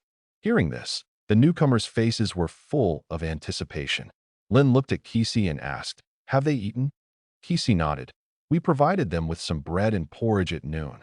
Lin nodded affirmatively and then informed the villagers. "Now you can go eat in the open space, just like the other villagers." With words of gratitude from the villagers, 20 villagers headed towards the front of the village under the guidance of guards. Even though Tate is a scholar, Lin didn't plan to have him start immediately with teaching the children and villagers. Firstly, the schools haven't begun construction yet. Secondly, there are no educational tools available, not even proper papyrus or rough paper, let alone parchment. Lastly, there isn't any carbon ink for writing either. It's not easy to complete the construction of a school and start using it. Within the hollowed-out stone caves, a fire blazed intensely. The flickering flames illuminated the whole cave brightly, also revealing the somewhat gaunt faces within the cave. Hall threw the firewood in his hand into the fire pit. Sparks flew due to the inertia of the stick. It seemed he made some major decision. Turning his gaze, he looked at Anthony beside him. Hall spoke with determination. "Anthony, please make a decision." Anthony, with closed eyes, still hadn't opened them, appearing to be resting with closed eyes. Hall, unwilling to relent, said, "Anthony, we've rested here for a long time, and the food is gone. If we don't take action, it won't be the Lord attacking us. We'll starve ourselves to death." Anthony slowly opened his eyes and stared at Hall. "What's your plan?" The bandits in the cave, with expressions of despair, all looked at Hall in unison. Facing Anthony's cold gaze, Hall showed no fear. He spoke directly. "Looting. Anthony, we need to loot. Loot food, loot poultry, loot women. We are the Iron Blood Brotherhood. You are Anthony." Upon hearing Hall's words, hope appeared on the bandits' faces. They haven't eaten a full meal in days, let alone gorge themselves on meat or revel in women. Anthony responded coldly. "Continue." Hall took a deep breath and suppressed his excited tone. "According to my memory, there are many villages near Morgantown. We can choose some suitable ones to loot. If the men in the villages don't want to die, they can join our bandit corps, obtain food, and strengthen our power. And weaken Morrison Manor's strength." Hall widened his eyes and waited eagerly for Anthony to issue an order. If only Aiden hadn't called them to the mercenary corps, they could have continued to live comfortably in Morrison Manor. But after that battle, Their Iron Blood Brotherhood suffered greatly, which resulted in them having only about 60 members. Even the plan to raid Morgantown had to be abandoned. They don't even dare to approach larger villages impulsively. As for the land behind the city walls, it's out of the question. To them, that's an unattainable barrier. Anthony did not speak immediately, staring straight at the burning fire pit before him. He spoke lightly. "Do as you said." Upon hearing this, Hall's face was full of joy. "All right, Anthony, I'll arrange it immediately." After breakfast, the villagers returned to their labor. Lynn called Kesey over to allocate the villagers who arrived last night to different workshops and posts. These free people with craftsmanship skills, the more Lynn had, the better. They could almost be used directly without need for much training. Just as Lynn was about to continue gaining skill experience, a figure caught his eye. It was one of the villagers from last night. At this moment, he stood before the harvested pea vines farmland. He looked puzzled at the villagers dismantling the wooden frames. Seemed he was contemplating something, until he heard footsteps nearby, and Tate became alert, quickly turning around to look. Realizing it was Lynn, he bowed slightly. "Lord." Lynn acknowledged with a nod. "Do you think something is wrong with this farmland?" Hearing Lynn's inquiry, he hurriedly explained, No, Lord, you misunderstood. I just don't understand why there are racks on the land where peas are planted." Lynn directly replied, "Ventilation, photosynthesis." Tate's face immediately froze. Ventilation, he naturally understood. But this photosynthesis? Seeing Tate's confused expression, Lynn explained, "Photosynthesis is the process of converting light energy into chemical energy and converting carbon dioxide and water into organic substances." Lynn noticed that Tate became even more bewildered. Turning his words around, Lynn said, "Simply put, it's about increasing the range of light exposure for the peas to promote growth." Tate finally understood. So it was just about increasing light exposure. But the next moment, Tate widened his eyes at Lynn, his words full of shock. "Lord, do you mean that increasing light exposure can promote the growth of crops?" Lynn gave Tate a puzzled look. He then realized that these people had no idea what photosynthesis was, nor did they know that light exposure could promote growth. Even though this world had hundreds of years of planting history, to all farmers, good weather meant fast-growing crops. This was an assumed natural principle, but they never thought it was because of sunlight. Receiving Lynn's affirmative response, Tate moved to take out a roll of parchment from his chest, quickly recording with a metal pen. The tip of the metal pen swiftly moved over the parchment. Tate stopped. Seeing Lynn watching him, he began to explain. "Lord, I'm sorry, I forgot to introduce myself. I come from Triumph City. Tate Watts, a scholar dedicated to increasing crop yields." Seeing Lynn's calm expression, Tate felt a surge of appreciation. Despite his young appearance, the Lord's character was so steady. If it were another Lord, hearing he was from the king city of the Karidi Empire and a scholar, they would surely be very courteous, treating him as a distinguished guest. Scholars held relatively high status. Tate continued, "Lynn, I would like to stay by your side and learn planting techniques." It wasn't just about constructing frames for peas. Tate found the way peas were planted was astonishingly strange. "As compensation, I can teach the children in your domain some knowledge. Would that be acceptable?" Lynn nodded. "Of course." That's exactly what Lynn wanted from that statement of Tate. Lynn said, "Later, I will build a school on the territory, produce paper, and employ printing techniques." Hearing Lynn's words, Tate was a bit puzzled. He knew about making paper, parchment, papyrus, and hemp paper. But printing, what was that? The Lord seemed quite peculiar. After exchanging a few words with Tate, Lynn began to stride toward the distant wasteland. Tate hesitated, watching the backs of Lynn and Red and the others. As he pondered whether to follow, Lynn's voice sounded. "Didn't you say you wanted to learn planting techniques by my side?" Hearing Lynn's voice, Tate immediately quickened his steps and followed along. Lynn and his entourage arrived at a plot of wasteland. Seeing the numerous villagers bustling with activity ahead, Tate couldn't help but widen his eyes. His mouth opened wide, stuttering. "Lynn, that is." Lynn replied calmly, "Heavy plow opening." Hearing this unfamiliar term, Tate was a bit at a loss. He had heard of the light plow before, seen how it was made and forged, and knew its function. But such a large and heavy contraption, it was his first time seeing. Tate tentatively asked, "Lynn, may I go and take a look?" Lynn replied affirmatively. With Lynn's response, Tate then stepped into the newly opened farmland. He took large strides, walking on the soft soil, indifferent to the wet dirt dirtying his shoes and clinging to his heels. Bending low, amidst the puzzled gazes of the villagers, he observed the deep grooves freshly opened by the heavy plow. Where the heavy plow passed, the deep soil was turned over, the roots of branches were cut, and the stones in the soil were flipped out. What kind of great force could achieve such a feat? Tate's gaze turned forward. There, two villagers were maneuvering two oxen, leading the massive contraption forward. Tate quickened his pace, running toward the front.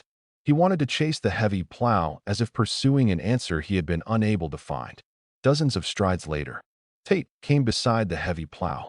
Watching the soil being overturned and tossed aside, his breath quickened. "Is this what you call the heavy plow, Lynn?" Tate stopped excitedly, letting the heavy plow pass beside him. Truly, a masterpiece of its time. Where the heavy plow passed, it opened nearly 30 centimeters of deep soil, just enough to turn out the deep, fertile soil. The villagers then added compost, smoothing out the cleared land, to the greatest extent, improving and enhancing the soil's fertility. For a good crop harvest, what's the most important thing? Of course, it's the fertility of the soil. Many farmers have never realized this. They still practice planting by just scattering seeds and relying on the weather. Tate understood that by farming this way, there would surely be a bountiful harvest next year. If such a masterpiece could be spread around the world, the global food production would greatly increase. It might even change the current world landscape. Thinking of this, Tate looked towards the back. There, Master Lin was standing under the sunlight, letting the sun shine on him. At this moment, he was so majestic. Tate took out the metal pen and parchment from his bosom again, quickly recording. After jotting down all the details, Tate wanted to find Lin, but he found that Lin's figure had already disappeared. He walked over to Red and asked, "Sir, may I know where Lord has gone?" Red glanced at him casually, then looked ahead. Upon seeing the burly man in front of him remaining silent, Tate seemed to have thought of something and followed his gaze. Tate's eyes couldn't help but widen again. The Lord, Master Lin, was cleaning weeds just like the villagers? What was this situation? Time slowly passed by. During these few short days, 5 to 6 groups of nearly 60 to 70 villagers seeking refuge arrived at Lin's territory. Only from them did he learn that the Iron Blood Brotherhood bandit corps had become increasingly rampant. In just a few days, they had already plundered 3 or 4 villages. However, Manor Lord Aidan Morrison took no action. For the arrival of these villagers, Lin chose to receive them all. All were provided food and shelter, and he could obtain villagers with skills without having to spend fine salt for trading exchange, which he naturally accepted gladly. The total population in the territory had already reached 3,400 people, but Lin still felt there wasn't enough labor.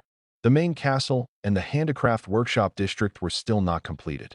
The blacksmith workshop still had 3 empty spots, waiting for villagers with forging skills to fill in. The bow and arrow workshop similarly needed craftsmen with production skills. Especially, the armed soldiers in the territory only numbered 300 even now. Regardless, the current development was much better than before. Pressing down that slightly urgent emotion, Lin glanced at the Heavenly Artifacts panel. Collection, Level 1, 178 over 200, plus. Lin returned to clearing the weeds in the wasteland again. A fast horse galloped along the manor's road under the shining sun. Looking at the increasingly close mansion ahead, Ford urged the horse to speed up once again. The fast horse stopped at the mansion's entrance. A follower hurriedly stepped forward and grabbed the reins. Ford dismounted quickly and rushed inside the mansion. Amidst the curious gaze of the surrounding attendants, he dashed up the staircase and reached a room on the 3rd floor. Before getting close to the door, a piercing sound reached Ford's ears, accompanied by rhythmic applause. Ford instantly understood what was happening in that room. He dared not approach, pacing back and forth at a distance. Even though Ford was anxious, he dared not interrupt Master Aidan's good times. Until 5 minutes later, with a deep bellow, the sounds in the room gradually ceased. Only then did Ford walk toward the room. Without even knocking, the door opened first. 2 women with flushed faces hurriedly ran out of the room, not caring about the exposed white cleavage behind them at all. Ford greedily glanced a few times. He remembered that one of these women seemed to be a concubine of old Baalna.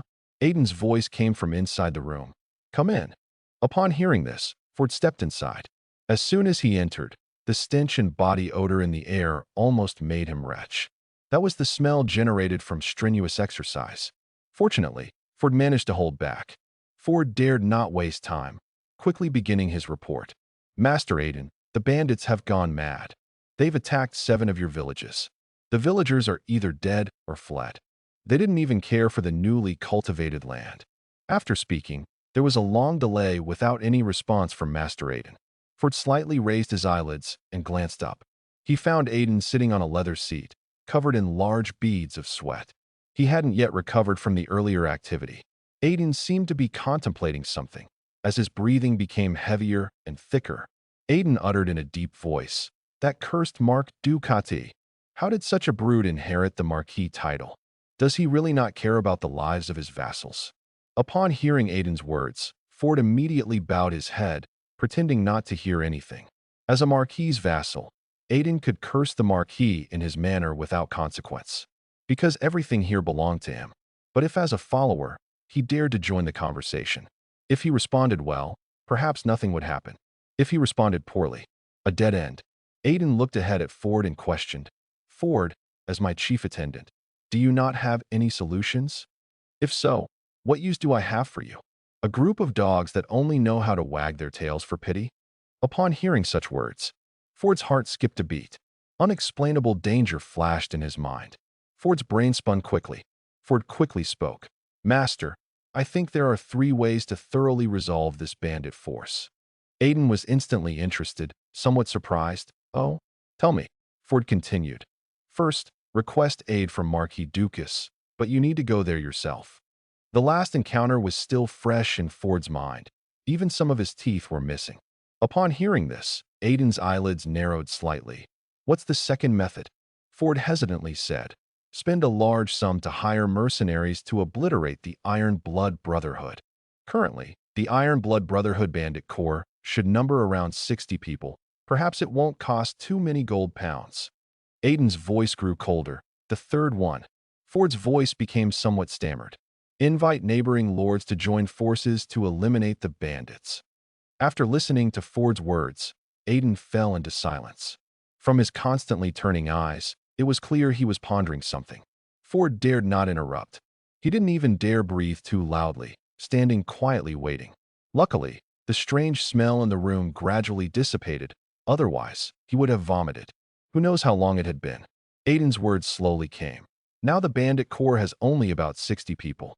If I gather all the free people and slaves, what do you think our odds are?" Ford recalled for a few seconds. "Master, your manor has over 200 slaves, more than 20 free people, and over 50 followers. If they all can take up weapons and have the courage to fight the bandits, they could naturally annihilate the bandit corps. But those are just slaves. The daily food only ensures they don't starve, ensures they can work. How could they possibly have the strength to compare with those bandits experienced in fighting and killing? Not to mention whether they have the courage, even if their numbers are several times that of the bandits. But they, skin and bones, would only be heading for slaughter." Aiden understood Ford's meaning. "But they are too weak. They're even weaker than the greyhounds I raise." Ford remained silent. Aiden continued, "If I extend an invitation to the nearby lords, with which lord can we collaborate?" Ford's mind recalled. He opened his mouth. "Master Aiden, the one you have the best relations with is Jonas Frank Manor Lord. But it's somewhat far, and may not solve the immediate crisis." Aiden acknowledged. "Who else?" Ford hesitated for a bit, then finally spoke. "There's also the Lord beyond the wall." Upon hearing wall, Aiden's complexion changed instantly. He glared at Ford. "You dare mention him to me?" Ford quickly bowed his head, his entire body trembling. "If it weren't for him, how could I have attracted the Iron Blood Bandit Corps to the manor? If he hadn't built that wall, I would be the lord of that territory now. If it weren't for him, how would this current situation have happened?" Ford still dared not speak. But in the next second, Aiden's tone suddenly changed. No. He seemed to have realized something. First, it was that fellow walker, guiding us to that forested land. He knew there were territories and guards ahead, yet didn't report? So I killed him. After killing him, found out he was a bandit of the Iron Blood Brotherhood. In the end, when finishing the corpse, you recognized the Iron Blood Brotherhood's tattoo at first glance. Ford raised his head urgently, explaining, Master Aiden, you misunderstood. I just happened to have seen that symbol before. Aiden shook his head, continuing to speak to himself. Unwillingly, I wanted to use external forces to take that territory for myself, coincidentally introduced to me by you, the Iron Blood Brotherhood. How did you get in touch with those bandits? Ford's face filled with bitterness. Master Aiden, it was really just a coincidence. You truly misunderstood. Aiden continued speaking. The bandit corps attacked my 7 villages consecutively, even daring to attack in broad daylight. How did they know I wouldn't dare send troops to ambush them? Once, it may be a coincidence. Twice, also possibly a coincidence, but thrice. Aiden slowly stood up, staring straight at Ford. The only possibility is, you're a traitor. Looking at Aiden's certain gaze, Ford couldn't help but sigh. He helplessly said, Master Aiden, if I were a traitor, how could I have continuously advised you? Even exhaustively going to the Marquis's castle? Even enduring verbal punishment? Aiden was slightly stunned. Ford's words seemed to have some logic. But just in the instant Aiden was distracted, Ford, who originally wore a look of helplessness, suddenly transformed into a dark shadow, charged furiously toward Aiden. His body rolled on the table before Aiden. A short dagger gleaming with cold light appeared in Ford's hand. The sharp and pointed tip of the short dagger directly stabbed at Aiden's heart. Ford's face filled with excitement. His pupils suddenly contracted. He clearly felt that his full-strength thrust had penetrated less than half a centimeter. Ford instantly understood. His arm moved, and Ford tried to stab the dagger toward Aiden's neck. Yet he felt a piercing pain from his abdomen. The raised right arm froze in midair. Ford looked down and saw Aiden's scimitar with an emerald embedded was already piercing through his abdomen. Before Ford could react, Aiden's left hand suddenly pushed at his front. With this immense force, Ford's body rolled directly backward. The scimitar that pierced his abdomen was also pulled out. On the sharp scimitar, it was covered with crimson blood. Aiden spoke with certainty. Just as I thought. Just as I thought. You, like Walker, are bandits of the Iron Blood Brotherhood. Watching Aiden stepping towards him, Ford clutched his abdomen, struggling to retreat toward the door. Blurred words constantly emerged from Ford's mouth. Just wait. Your territory will eventually be taken by the leader. Just as he approached Ford, upon hearing such words, Aiden swung his scimitar down. The sound of the blade slicing through bone echoed. As the sound subsided, Ford's head hit the ground with a thud and rolled away. Aiden's low voice emerged from his mouth. This is my territory. No one can take it away. Wiping his scimitar clean with a handkerchief, Aiden sheathed it. He glanced down at the small piece of golden soft armor exposed in front of him, somewhat sighing. Old Ball's soft armor is indeed quite good. If he hadn't given it to me, maybe he wouldn't have died. In Aiden's mind, he immediately thought of the 2 young women from earlier. No, it's better that he's dead. Returning to his seat, Aiden shouted loudly towards the door. Come. A follower quickly ran upstairs, and, upon seeing the scene before him, his eyes widened instantly. Though a bit shocked inside, he still maintained his composure. Aiden glanced at him and said casually, You're the chief attendant now. Take him out to feed the greyhounds. Don't waste it. Upon hearing Aiden's words, the follower's face immediately turned to joy. The newly appointed chief attendant quickly called in 2 more followers to carry Ford's body away. Several servants arrived to swiftly clean the blood off the floor and the blood-stained wool carpet. Aiden ignored them, focusing his gaze on the newly appointed chief attendant. He asked, What's your name? The chief attendant promptly explained, Master Aiden, my name is Ackman Reyes. I'm 25 years old, from Morgantown. Aiden nodded in satisfaction. Very well, Ackman. From now on, you will organize the followers to protect my safety and property. Of course, you'll receive your due reward as well. But for now, I need you to prepare a carriage. I need to go out. Ackman responded excitedly. Yes, Master Aiden. After the words fell, Ackman turned and headed towards the door. His face bore an irrepressible joy. Even when looking at the slaves and maids, his gaze carried a sense of condescension. So unrestrained was he in staring directly at those flashes of white. The position of the chief attendant is just beneath Master Aiden. As for why the previous Ford, and the one before that, Walker, died in front of Master Aiden. Surely, they didn't know how to please Master Aiden. In the cleared wasteland, 140 wheel plows roamed the open ground like war machines. Wherever the plow's edge went, the earth was cut open, leaving deep furrows like natural chasms. The deep soil was turned up, revealing dark, fertile earth. Lynn held the wheel plow, letting the two oxen in front move steadily. It was only because Lynn had a strong build and enhanced his power with energy stones. If it were a thin and weak villager, they might not be able to handle the constant force of the heavy plow. Planting experience, +1. Planting experience, +1. Planting experience, +1. Experience increased little by little. It had been 7 days since the order to start clearing the land. Lynn was either clearing weeds in the open ground, holding the wheel plow to cultivate the farmland, or guiding Colin and the villagers in the village to build workshops. After continuously cultivating for 2 hours, Lynn arrived at the treehouse and quickly drank a few mouthfuls of mint soup. A cool, comfortable feeling instantly surged through him. Lynn couldn't help but burp a few times. Tate, standing nearby watching, had a strange expression in his eyes. The lord in front of him gave him an indescribable feeling. Though appearing young, he was extremely steady and cautious, friendly and amiable, yet exuding an inexplicable authority. But more importantly, the lord in front of him seemed to be like a god sent from the heavens.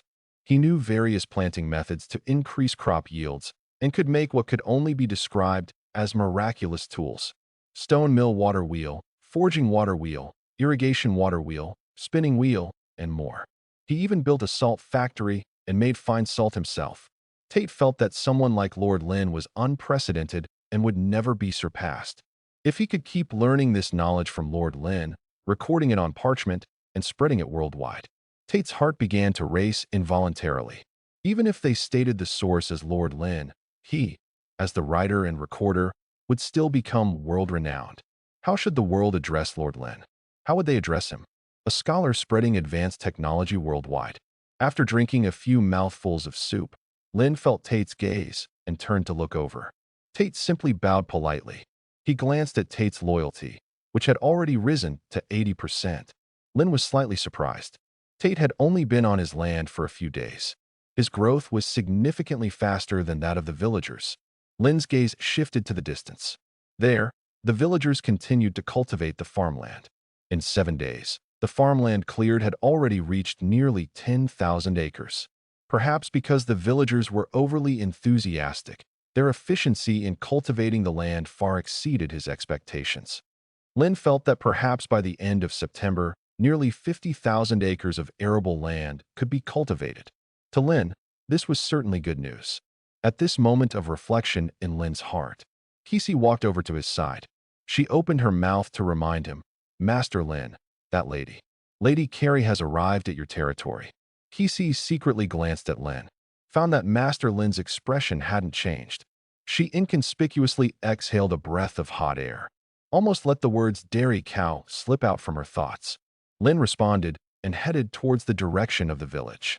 Despite George's presence, Kesey still subconsciously sought out Lynn.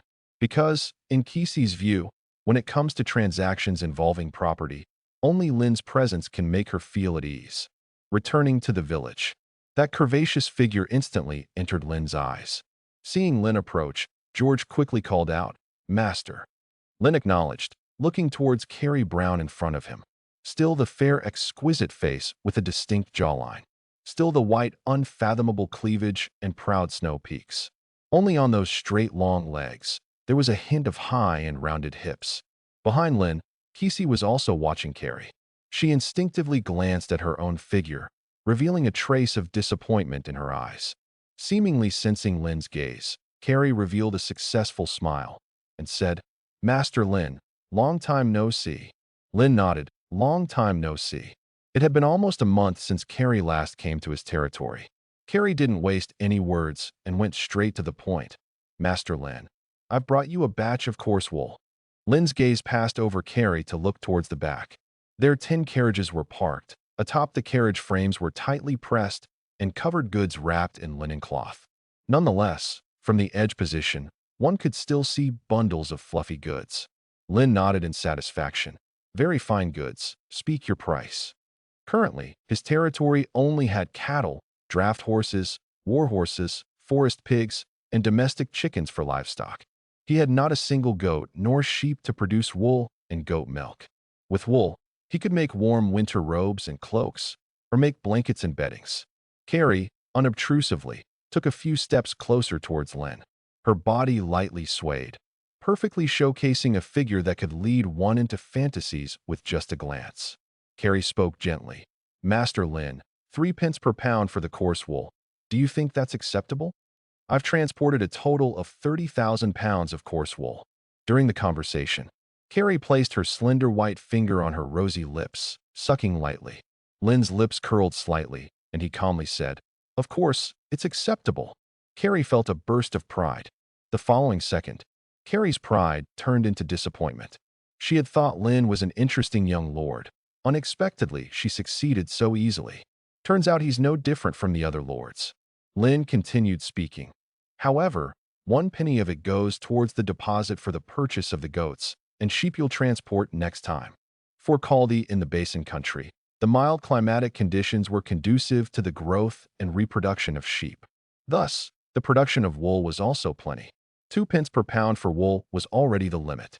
Compared to wool, Lin needed sheep that could grow wool more. Upon hearing Lin's words, Carrie's movements with her mouth instantly halted. She called out in confusion, The deposit for goats and sheep? How could it be like this? Relying on these movements and occasional unintended body contact, she easily took down many lords. Of course, only in terms of goods transaction. Was the scale still too small? Should she go bolder? But how bold should she go? Could she not go with Lin to the room and roll in the sheets together? Was that a normal transaction? Was that selling her own flesh? Carrie looked at Lin, found out that there was a faint smile at the corner of Lin's mouth. She had seen such a smile on their last transaction. The Lord Lin in front of her had long seen through her insignificant little tricks. Carrie was slightly embarrassed. All right, Master Lin. I happen to know a lord who wants to sell goats. I can go negotiate with him. Lin nodded. 30,000 pounds of coarse wool, 2 pence per pound. I'll swap it with you for fine salt at 6 pence, that's. Carrie's ears keenly heard those 3 words. She interrupted Lin's words in surprise. 6 pence. Master Lin, did you say 6 pence? Now the outside price for fine salt has crazily surged to 12 pence. Compared to the previous price, it has nearly doubled. But now, Lin was still exchanging at the price of 6 pence? Lin nodded, said, Any problem? Upon hearing, Carrie's heart instantly became hesitant. Did Lin not know the outside price? After a few seconds of thought, Carrie couldn't help but sigh and explained, Master Lin, outside the price of fine salt is already 12 pence per pound. Carrie understood perhaps this was one of the reasons why she couldn't compete for the position of patriarch of the Brown clan. She couldn't be like her brothers and practice ruthless business. Couldn't face such an intimidating price difference without blushing or heart racing. Lin replied, I know that. 2 days ago, spies collecting information had already returned. The price of fine salt had risen again. Carrie was a little surprised. You know? Then you still. Lin smiled calmly. It doesn't affect anything. Carrie instantly widened her eyes. This was 12 pence. This kind of profit was enough to drive countless merchants into madness. But Lin. No, Master Lin actually gave it away like this? Was this the price for all traders? Or did Master Lin only give such a price to her alone? A strange thought appeared in Carrie's mind. Could it be Lin was interested in her? Carrie immediately dismissed the idea, because Lin's gaze had not a trace of wanting to possess her, nor the desire to ravage her brutally. He was worlds apart from the other lords. Carrie's heart was filled with curiosity. Just what kind of existence was Master Lin in front of her? Does he truly have a fondness for Longyang? Or does Lin simply disdain her seemingly superficial body? Lin naturally didn't know the chaotic thoughts in Carrie's mind. Even if he knew, he wouldn't care. After calculating in his mind for a few seconds, Lin spoke. 10,000 pounds of fine salt, or 250 gold pounds. Upon hearing Lin's voice, Carrie instantly regained her composure. She quickly spoke. Fine salt, Master Lin. I want the fine salt. Nowadays, fine salt has already skyrocketed to 12 pence. This 10,000 pounds of fine salt, as long as she successfully transports it out, would be shining pence. A dozen or so villagers came to Carrie's carriage when they lifted the burlap over the goods. Bundles strapped into wool parcels were neatly placed atop. Perhaps because they haven't been washed yet, a strange scent wafts around. Carrie remained composed. During the 7 or 8 days on the road, she had already grown accustomed to this smell. Lynn still led Carrie, stepping aside a little. The two walked along the red brick road, with Red and the others following behind. While walking, Carrie cast her gaze around. Seeing the villagers in the distance cultivating the land, Carrie asked curiously, "Master Lynn, are you planning to plant winter wheat this year, or spring wheat next year?" Before Lynn could speak, Carrie continued, "If it's winter wheat, I might have a suggestion for you, Master Lynn." Lynn looked at Carrie in surprise. Carrie instantly understood the look in Lynn's eyes. She explained, "You've misunderstood. I'm not a farmer skilled in planting. I've just traveled a lot, hence heard much. Many farmers say the climate in Caldy is mild. There's no need to plant winter wheat. Waiting to plant spring wheat next year is fine, because this can preserve the soil fertility." Upon finishing her words, Carrie noticed Lynn did not express any opinion. She added, "I'm only giving a suggestion. As for suitability, of course, it depends on your own thoughts, Master Lynn." Lynn nodded, "A very good suggestion." What Carrie said might be very practical for other lords' fields. Adopting the three-field system, dividing land into spring cropland, autumn cropland, and fallow land. This way, it not only ensures crop planting and production, but also prevents soil fertility from being wasted. However, his territory is a bit different. His land is cleared and cultivated at present, planted currently. Each time crops are planted, they undergo heavy plow cultivation and fertilization is applied. No need to worry about the problem of soil fertility. What Lynn most needs to be concerned about is the lack of arable land. Once there's enough arable land, then he can consider this issue. The coarse wool on the carriage frame was completely unloaded. Fine salt from the warehouse was carried out bag by the villagers and loaded onto Carrie's carriage. Seeing all the fine salt loaded, Carrie finally walked to the horse, and after the guard brought the mounting ladder, she mounted the horse and sat on the saddle. After bidding farewell to Lynn, she led her cavalry away gradually, until a little later. Kesey's faint voice sounded near him, and Lynn withdrew his gaze. "Sir, the person has gone far." Lynn glanced at Kesey. "I know." Kesey's faint voice sounded again. "It turns out the master likes that kind of." Upon hearing this, Lynn's brow involuntarily raised. His voice grew louder by several decibels. Kesey dared not utter a word immediately. Lynn urged, "Speak quickly." The nearby Red's face also bore an expression of curiosity. Kesey spoke without reservation, just like a dairy cow, either the buttocks or the chest. As soon as she spoke, a blush and regret appeared on Kesey's face. Listening to Kesey's words, Lynn and Red exchanged glances instantly. Despite no words, Lynn and Red still shared mutual understanding. Lynn looked at Kesey's front and said, "You're still young." Lynn started walking, heading towards the distant textile workshop. Kesey's face was full of confusion. "She's already an adult. How is she still young?" Kesey immediately reached out, stopped Red from following. She asked, "Red, what does Master Lynn mean?" Red scratched his head. "I guess it's not about age. Maybe it's something else." Breaking free from Kesey's hands, Red quickly caught up with Lynn ahead. Watching the few of them walking away, Kesey remained puzzled. Still young, not age. Kesey finally thought of Master Lynn's gaze when he left. She immediately lowered her head, looking at her front. Turns out it's about that being small. A blush instantly spread across her face. Inside the textile workshop, bundles of coarse wool were stored in the raw material storage area. Appointed foreman by Lynn, Yamini immediately came to Lynn. She bent her body, her tone full of respect, called, "Master Lynn." Lynn asked, "How is the progress on robe and trouser production?" Yamani didn't think much and immediately explained, "The textile workshop now has 50 people. Under the premise of ensuring quality, each person can produce 1 robe and 2 pairs of trousers per day, and more than 1,200 sets have been made already. This speed is already considered quite fast. It's important to know that the textile workshop has just been established, though it has created various workstations and functional divisions. Yet, it still lacks many production tools. Scissors, cutting knives, needles, threads, and thimbles, among others. These tools all need to be additionally produced at the blacksmith shop. Although forging and making them isn't difficult, it still requires time. Lin nodded. Well done. As you can see, I've purchased a large batch of coarse wool. Yamani bowed to show her response. Lin continued saying, after completing the production of this batch of robes and trousers, I need you all to immediately start producing coarse wool robes. This batch of coarse wool robes is crucial for the villagers' ability to withstand winter in the entire territory. Of course, that includes you all. According to the textile workshop schedule, this batch of linen cloth robes and trousers could be fully completed by the end of the month at the latest. Then naturally, they need to continue making coarse wool robes. The difficulty of making coarse wool robes can't be compared to making linen cloth robes. There are several processes involved. This coarse wool was clipped from sheep earlier or just recently. The wool contains lanolin, dirt, and impurities. All wool needs to be washed with warm water and detergent to remove impurities and dirt before it can be used in production. The cleaned wool needs to be combed using a carding board.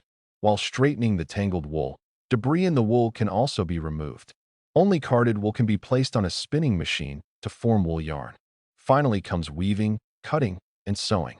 Lin roughly estimated that, after washing and carding 30,000 pounds of coarse wool, the weight remaining for weaving would be at most 26,000 pounds.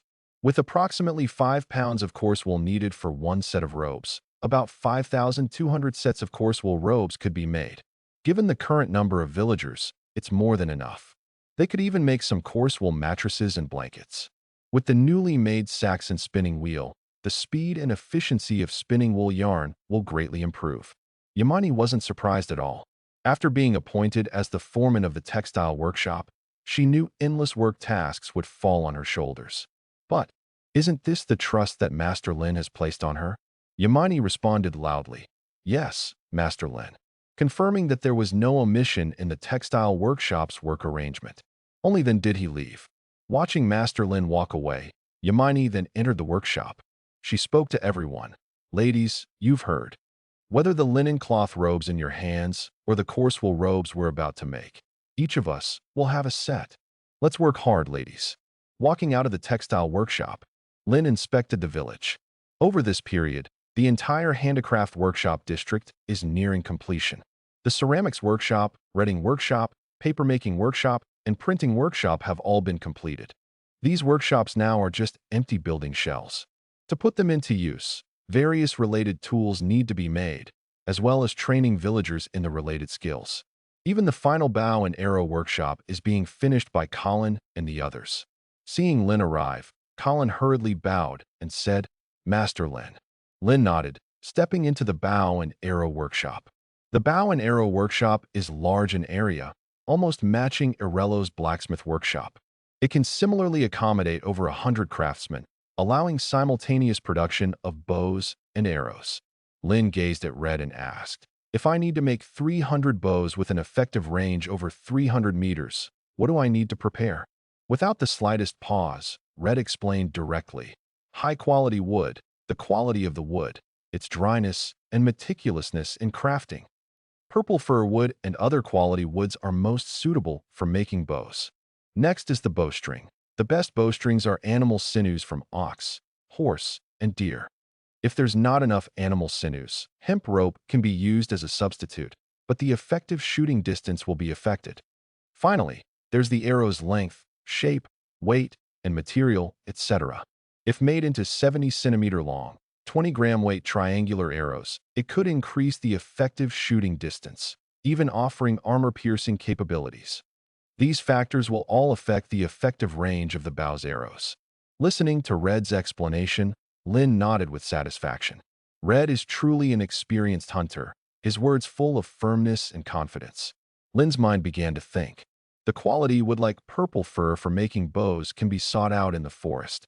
The primordial forest has various logs. Even if there's no purple fir wood, other logs can be used as substitutes.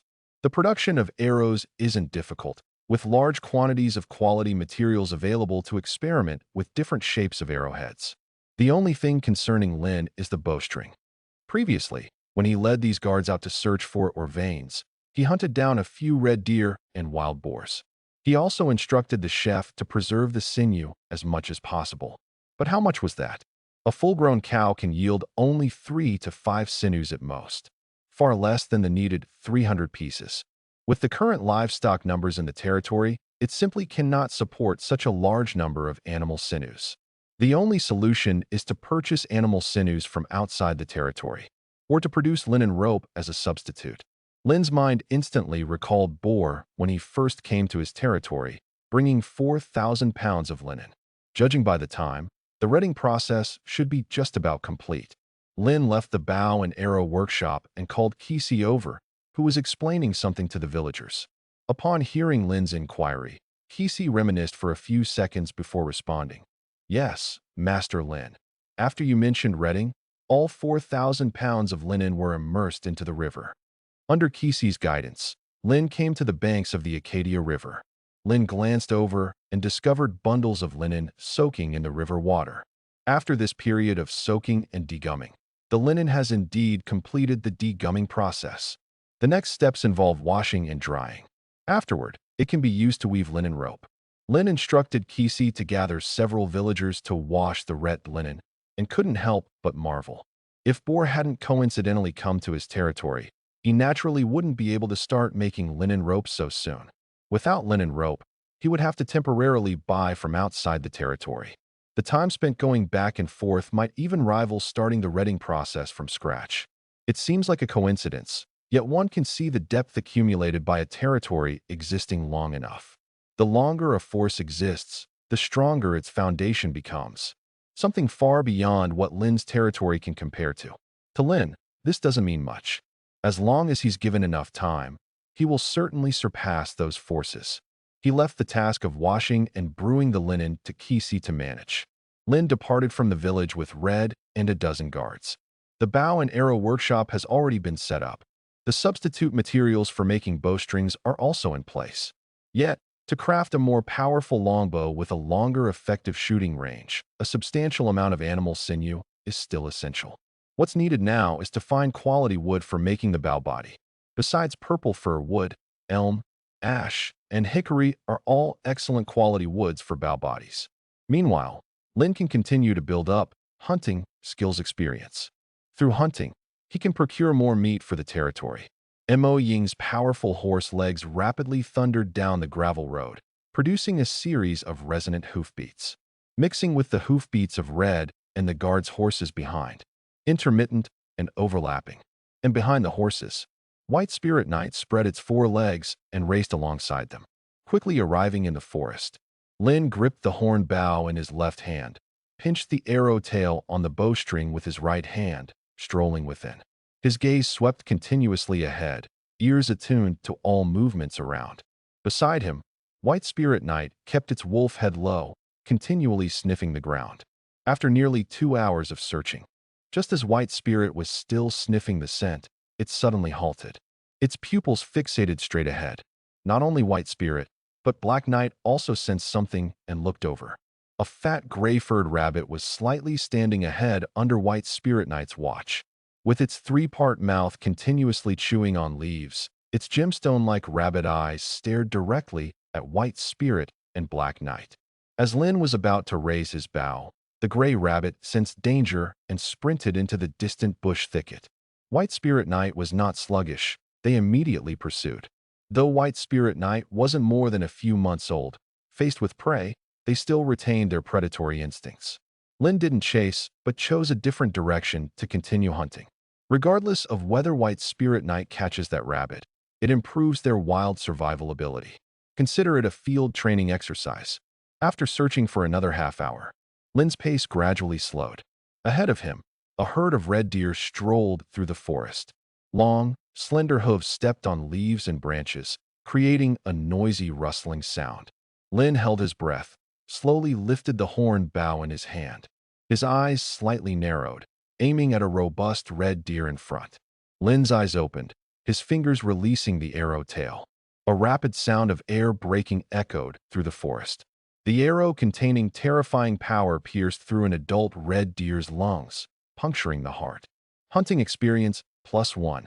A nearly 400-pound body slammed heavily to the ground, producing a dull sound. Lin wanted to knock another arrow, but the herd had already scattered and fled. The guards, who slowly closed in from a distance, raised their iron spears, hurling them toward the individual red deer ahead. 40 men surrounding a dozen red deer. Ultimately, only 7 or 8 adult red deer were hunted down. The complex forest terrain makes hunting far from easy. It's only half a day's time.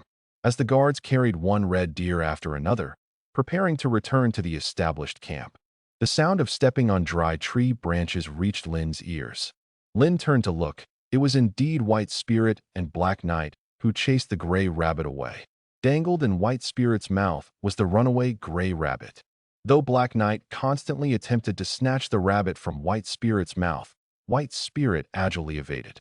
Upon finding Lin, White Spirit laid the rabbit at Lin's feet. Afterward, it looked up at Lin. Black Knight made another attempt to seize, only to be scared away by White Spirit's growl. Seeing this scene, Lin instantly understood. Lin bent down, touched White Spirit's head, and said, "The prey you hunted is for you to eat." White Spirit seemingly understood Lin's words and retreated a few steps, allowing Black Knight to snatch the rabbit away, heading toward the bushes. White Spirit saw this and immediately gave chase. As the night descended, Lin led the guards back to the camp. The cooks had already built the bonfire, and as the guards laid the red deer down, they promptly began butchering and cleaning for cooking. Red also returned to camp with a few guards. Feeling Lin's gaze, Red stepped up to Lin, crouched, and began explaining. "Master Lin, we found plenty of purple fir wood." Lin nodded. "Arrange for 20 men to fell them tomorrow." More than 50 men, felling a dozen logs. Using axes and iron saws for initial processing. Then transport the processed logs back to the village. Easy and simple. Red answered, sitting beside Lin, warming by the fire. In the Karidi Empire in October, the night temperature was slightly cool. Except for the chef's busy cooking dinner, the other guards gathered around the campfire. Leisurely conversations continually emerged from their mouths.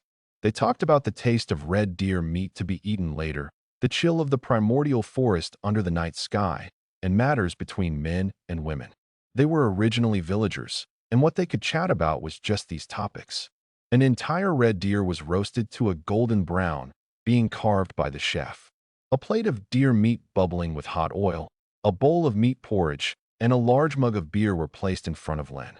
Lin picked up the fork and began to eat heartily. An intense, burnt aroma instantly filled his mouth. The fresh meat flavor and the charred aroma mixed together, forming a unique compound taste. Compared with the wild boar and rabbit meat Lin had eaten before, deer meat was richer and fuller. Besides, deer meat was less fatty, rich, but not greasy. After gulpingly finishing all the food on the plate, Lin drank a bowl of meat porridge and took a big swig of beer. Lin contentedly burped. The guards who went out with Lin for the first time saw Master Lin in such a manner. Their affection for him increased, and their nervousness gradually faded. In the eyes of the guards, Master Lin was like a god to them. He provided them with meals with meat at every turn, comfortable red brick houses, and stable jobs. Now they understood that Master Lin was not a god. Just like them, he needed to eat, and was satisfied with food and drink, and even burped. But it was such an ordinary person like them who accomplished things only gods could achieve. The person who could ensure they were well-fed and clothed, without risking their lives, was as great as a god. The night was getting deeper. The temperature in the forest was getting lower and lower. But with the guards constantly adding dry firewood, the temperature of the camp did not drop. Instead, it became more and more warm. The gazes of the guards on night duty occasionally scanned the linen tent not far away. They were particularly attentive, because inside that linen tent, their Master Lin was resting. The continuous addition of dry firewood was to let Master Lin sleep more comfortably. Nothing happened that night. Time swiftly passed by. In the blink of an eye, Lin and his group had been in the forest for 3 days. Though numbering over 50 people, they had hunted only a dozen or so large prey. 12 red deer, 5 wild boars, 5 pheasants, and 2 foxes. As for the harvested purple fir wood logs, there were 40 to 50 of them. Back in the village, after secondary processing, at least 500 purple shirt bows could be produced. just as Lin shot the arrow between his fingers. The arrow accurately hit a pheasant, and a text panel appeared before Lin's eyes. Hunting experience +1. Your hunting has leveled up to level 2. Unlocking resident information column. Reward received. Skill duplication book ×1. Looking at the text prompt in front of him, Lin's eyebrows slightly raised. Resident information column? Lin opened the Heavenly Artifacts panel. In the bottom right corner of the interface, there was a symbol of 3 overlapping human silhouettes. With a thought, he entered the resident information column. One by one, detailed resident information appeared before Lin's eyes. P.C. Harper, planting level 2, cooking level 2, collection level 2, view details. Red Harper, hunting level 3, planting level 2, construction level 2, view details. Irello Pier, forging level 3, production level 2, collection level 2, view details. After glancing through it briefly, Lin understood the function of this feature. Now, even without meeting the villagers, he could precisely know the detailed information of each resident. Name, age, skills, talents, and even full-body photographs. Lin could filter based on the categories he needed. No longer did he need to gather everyone together to search for villagers with production, sifting through them one by one. This significantly improved Lin's efficiency. Lin looked at it with satisfaction for a few moments before closing it. His gaze turned to Red and others, telling them they could return to the village. The hunting skill had been upgraded to level 2. The required quality wood was sufficient, and thousands of pounds of meat had been hunted. A few dozen sinews could be gathered to use as bowstrings. Mounting his horse, Lin rode towards the village. It was not until dusk. Lin and his group finally returned to the village. Lin had just dismounted, sitting on the bench in front of the red brick house, when George approached with steps. "Master Lin, you've returned." Lin looked at George and nodded. "Anything matter?" The disaster warning feature hadn't shown any alerts. Evidently, there wouldn't be any major events. George spoke. "A stranger merchant came to your territory. He says he was introduced by Mr. Grayson." Lin questioned with curiosity. "Introduced by Grayson?" George nodded. "He claims his name is Zod Brown."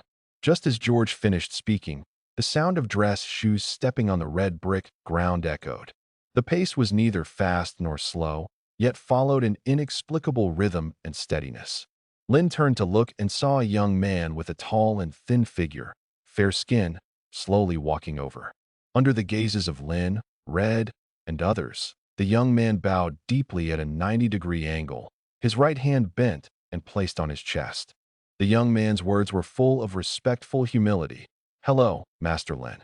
I am Zod Brown, Grayson's brother, and also a slave merchant." Zod smiled slightly. "Master Lin truly possesses extraordinary presence. To become the lord of such a large territory at such a young age, you are destined to be a great figure in the future." Listening to Zod's veiled flattery, Lin couldn't help but smile. "Mr. Zod, you overpraise me.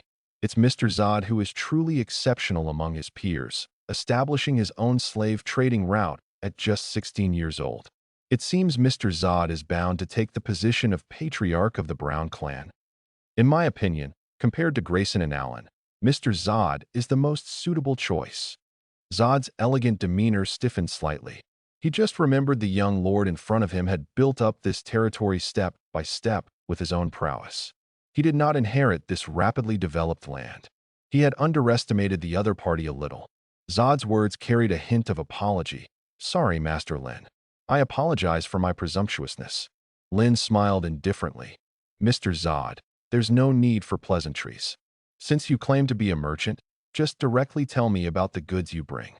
Zod nodded. "Master Lin, I bring you 300 slaves." In the midst of the conversation, Zod started walking towards the clearing in front of the village.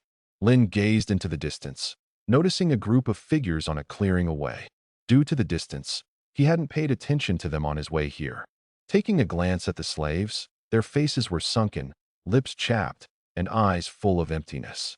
Some of the slaves even curled up instinctively upon seeing Zod and Lin, trembling uncontrollably.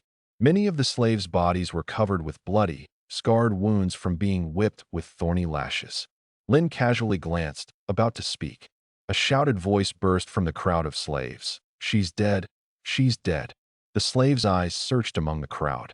Finally, they settled on a middle-aged woman lying on the ground. The middle-aged woman's face was pale, her eyes wide open, staring straight at the sky above. Though she seemed somewhat young, her body was emaciated, devoid of any vitality. The remaining slaves were not much different from her. Clearly, these slaves hadn't eaten for a long time. Despite a fellow companion's death, the slaves showed no fear or panic. Having grown accustomed to such scenes, they were already numbed. Lin spoke calmly. Where are they from? Beside Lin, Zod quickly explained, a small town in the Southern Empire. Master Lin, don't worry. They just haven't eaten for several days. I guarantee that as long as they have food, they will be lively and work energetically for you. Lin's gaze swept over the slaves. From the series of written panels, Lin saw no introduction of any contagious diseases. Lin nodded and said, the price for these slaves? Hearing Master Lin ask for the price, Zod didn't hesitate. 3 shillings each. If it had been a month ago, when these slaves first arrived at the Karidi Empire, their condition would have commanded a price of 4 shillings or even 5 shillings. The delay was too long. These slaves had become emaciated with signs of starvation. If not sold quickly, this slave transport venture could end in complete loss. Now, even if the price was 3 shillings, he had to sell. Lin scanned the area again, confirming, no problem, we'll go with your price. Zod's face couldn't hide a trace of happiness. Grayson was indeed right. As long as they're slaves and not diseased, no matter how poor their condition, the lord before him would purchase them.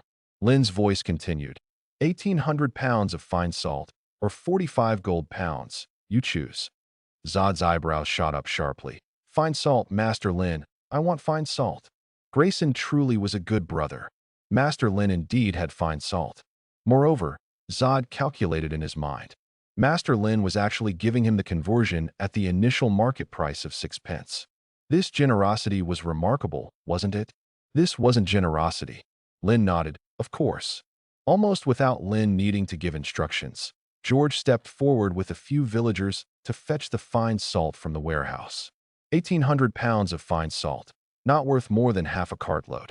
After a short moment, the fine salt was all loaded.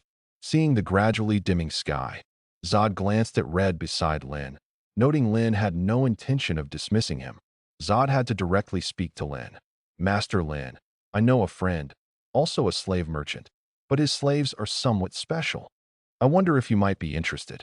Eyeing Zod's pale face, Lin curiously asked, how special? Zod revealed a smile, succubus. Listening to Zod mention those 2 words, Lin's brow furrowed involuntarily. Lin had thought such beings were merely legends. Turns out, such a peculiar race really exists. However, Lin gave it a thought and felt that it was not unusual. After all, even the priest with the ability to resurrect and the sea siren occupying the strait. The presence of succubus is not surprising. Legend has it that some emperors or lords with peculiar tastes kept succubi as tools for venting personal desires. Because a succubus can change its appearance according to the other's preferences, transforming into the most attractive form in their hearts. No one knows when it started. There are very few legends about succubi on this continent. It became a forbidden topic even. How did Zod manage to find a succubus and have a way to transport it here? Lin nodded and said, of course, as long as you can transport it here. If Zod can transport it here, then expand its scale and conduct training. With the succubus's appearance and charming ability, it's the perfect candidate to infiltrate the royal family and the Great Lord. Receiving Lin's affirmative response, Zod bowed at a 90-degree angle. Master Lin, I won't bother you anymore. He watched as Zod rode away gradually with his horse and carriage. Turns out, this world is even more exciting than he imagined. Retracting his gaze, Lin looked at the 299 villagers ahead. The sky had already darkened completely. Despite the illumination of the bonfire, Lin still couldn't see each of their faces clearly. Lin could still sense that they were staring at him with wide eyes. Taking a deep breath, Lin spoke to the slaves. Everyone, I am the lord of this territory, Lin. From now on, your lives will be in my control. Listening to Lin's voice, tension appeared on the faces of the slaves. Lin's voice continued, but one thing. You no longer have to worry about hunger. A look of disbelief appeared on the slaves' faces. You heard correctly. You no longer have to worry about hunger. Starting now, I will provide you with 3 meals a day, and you will be allocated red brick houses already built. The only thing you need to do is to bury yourselves in hard work. The slaves' expressions turned to shock. Their once empty and silent eyes were filled with anticipation and eagerness. They were very hungry. They needed food. They needed food to fill their stomachs. Lin glanced around and noticed that during his speech, some slaves even stood up longing. Lin nodded in satisfaction. Looking towards the back, chefs had already brought out pots of food. Lin said, "Now it's supper time for the village. You will go collect your food under the watch of guards." The slaves also saw the pots of steaming porridge and those thick chunks of bread. They couldn't help but salivate, subconsciously swallowing. Lin glanced at Red, who immediately understood. Leading dozens of guards, Red arranged for the slaves to line up to collect food. As the slaves passed Lin, they continuously cast thankful glances at him. When all the slaves had received their food, without a moment's hesitation, they began wolfing down their food.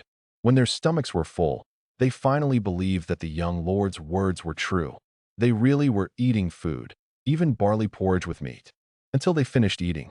Under the leadership of the guards, the slaves went to the red brick houses at the back of the village. After registering, they could move in.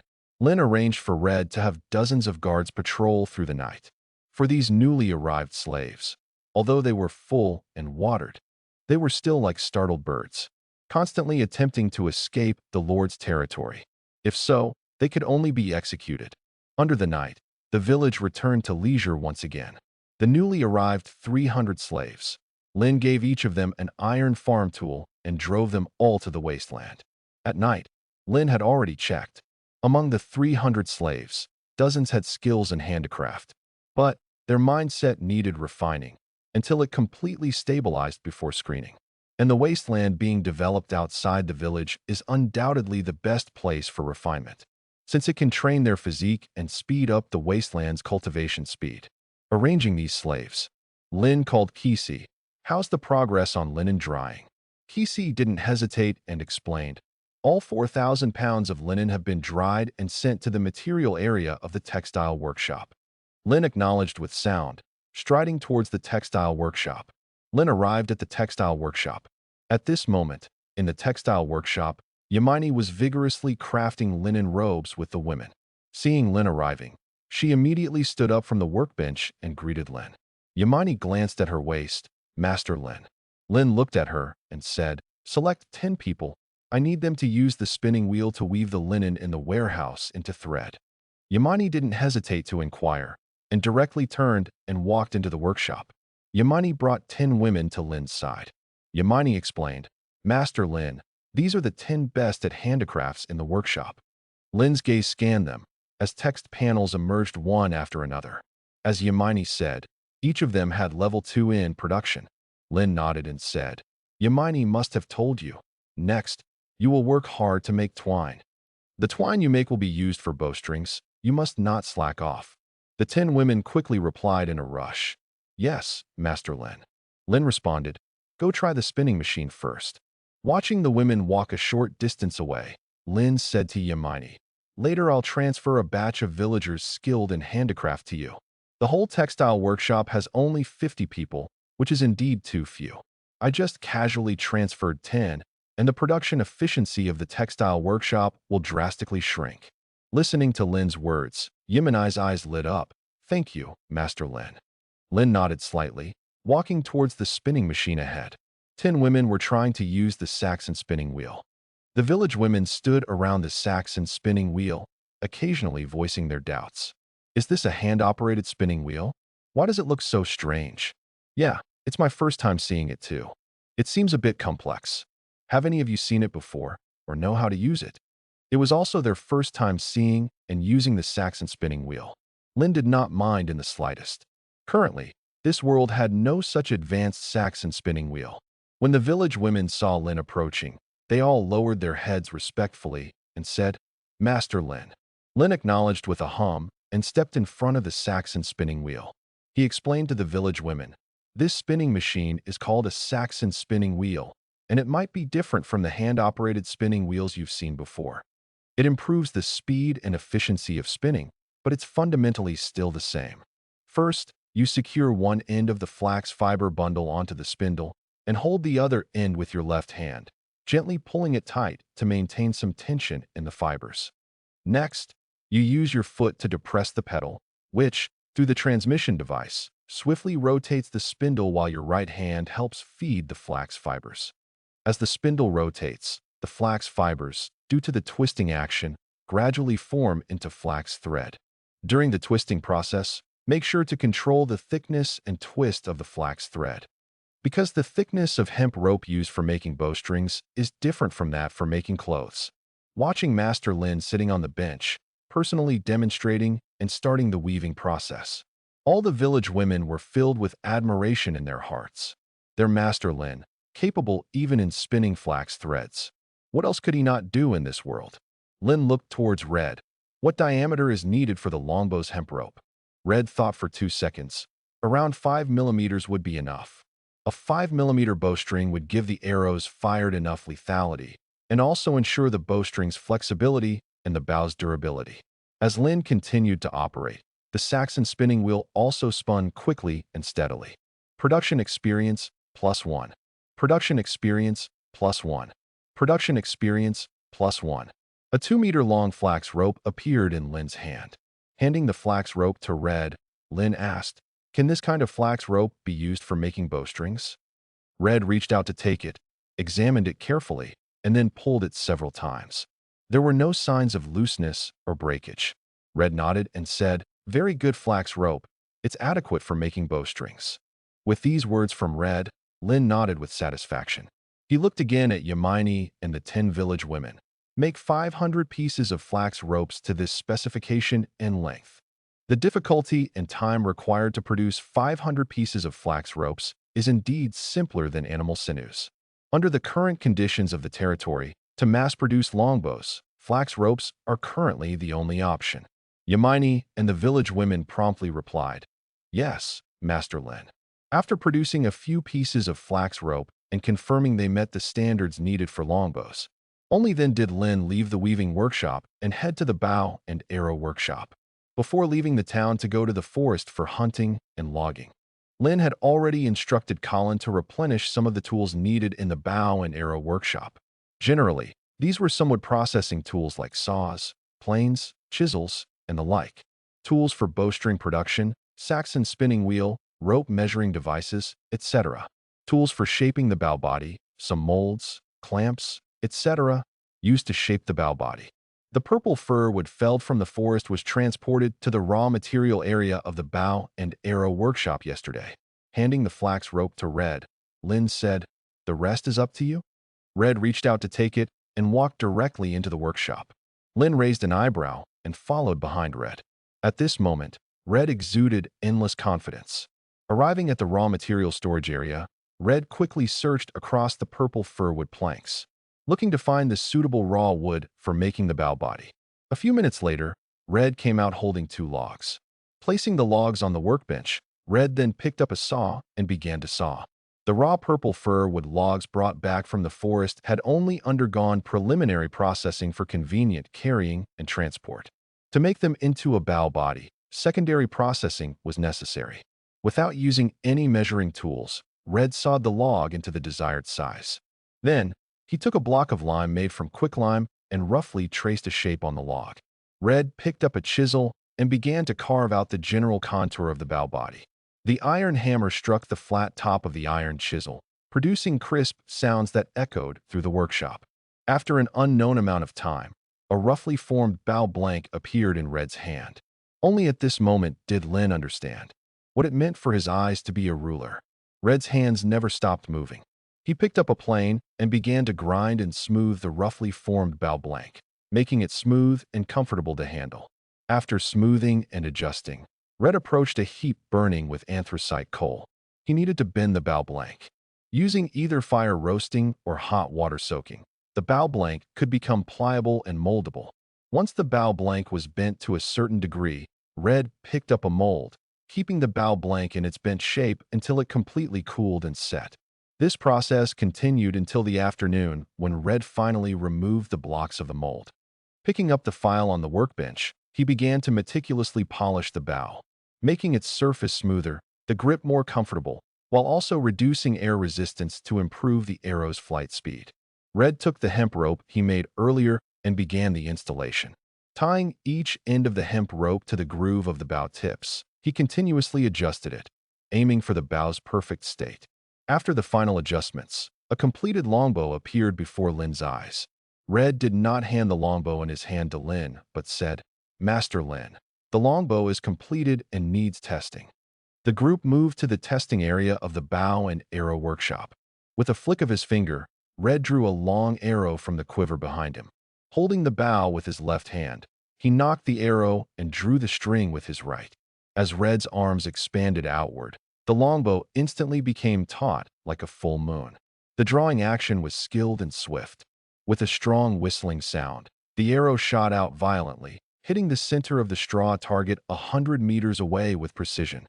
Red again drew out 2 arrows and shot them consecutively. Both arrows also hit the bullseye precisely. After confirming there was no issue with the longbow, Red then handed it to Lin, holding it with both hands. "Master Lin, the longbow test is completed." Lin acknowledged, reaching out to take it. A thought crossed his mind, and a string of text appeared before his eyes. Ordinary longbow, made with purple fir wood and hemp rope, with a long range, powerful, effective shooting distance of 270 meters, etc. Seeing this text, Lin raised an eyebrow. An effective shooting distance of 270 meters. An exceptionally good longbow. Receiving the arrows handed by Red, Lin likewise knocked an arrow and drew the bow, arms expanding outward. As he released his fingers, the arrow flew out instantly. The action was skillful and pleasing to the eye. The arrow flew over the open ground ahead, again hitting the bullseye with precision. Beside him, Red's eyes widened slightly. He could clearly feel that Master Lin's archery was becoming more skilled. Lin shot all the arrows in Red's quiver before stopping. By now, his arm was sore and even slightly trembling. He was nearing exhaustion. Lin estimated in his mind. The draw weight of this longbow in his hand was at least around 130 pounds. If not for previously increasing his strength several times, he wouldn't have been able to draw it so many times. Using such a longbow for full-string shooting is extremely physically demanding. Handing the longbow back to Red, Lin stepped out of the workshop. Now, whether it's the bow and arrow workshop, the quality wood for making bow bodies, or the hemp rope for bowstrings, everything is in place. However, to put the bow and arrow workshop into use, there are still constraints. He doesn't have enough craftsmen skilled in making longbows. Sitting on a bench in the workshop's rest area, Lin opened the resident information column and began to scan the top. Production is just a general term for various handicrafts. Under it, there are subdivisions such as woodworking, weaving, textile, pottery, etc. Lin chose to filter by woodworking, rearranging the villagers' information columns to float before his eyes. When he saw the first column, Lin couldn't help but raise an eyebrow. Ability: Production Level 3, Collection Level 2. Planting Level 2. Attributes: Attack F-, Defense F+, Speed F-, Constitution F, Energy F. Talent: Bowmaker, expert in making bows and crossbows, improving accuracy and durability. Skills: Skilled wheelcutter, experienced and skilled in the field of bow and arrow. Level 3, Production, along with talent and skills. Lin was quite certain that this was the first time he'd seen this person's information. This could only mean that this man named Jose Morgan had just joined his territory. The only possibility was that Jose was among the batch of slaves Zod brought yesterday. Telling Red, he instructed 2 guards to find Jose and bring him over. The 2 guards arrived before Lin, their faces full of anger, bringing along a thin, elderly man. Red also looked at the dirty, elderly man in front of him. He asked the guards with a frown, "Why did it take so long?" A guard answered nervously, "Master Lin, Captain, it's not our fault. We went to the fields asking one by one and found this guy, but he refused to admit he was Jose Morgan. We even asked for a long time before someone from his village told us." Listening to the guard's explanation, Lin glanced at Jose. It was indeed him, no mistake. Jose's reluctance to admit his identity was quite normal too. just arriving in a strange territory, looking so ordinary and plain, yet being singled out by several guards. Moreover, having the status of a slave. In such circumstances, who would dare to respond and admit? Dismissing the two guards, Lin spoke to Jose. No need to be nervous. Killing you brings me no benefit. Listening to Lin's words, Jose's eyes turned rapidly. After pondering the meaning in these words, Jose asked softly, "Then, Lord, why have you sought me? I'm just an old man, nearly 50. A man cautious and inconspicuous." Lin didn't bother with too much idle talk. He got straight to the point. "I need you to work in this workshop and help me produce a large quantity of longbows." Jose's face was full of surprise upon hearing Lin's words. Even counting yesterday, he had only seen Lin 3 times. How did Lin know he could make longbows? Lin looked at Red, and Red understood, handing the longbow on the workbench to Jose. Jose looked at the longbow in his hand with doubt, and gradually a trace of admiration appeared in his eyes. However, he didn't say anything. He was meticulously playing with it, as if he was admiring something. Jose remembered Lin's words just now, and he said, "Lord, are you mistaking me for someone else?" Lin stared at him. "After you agree, you don't need to go to the fields to work anymore. Moreover, you will become the foreman of this bow and arrow workshop, with over 100 or perhaps more apprentices at your command." Jose's eyes suddenly brightened. Seeing Jose's expression change, Lin shifted his words. "But since you aren't Jose, then you can leave and go cultivate the wasteland." Jose hurriedly spoke. "Lord, I am Jose Morgan, an old carpenter skilled in making longbows." Lin frowned, and his words turned cold. "Are you playing tricks on me?" Jose was terrified and quickly knelt on the ground, his words full of pleading. "Lord, please forgive me. This old man just wants to survive." Lin watched as Jose repeatedly cowed out on the ground, offering no intervention. Since Jose chose such a path, he naturally needed to have the awareness of paying the price. Until Jose's forehead became swollen and bloody. Only then did Lin say, "Stop." At this time, Jose looked dizzy. Even his voice became stammered. "Thank you, Lord." Lin responded with a nod, continuing, "From now on, you are the foreman of this bow and arrow workshop. Tomorrow, I will provide you with 100 villagers. You will instruct them on how to make longbows, how to make arrows. Jose, do you have any questions?" Returning to his senses, Jose replied, no problems, Lord." Lin nodded. Only then did he leave the bow and arrow workshop with Red. Red, as his personal guard, naturally couldn't be assigned to the bow and arrow workshop. Fortunately, the appearance of Jose perfectly filled this vacancy. "Jose, this old man's little thoughts are quite numerous. The arrangements for the bow and arrow workshop and the textile workshop are all complete. Next, labor just needs to be added, and the 2 workshops can enter production." Walking on the red brick ground of the small town, Lin's gaze swept around. The center of the town. The castle was still under construction. Due to diverting a portion of the villagers, the construction progress of the castle was somewhat slow. But Lin was not in a hurry. On the other end of the castle, the market district and trading hall were being constructed. Once all construction is completed, as the population of the town continues to grow, it will become the most prosperous place in the entire territory. Withdrawing his gaze, the sky had gradually darkened. Lin only made a longbow with Red in the bow and arrow workshop. A day's time passed quickly. 2 days later, in the morning, Lin gathered all the villagers together. According to the information from the resident information column, he read out one name after another. 150 villagers were selected from the crowd. The remaining villagers continued to work in the wasteland, cultivating it. Seeing their faces full of doubt and puzzlement, Lin explained, "Starting today, you 2 groups will no longer need to work in land cultivation.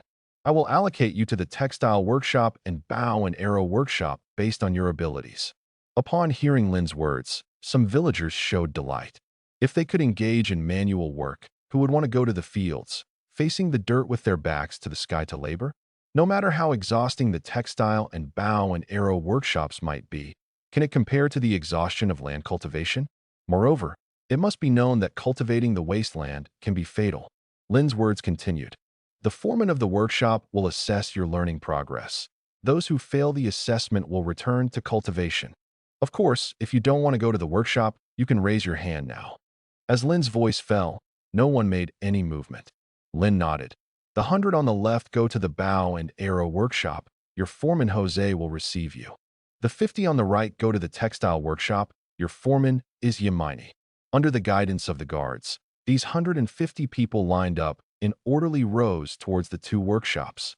The arrangements for the two workshops were finally completed. Looking at Bai Ling and Black Knight running towards him from afar, Lin made a move, taking a few pieces of fine meat from a guard's clay pot and threw them over. Bai Ling and Black Knight both leapt up, chewing and crushing the fine meat, swallowing it in large mouthfuls. Breeding experience +1. Breeding experience +1. Breeding experience +1. They then arrived at Lin's feet, gently nudging his ankles with their heads. In just 10 or so days, Lin felt that Bai Ling and Black Knight seemed to have grown a bit plumper. After feeding a few more pieces of fine meat, Lin headed towards the distant wasteland, preparing to work on his collection skill. Collection, level 1, 185 over 200, plus. His collection skill is about to be upgraded to level 2. Arriving at the wasteland, under the watchful eyes of surrounding villagers, Lin took up a sickle and bent his waist. With his left hand, he grabbed a handful of weeds, and with his right hand, he sliced through the roots with the sickle. A handful of weeds was instantly severed. He turned his body, skillfully throwing the weeds into the pile behind him. Then he turned back and continued repeating the same action, whether clearing weeds, trimming branches, or using a hoe to break up soil clumps. All of these are farming tasks that require constant repetition. One must be patient, endure hardships, and tolerate monotony. It is precisely because of this reason that the villagers' characters are honed to be so simple and kind. Because they never thought of calculating against others, never thought of gaining without effort. They just want to cultivate their own small piece of land well, just enough so their family doesn't suffer from hunger. This world does not allow it. The reclamation of the wasteland continues. During these few days, a minor incident occurred. A villager was bitten by a venomous snake while clearing the weeds. Fortunately, Old John was able to suck out the venom, apply some herbs, and after drinking several bowls of potion, the snake's venom was suppressed. He will recover after a few days of rest. Though it was just a minor incident, it made Lin realize the importance of a hospital. Once the land reclamation is completed and the autumn planting finished, he plans to vigorously develop a hospital. Being bitten by venomous snakes, or suffering surface wounds from land reclamation, or injuries from house construction. Some injuries may seem simple, but for these villagers with low resistance and no medical care, even a minor injury or illness could lead to their death. Lin calmly understood. Purchasing a slave costs only 3 shillings, but the cost of treating a slave is incalculable. Despite this, Lin is willing to spend a great deal of resources to build an estate hospital, because it takes time to cultivate a villager with over 90% loyalty. And if they can be healed, their loyalty will significantly increase, even to the point where they would selflessly give their lives for Lin, because it was Lin who gave them the chance to live.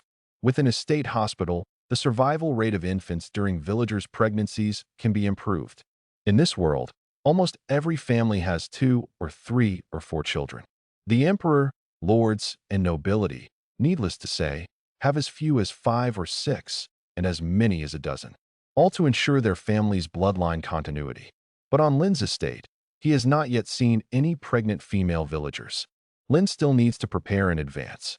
As Lin pondered on future developments, on the limestone road outside the village, Lin saw from afar a long procession heading towards his village.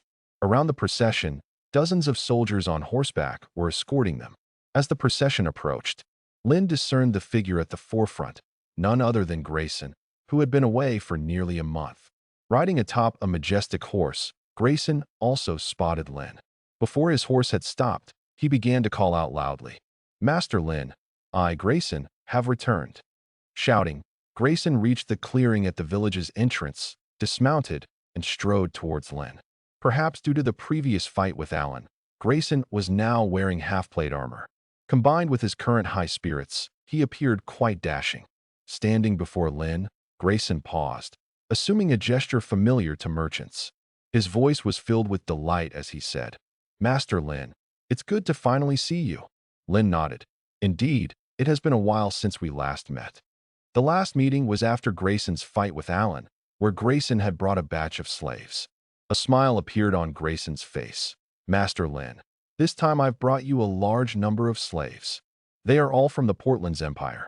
Lin's eyebrows raised. The Portland's Empire? Grayson's smile grew more pronounced as he explained. Yes, the Portland's Empire. Master Lin, you might not know. The sea sirens of the Gibraltar Strait have left. Compared to the spies sent out by the estate who haven't yet returned with outside information, Lin was more curious about why the sea sirens left. Lin, leading Grayson towards the tavern, inquired, which power slew the sea sirens? Or were they driven away? Grayson shook his head and said unabashedly, aside from the Grand Duke of Red Dragon being dispatched by Emperor Charlemagne VI to slay and drive away them at the Gibraltar Strait, no other military force has been there. Lin asked doubtfully, you mean the sea sirens left on their own? They had already arrived in the tavern. The two of them sat on the same row of benches. After taking a sip of beer, Grayson comfortably belched before beginning to speak. Yes, Master Lin, the sea sirens left on their own. However, there is a rumor circulating in the towns near the Gibraltar Strait. They say that on that night, with thunder and lightning, torrential rain raging, the nearby sea people saw a stunning woman in a red robe walking towards the strait. The stunning woman wore only a thin silk red robe, barefoot, revealing a pair of enticing white long legs, with a face like that of a god that no one dared to encroach upon. Lin furrowed his brow slightly. Grayson continued, despite the torrential rain, not a single drop fell on her, as if purposefully avoiding her. Lin asked in a deep voice, is there supernatural power involved? Hearing Lin's question, Grayson, who was lost in his reverie, snapped back somewhat regretfully. He remarked with a sigh, they say she was a witch. Lin queried. The witch drove away the sea sirens occupying the Gibraltar Strait. Grayson didn't respond, but cautiously glanced around. He remembered that this was Master Lin's territory and not the tavern at Fisherman's Wharf. He smiled awkwardly. Grayson continued, Master Lin, let's think from a different perspective if... Before Grayson could finish, Lin interrupted him.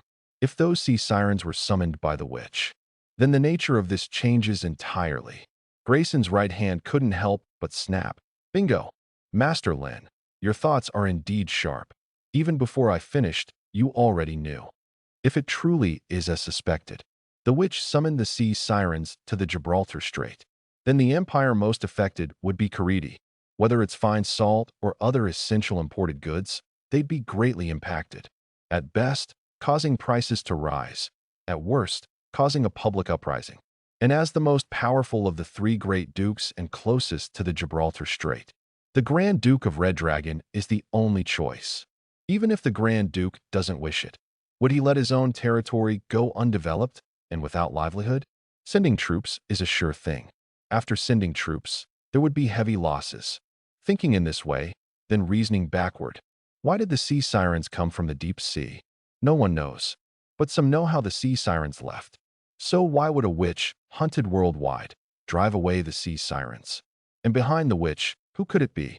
Even if Lin did not make wild guesses, he could guess that it must be someone trying to suppress the power of the Grand Duke of Red Dragon. Grayson took a sip of beer. Seeing that Master Lin had not yet spoken, he impatiently asked, Master Lin, have you guessed who it is? Lin did not answer, but instead asked, of course it's the Emperor of the Empire who fears the Grand Duke of Red Dragon's power. Lin instinctively nodded. It was a very reasonable deduction. Grayson continued, but that's very normal. With the Duke being so powerful, if I were Charlemagne VI, I would also try every means to weaken the Duke's power. With such a Grand Duke around, I couldn't sleep soundly. What if I happened to say something wrong, and my ministers rose in rebellion? Who could stop it? Lin shook his head helplessly. What Grayson said indeed made sense. But in Lin's view, if all this were true, chaos is about to descend upon the Caridi Empire. An emperor trying to weaken his minister's power by such means. Why would the Grand Duke of Red Dragon let it go? Even if he temporarily swallows his pride, it's just to bide his time for a future strike. But this has nothing to do with Lin. Instead, the more chaotic the Caridi Empire becomes, the less anyone will pay attention to this piece of land. This land then becomes even safer.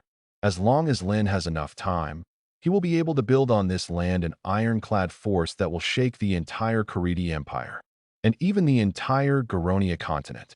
After some casual chatting with Grayson, after downing at least 5 or 6 cups of beer, seemed to remember something. He curiously asked Lin, "Master Lin, has Zod already been to your land?" Lin nodded. "He came a few days ago, said you introduced him, so I made a trade with him. He brought me a batch of slaves."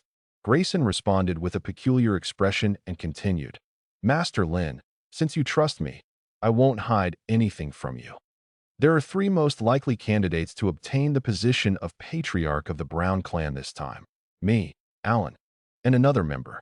Due to my attitude towards the Brown clan, there are already several family members willing to support me. Of course, everyone wants to become a part of the Brown clan, but some simply think they lack the power to compete and choose to give up. Zod is one of those supporting me. Like me and Audrey, he's a slave merchant. He sells ordinary slaves and some strange things." Thinking back to when Zod took him to the dungeon, and he saw that strange figure, Grayson couldn't forget it. Lin responded, "The succubus?" Hearing Lin's words, Grayson's eyebrows suddenly raised. Zod actually told Master Lin about that, which means he really sees you as a big client. If Master Lin is interested, you can have him bring it over for you. Not only the succubus, but also some other bizarre things. Lin curiously looked at Grayson. "Like what?" Grayson explained, "For example, goblins and tree men." All along, Lin thought this world was just a world of kingdoms and empires. But as he met more people and heard more rumors, Lin realized the complexity of this world. Grayson shifted his conversation to the goods he brought this time. "Master Lin, this time I brought you 800 slaves. Unfortunately, on the long ship above the whirlpool, we encountered a storm, and nearly 200 of the slaves fell into the sea and were swept away. Otherwise, it would have been 1,000 slaves." Lin was immediately interested. 800 slaves. He could do a lot of things with these slaves. Grayson continued, "Besides the slaves, there are 50,000 pounds of winter barley and 10,000 pounds of wheat." Lin nodded. "Very good, I'll take all of these." In Lin's mind, he began to calculate. According to the initial agreement with Audrey, each slave from the Portland's empire was worth 5 shillings. Lin spoke. "These goods and slaves I can exchange for 11,400 pounds of fine salt. And with the commission from the previous deal with Alan and the others, I can give you 12,000 pounds of fine salt." Listening to the string of numbers Lin mentioned, Grayson's breathing became slightly rapid. Although the sea sirens have now left the Gibraltar Strait, it takes time for the longships to reach the Karidi Empire from the strait. Moreover, despite the consumption over this period, the demand for fine salt remains enormous. The price of fine salt will take some time to fall. Simply put, if he ships out over 10,000 pounds of fine salt now, he can still enjoy the last wave of market profits. 12,000 pounds of fine salt. At the current market price of 12 pence per pound, that's 600 gold pounds. Grayson became somewhat impatient. He stood up from his chair and spoke to Lin. "Master Lin, thank you for your generosity. This beer is truly excellent. Next time I'll bring you Cyan Pavilion Island gin, the finest liquor on the entire continent. But for now, I must leave for now. Grayson, am going to make money." Lin smiled and said, "Then I'll be eagerly waiting." With all the grains on the carriage unloaded and 12,000 pounds of fine salt loaded onto Grayson's carriage, Grayson left with his carriage and the guard team.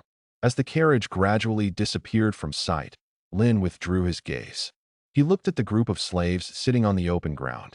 Compared to the previous batch of slaves sent by Zod, they appeared much more normal and healthy. Under the watchful eyes of the 800 slaves, Lin began a speech. It wasn't just empty promises. He simply explained their current situation, what they needed to contribute in the future, and what they could gain. Their once dim and hopeless eyes revealed a sense of surprise. 3 meals a day, and even a red brick house? Were they sold to become slaves? Why did it feel like they were sent here to enjoy life? It wasn't until they saw those pots of meat porridge and barley bread. They finally believed that the young lord before them was speaking the truth. Only then did they understand why the slave merchant who sold them said, "Meeting me is the luckiest thing in your lives." After letting them eat and drink to their fill, and rest for an hour to digest and adjust. Lin had the guards bring a few carts of iron size and iron hose, handed each person one, and drove them to the distant wasteland. With so many more slaves suddenly added, it was only natural that this labor force needed to play its part. Once they became familiar with living and working in this domain, Lin felt that the progress of land development, or its scope, could become even broader. A trace of anticipation emerged in Lin's heart, striving to clear 50,000 acres of farmland by the end of September. With this in mind, Lin opened the resource management panel to check. The first thing to catch Lin's eye was the 2 gold pounds. Lin thought it over, and it made sense. Almost all transactions used fine salt as payment. He had never separately sold fine salt. It would be strange for him to have a large amount of gold pounds. However, a large number of gold pounds were still needed for the domain. At the very least, it could be used to reward the villagers. The total population in the domain had already reached 4,500 people. This number already surpassed the number of residents in Morgantown. With the continuous improvement of various facilities, describing the current village as a small town is not an exaggeration at all. With the continuous cultivation efforts of the townsmen over this period, coupled with the existing farmland, there were now 32,600 acres of farmland in the domain. With 10 more days until the end of September, and with the current number of laborers, it wouldn't be challenging to expand to 50,000 acres. The amount of stored grain and crops was something even Lin had never seen so much of before. Barley, 200,000 pounds. This level of food storage was enough to ensure more townsmen need not worry about hunger. However, due to the high-frequency trading during this period, Lin discovered that the storage of fine salt was somewhat inadequate. By now, there were only less than 20,000 pounds of fine salt left in the warehouse. Fortunately, with the opening of new fields soon to end, those salt factory townsmen can return to their posts. Lin took another look at the other resources. The storage of beer was as high as more than 20,000 pounds. The storage of premium iron was even as high as 50,000 pounds. 50,000 pounds of premium iron. Assuming a conventional set of plate armor weighs roughly 50 pounds, excluding the leather, cloth, and connecting items, there are at least 45 pounds. This means it could produce at least 1,000 sets of plate armor. If no iron mines were found, how many trips would merchants need to make to acquire such a weight of premium iron? Only by having one's own iron mine could there be an infinite future. As for the storage of anthracite, it had already reached 100,000 pounds. Although the weather was starting to cool, it wasn't necessary to use burnt anthracite for heating yet. The biggest daily consumption was only from the iron smelting furnaces in the blacksmith workshop. But with the daily excavations, the anthracite storage was more than sufficient, even to withstand the winter in December. Closing the resource panel, he had a rough understanding of the resources in the domain. Then, Lin opened the resident information column to inspect. After several rounds of filtering, Lin's eyes lit up slightly. Among this batch of slaves, there were actually 2 villagers with 3rd-level skills. B.O. Smith, Level 3 Production, Level 2 Collection, Level 2 Planting. Layla Rec, Level 3 Production, Level 2 Breeding, Level 2 Planting. Lin took a look, and both B.O. and Layla excelled at making pottery. Conveniently, he could assign them to the newly built pottery workshop. However, for now, it's better to let them settle down in the wasteland and wait until their disposition stabilized before considering that. The townsmen who had gone out all returned to the small town. The newly arrived slaves followed among the crowd, with a look of confusion on their faces. They were filled with curiosity in their hearts. Wasn't it just sunset? Why could they return to the town to rest already? 2 days passed in the blink of an eye. Night once again enveloped the entire world. It cycles endlessly, never changing for anyone. In the clearing in front of the small town, the bonfire continued to burn, providing light and warmth for the townsmen eating dinner. Watching them gather in groups of a dozen or so, chatting and eating, a thought emerged in Lin's mind. A large dining hall needs to be built for them.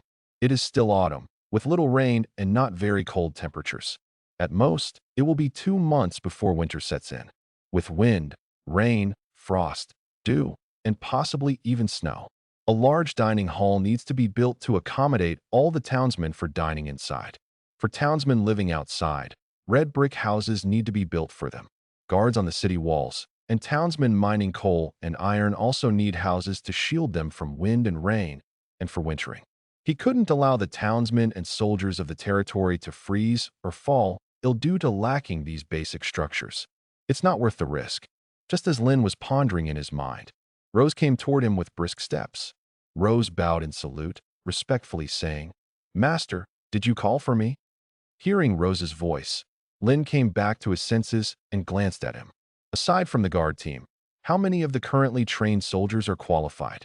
Rose replied without much thought. A total of 300 soldiers. 200 are capable of following orders and using the winged spear. The remaining 100 are still in basic physical training and order drills. Lin nodded and slowly stood up. Select 200 from among them whom you deem fit for training. Rose raised an eyebrow. So the master called him here for military expansion. After all the townsmen finished dinner, Lin gathered them together. Lin did not give any lengthy speech, nor tried to stir emotions. He simply told them that some people need to join the forces guarding the territory. Because, without enough soldiers, without enough armed force, no matter how well you farm, it'll only become someone else's granary. With just a few words, Lin got the well-fed townsmen excited and eager. Because they understood the meaning in the Lord's words. Because without an armed force, they were taken and sold as slaves. Because they knew the pain of being treated as slaves, they did not want to go through it again. Lin nodded in satisfaction, turning his gaze to Rose. Rose understood at once, taking a dozen soldiers into the crowd to start selecting. Through continuous trading with merchants, the territory indeed had a surplus of food. But in order to expand the military and strengthen the armed forces of the territory, Lin had to proceed step by step. With a population of 4,500 people, 70% are male. Should all the males be drafted into the army at once? Tough jobs like mining iron and coal or reclaiming land can't be assigned to women, can they? Of course, it's not impossible. Due to physical limitations, work efficiency would greatly decrease. With previous conditions, it was impossible to support so many townsmen in rigorous training. If you can't feed them, how can you think of raising an army? Who would want to be such a soldier? But now it's different. Now the territory has plenty of plantable farmland, and the warehouses are stocked with lots of food and meat. It can fully support 500 soldiers for rigorous training and daily consumption. 200 soldiers were selected by Rose. Lin looked around. They were all robust and strong men. Instructing the selected townsmen to wait here tomorrow morning for Instructor Ross to take them for training. Lin dismissed everyone, and the small town returned to leisure. Lin noticed that the selected soldiers were filled with joy, while the unselected townsmen were full of disappointment and regret. They had no resistance to being selected as soldiers. Lin thought again and understood. Becoming a soldier or guard of the territory meant not having to participate in daily labor. And with each meal, they got a pound of meat and received a salary of 1 shilling per month, with the city walls as a shield and in times of peace. Under such conditions, who wouldn't be tempted? Rose paced to stand beside Lin, looking hesitant to speak. Lin spoke, "Say what's on your mind." Upon hearing this, Rose didn't hesitate. "Master, with the current expansion, will continuing to recruit effect?" Lin nodded. "If it were before Grayson came, I certainly wouldn't expand the army. But he brought me 800 slaves. Expanding by just 200 won't affect much." Lin's original autumn plowing plan was to open 40,000 acres of farmland by the end of September. But now, by mid-September, nearly 30,000 acres had already been reclaimed. With 8 days until the end of the month, the speed of reclamation has exceeded his expectations. Rose nodded slightly without speaking. Lin continued, "These 500 soldiers, you need to train them quickly." Rose raised an eyebrow, realizing something. "Master, you mean?" Lin's gaze shifted and he stared directly at Rose. "War. I want to wage war. Not just against the nearby Morrison Manor, but also against the Iron Blood Brotherhood Bandit Corps. If they are not eradicated, the merchants transporting goods to the territory will always be fearful. The goods will be plundered, causing losses not only to the merchants but also to his territory." Lin said, "Prepare yourselves. Soon you will become a sharp blade piercing the enemy's chest." Listening to Lin's resolute words, Rose's face became serious. Lin responded with a sound and dismissed Rose. After expanding the army, soldiers need to be equipped with matching weapons and shields. For the time being, the blacksmith workshop does not need to continue production of the wheel plow. It will focus on making the wing-shaped spear. As for whether there's enough quality iron, now the least worry is quality iron. On the vast wasteland that has been cultivated and extended, Lin couldn't help but wipe the sweat from his cheeks. In the blink of an eye, 3 days had passed. It is already the end of September. Today is the last day of Lin's planned cultivation. He glanced at the resource management panel. With thousands of townsmen working diligently to clear and cultivate the land, 50,000 acres of farmland have been opened up. This 50,000 acres of farmland will all be used for planting winter barley. Handing the sickle to a townsman, Lin stepped towards the shed and drank the well water in large gulps. Standing nearby, Tate immediately walked over. Tate spoke respectfully. "Master Lin, as you mentioned, once cultivation ends these days, this year's autumn plowing will be over." After swallowing a few gulps of well water, Lin said, "Yes, the cultivated land is enough for these people to plant. After autumn plowing comes autumn planting." Excluding the 200 townsmen drawn away to support the workshop, there are now over 2,700 townsmen involved in cultivation. Tate nodded, estimated based on the planting method in his mind. 2,700 people planting 50,000 acres of farmland would be more than enough if scattered planting is adopted. It's even a bit too much. Tate curiously asked, "Master Lin, what's the next step?" Handing the wooden spoon to the townsman, Lin walked toward the small town. Calmly spoke from Lin's mouth. "Select winter barley for soaking." A hint of confusion appeared on Tate's face. Soaking? He naturally knew about selecting winter barley. But soaking, what is it? Seeing Master Lin not explaining, Tate quickly followed him. Returning to the vacant lot in the town, Lin called for Kisi. Arrange 50 people to come over, to select winter barley and carry out the rock salt. Listening to Lin's words, Kisi instantly understood. She quickly responded, "I'll go right away, Master Lin." The confusion on Tate's face became more apparent. 50 women arrived at the vacant lot, and after receiving instructions from Kisi, formed into 3 teams and dispersed. In less than half an hour, this time with additional items in their hands, dozens of women carrying baskets brought out rocks of rock salt and began to crush them. 12 women rolling 3 to 4 meter diameter, 1 meter high water jars came slowly. Another 10 women used bamboo baskets to continuously transport winter barley out of the warehouse. A few women carried stacks of sieves and swiftly returned. Seeing the needed items all gathered, Lin spoke up. Kisi responded, looked at the women, and began instructing. Use sieves in pairs to select seeds using the wind screening method. Hearing the 4 words "wind screening" from Kisi's mouth, Tate looked intrigued. He didn't ask anything, but stood quietly observing, and pulled out the parchment and metal pen from his arms. Listening to Kisi's words while recording, Kisi's speech continued. Pay attention to feel and observe the wind direction. Use wind power to screen. Tate noticed that under this so-called wind screening method, the wheat husks and shriveled grains were blown away and fell to the ground. The larger, heavier, plump barley seeds remained in the sieve. It seemed simple, yet required skill and experience. This seed selection method was far more efficient than manual selection. Tate wrote this information on the parchment. After organizing 10 groups to select seeds and plant, Kisi looked over to the other group of women. All the crushed rock salt should be soaked in water jars, then add well water. After the rock salt dissolves, soak the selected barley seeds in cloth bags into the water jars. Salt water can disinfect the seeds and improve germination rates. The women nodded, picked up iron hammer, and continued crushing the rock salt on the ground. Seeing this, a complex expression appeared on Tate's face. Soaking barley seeds in salt water? How can this be recorded? Even if salt water has good effects. But with the price of salt being so high, villagers elsewhere can't even afford to eat it. How could they be willing to use salt to soak seeds? On Master Lin's land, they actually use salt to soak seeds? Indeed, is this the generosity of a lord with a salt mine? Tate just braced himself and took notes on this information. Lin sat on a bench not far away, watching Kisi arrange everything in an orderly manner. As Kisi experienced more and more, she understood more and more.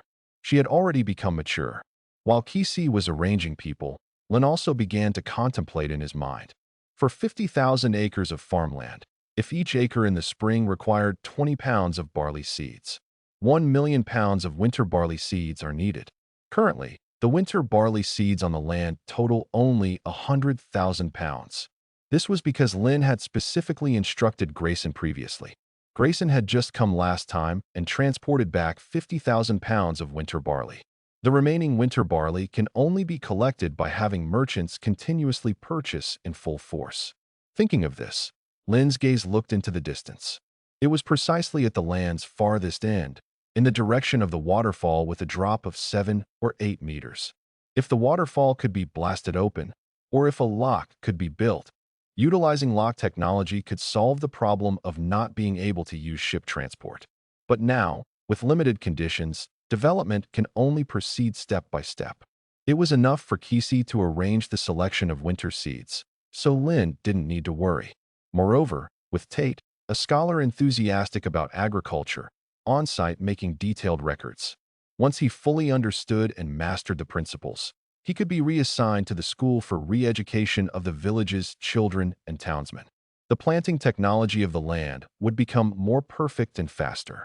Lin, with Red, walked and patrolled through the village. In the blacksmith workshop, Irello was leading his more than 100 apprentices in making wing-shaped spears. Even before getting close, Lin heard the crisp sound of metal clashing. Lin glanced from afar and was about to leave when Irello's voice sounded behind him. Lin turned his body and looked back, only to see Irello striding over quickly. Looking at Irello, whose face was full of a smile, Lin asked. Irello hesitated before speaking. Master Lin, is the land reclamation going smoothly? Lin nodded and was just about to speak when he suddenly understood the implication behind Irello's words. This guy came to claim the reward for making 100-wheel plows. 100-wheel plows would be 100 gold pounds. However, Lin did not mind at all. The blacksmith workshop had been working almost day and night to rush the work. Enduring the high temperatures of the blast furnaces and kilns, they were engaged in high-intensity forging labor every day. Lin naturally understood how hard it was. Having undertaken the task, Irello and his apprentices completed it, and they should rightfully receive a reward. Thinking of having seen only 2 gold pounds left a short while ago, Lin pondered for a few seconds. He spoke, I don't have that many gold pounds right now, but I can exchange it with 24,000 pounds of wheat. Hearing Lin's words, Irello was not disappointed.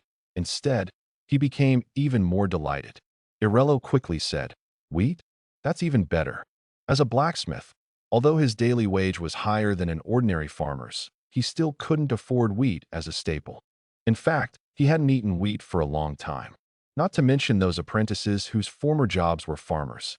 On Master Lin's land, there were very few places where gold pounds were needed. Lin nodded. Later, you can go to Kisi to get it. Just say I told you. Irello quickly bowed. Thank you, Master Lin. Receiving Lin's response, Irello left joyfully.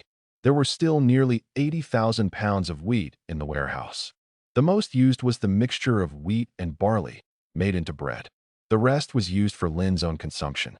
Stepping forward, Lin arrived at the bow and arrow workshop. Walking into the workshop, the current bow and arrow workshop had already started production. Numerous apprentices were engaged in various labors at different positions. The secondary processing of purple fir wood, carving out the bow blanks, initial grinding, shaping by roasting, reinforcing with molds, making bowstrings. Even though their techniques were still very unfamiliar, they were already able to form a complete production line. As long as they were given sufficient time, their efficiency would become higher, and the speed of producing longbows would increase. Just after teaching an apprentice how to use a mold to shape a longbow's body, the standing foreman Jose immediately noticed Lin in the workshop. He hunched over and came in front of Lin. Lord. Lin glanced at Jose and directly asked, How many longbows have been made now? Jose quickly explained, Since the workshop just started, although these people have some carpentry skills, they're complete novices in bow making. Large-scale production will take time. So far, only 5 longbows have been made. Lin frowned. The efficiency is too slow. It's late September now. I need to see 100 longbows by the end of October, 200 by the end of November, and 300 by the end of December. Jose wanted to speak, but hesitated. Lin stared directly at Jose. What's the problem? Hearing Lin's questioning tone, Jose replied with difficulty. Master Lin, I also want to make them quickly, but you've seen them. Lin said sternly. It's easy to solve. After speaking, Lin turned his gaze toward everyone in the bow and arrow workshop. Ladies and gentlemen, hearing this imposing and dignified voice, the apprentices stopped their work and looked at Lin. Lin continued, I brought you here not to enjoy life. In 1 month's time, if you can't produce 100 qualified longbows, you'll all be executed. This isn't a threat. It's an order. The faces of the 100 workshop apprentices were filled with terror, and they dared not speak. Lin looked back at Jose. Foreman Jose, is there still any problem now? Feeling Lin's cold gaze, Jose was filled with trepidation. His speech was even slightly stammered. No problem, Lord. Lin acknowledged and walked out of the bow-making workshop under everyone's gaze. Seeing Lin off into the distance, Jose withdrew his gaze and looked at the workshop apprentices. What are you still looking at? Aren't you going to start working quickly? Waiting to die together? Jose knew that the Lord's words were not only for these apprentices. They were also said for him to hear. On the red brick ground, Lin continued walking. Jose had his cautious thoughts, but to Lin, they were just minor concerns. In the face of a death threat, what could he do alone? He urgently needed this batch of longbows, not just to arm the soldiers guarding the city walls. He also needed these longbows for the outbound war planned for the coming spring. With long-range attack weapons, they could minimize the soldiers' casualties as much as possible. As for why exactly 100 longbows by the end of December, Lin needed to allow ample time for the soldiers to learn the longbow and be able to use it proficiently. Later on, Lin went to the pottery workshop. With level 3 production skills, Bo and Layla were already leading 50 apprentices in pottery production. Inside the workshop, there was a kiln for firing pottery, eliminating the need to dig a kiln cave outside the town on a slope. Most pottery products made were for the daily use of residents and various containers. It was a supplement to the town's daily goods. Lin saw from afar a convoy of carriages heading towards the town. Perhaps because the cargo was too heavy, the carriages moved at a slow pace. But under the setting sun, the convoy was bathed in a golden hue, and the shadows cast by the sunset stretched long and longer. The convoy of carriages arrived at Lin's town. Striding towards Lin was none other than Boar. However, Boar had undergone significant changes from head to toe. The linen robe was replaced with a silk jacket and the cloth shoes with leather shoes. Even several fingers were adorned with 4 or 5 gemstone enamel rings. His convoy also underwent changes. The single-horse carriages were directly replaced with the 4-horse carriages, known for their strongest carriage capacity, with the frame and wheels reinforced with metal. On flat roads, such carriages could carry up to 5,000 pounds. The guards beside the carriages also changed. The number of guards was as many as 30. They wore uniformly styled leather armor, had a scimitar hanging by their waist, and even a few guards carried longbows on their backs. Clearly, after being plundered by bandits twice, Boar had invested a large amount of gold pounds into the carriage guards. Coming to Lin, Boar bent his body and respectfully called, Master Lin. Lin nodded his head. Mr. Boar, I hope you've brought me good news. Boar displayed a confident smile. Of course, Master Lin. As per your requirements, my carriages are full of winter barley, 50,000 pounds. Lin nodded in satisfaction. Very good. But, Mr. Boar, this is far from enough. 50,000 acres of farmland require 1 million pounds of winter barley. Boar was not at all worried and continued speaking. Master Lin, you need not worry at all. Lin followed Boar's gaze. In the distance, on the wild limestone road, carriages were slowly heading towards the town under the sunset's glow. Lin raised an eyebrow, roughly counting at least 70 or 80 in total. Boar's words were tinged with a smile. Master Lin, you might not believe it. I've gathered all the local traveling merchants from Morgantown, Taylortown, and Simtown. They have been collecting a large amount of winter barley seeds from several small towns. Before coming, I roughly estimated that the average carriage transport capacity is about 2,000 pounds. Excluding my carriages, there's total 82 in number. Because of Lin's presence, Boar had the chance to expand the carriage scale and change to 4-horse carriages. Other traveling merchants, naturally, could not reach as far, transporting goods primarily using basic single-horse ordinary carriages. Listening to Boar's explanation, a rare trace of a smile appeared on Lin's face. 82 carriages? So many. Even Lin had never seen so many carriages moving at once. The visual impact of the scene was no less than watching a train in motion. Feeling Lin's changed tone, Boar smiled even more evident. Yes, Master Lin. This is just the first trip. The total winter barley we've collected should be over £1,000,000. Due to limited transportation capacity, it has to be brought over in trips. Lin nodded in satisfaction. It was undoubtedly the best news he had heard recently. This also showcased Boar's advantage as a local merchant. He might not surpass Grayson, Callie Allen, and others who crossed the Strait and Empire, earning more profit from international transactions. He might not have the connections and pedigree of Grayson and others, but only a local merchant like Boar could transport local crops to his territory in the shortest time and fastest speed. Lin used fine salt to exchange with Boar for his crops, achieving Boar's aspirations, allowing Boar to quickly accumulate assets from being an ordinary local traveling merchant.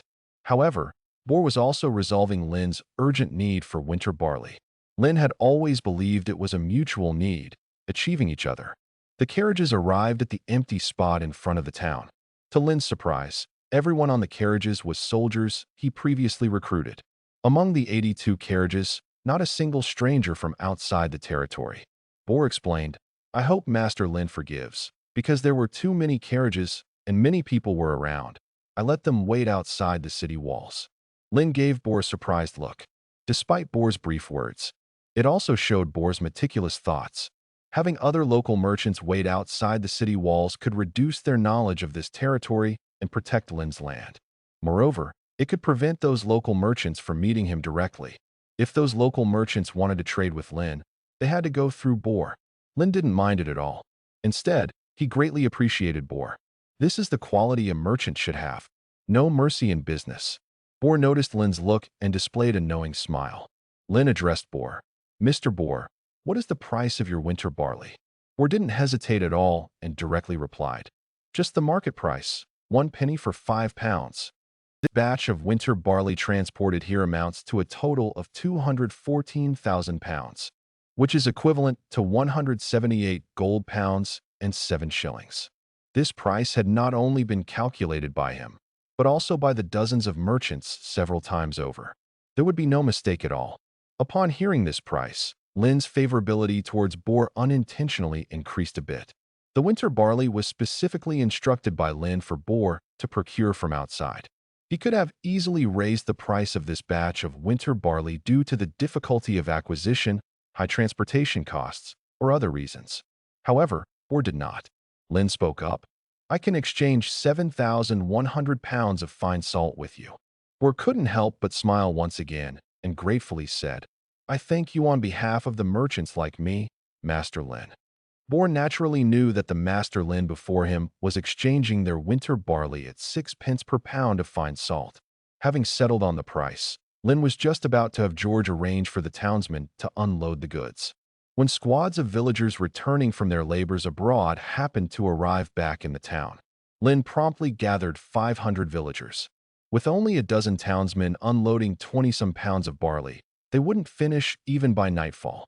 It was not until the moon was high above the treetops that the winter barley in the 92 wagons was finally completely unloaded. Before Lin could speak, Boar preemptively said, Master Lin, I'll take my leave first. It will take several more trips to transport all the winter barley over. In such circumstances, clearly, they wouldn't be at ease unless the winter barley was transported over and the transaction completed promptly.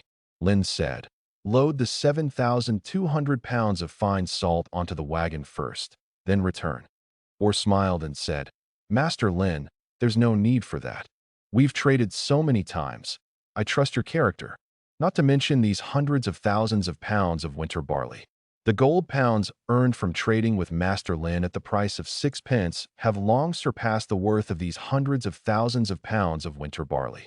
Barley really isn't that valuable. Lin spoke calmly and continued, You may trust me, but do they trust me? Boar's expression froze, and after a moment of hesitation, He eventually nodded. Bor mounted his horse, leading the caravan to gradually fade into the distance. Despite it being deep into the night, the torches they held illuminated the surrounding wilderness. The flickering flames were like a long, fiery dragon. It wasn't until the wagon caravan disappeared into the darkness that Lin finally withdrew his gaze. Tonight, the small town was destined for an anticipated night. With these 500,000 pounds of winter barley, nearly 20,000 acres of arable land could be planted. Lin dispatched all the villagers to return home and rest. They would need to continue opening up more land tomorrow.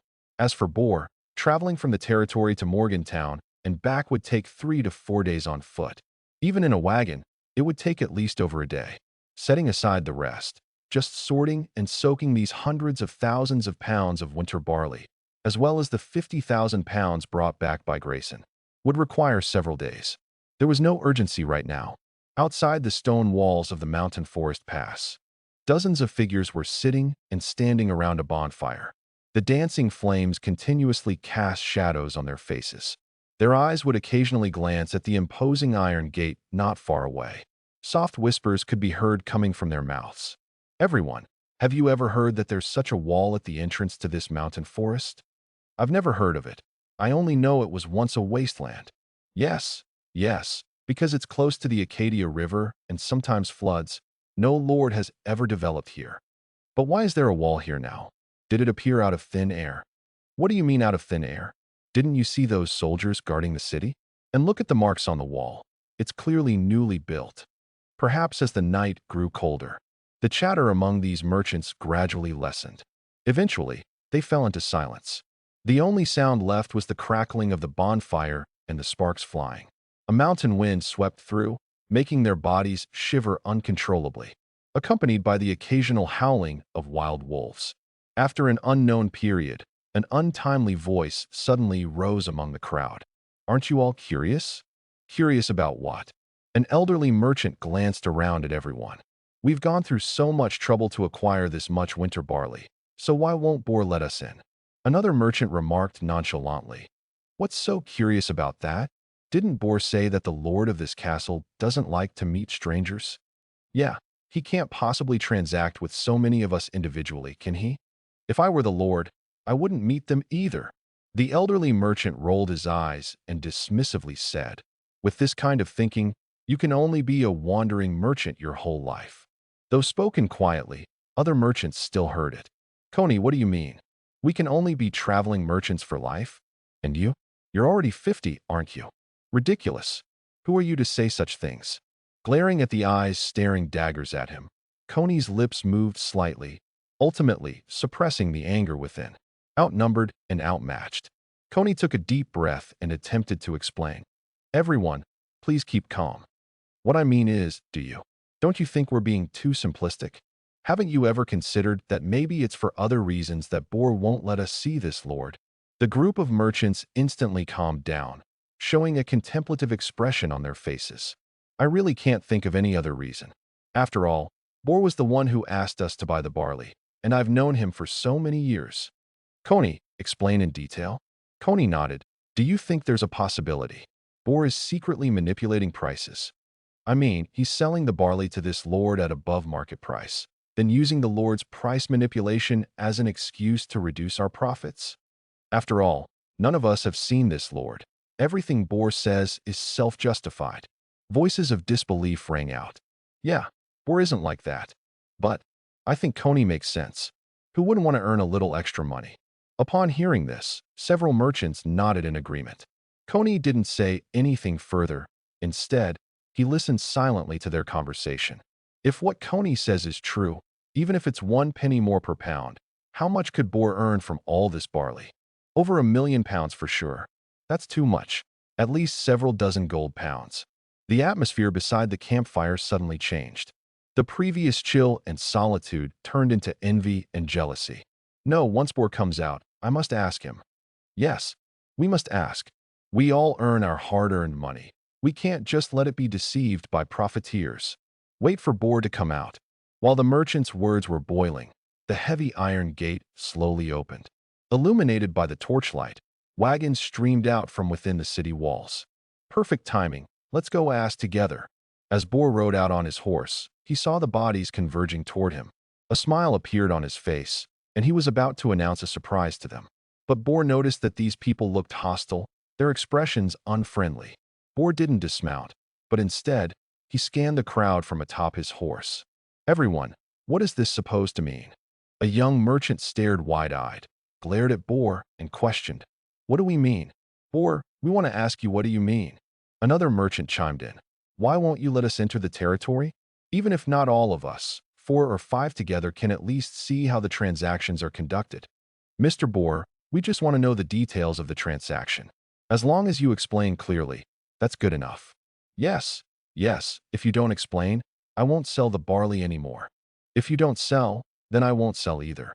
Listening to these comments, Boar's eyebrows instantly furrowed. He scanned the crowd again and said in a deep voice, "Silence."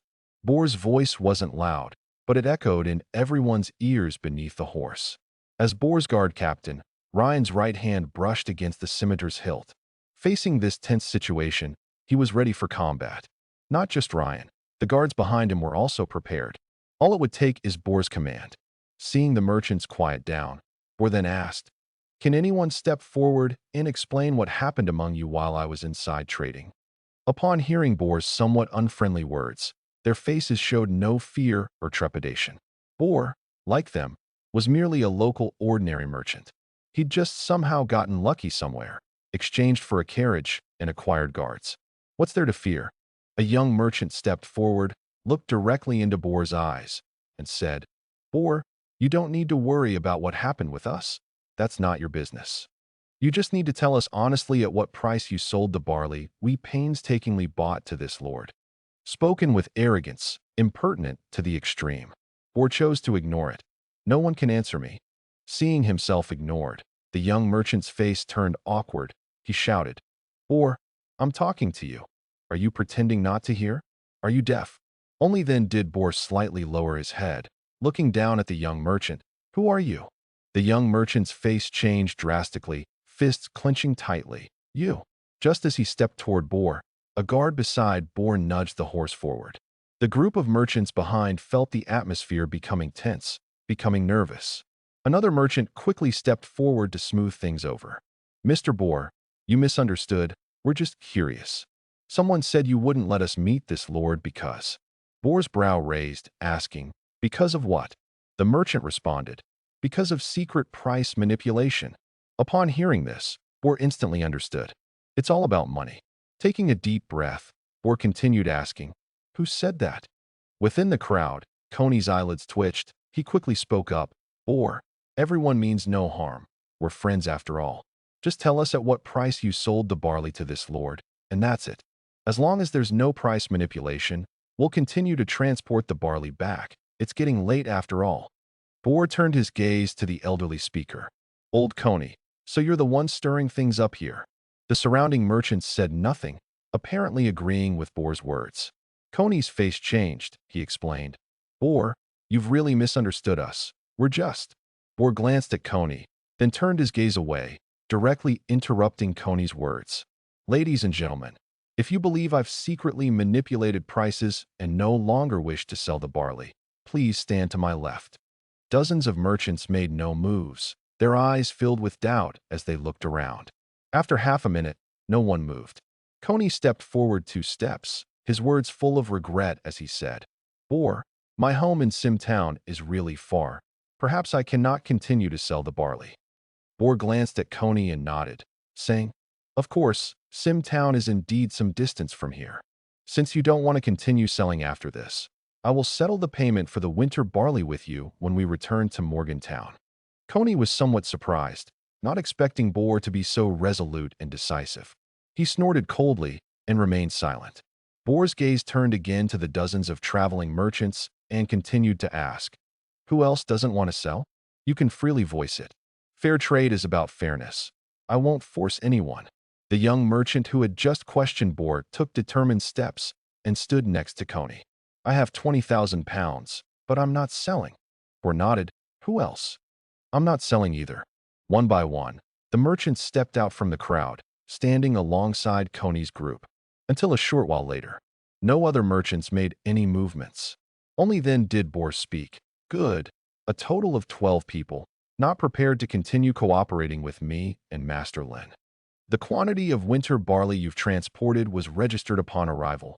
I will settle it for you at the market price of £5 per penny. The faces of the 12 showed no emotion whatsoever. They continued to look at Boar with strange eyes. This was the market price and also the agreed price. Boar indeed did not embezzle their profits.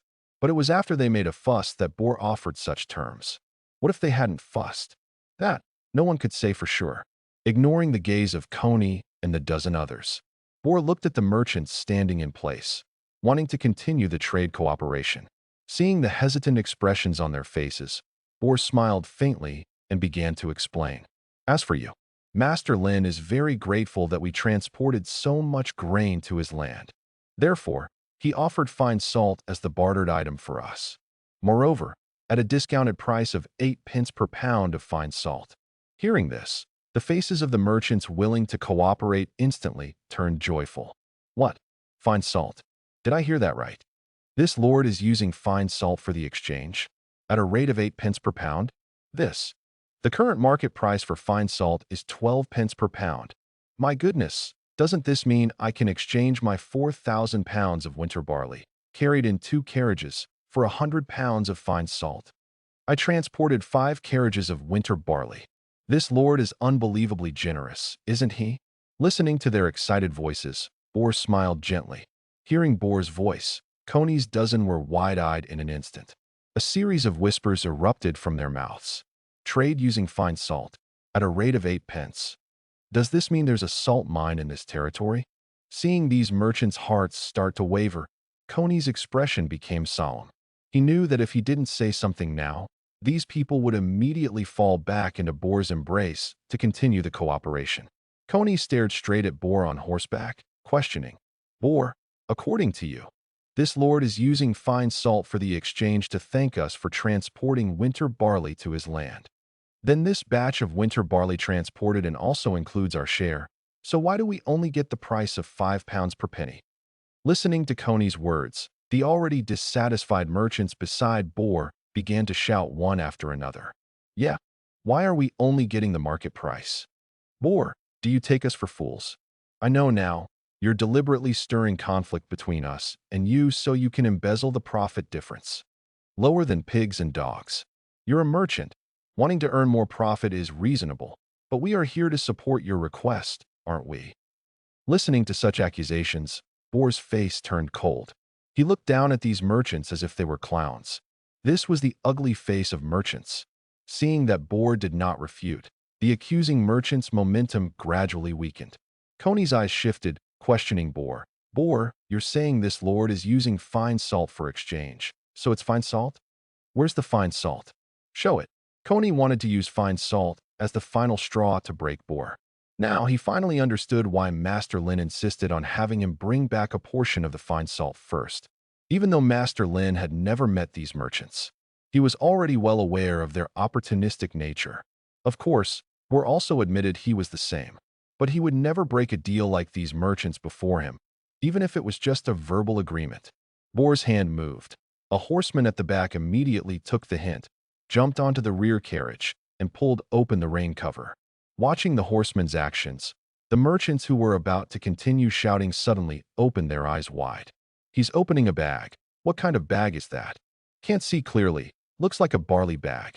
The horseman picked up a wooden scoop. What did he scoop out of the bag? Looks white and shiny.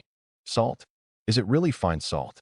Under the watchful eyes of everyone, Boar took the wooden scoop from the horseman's hand.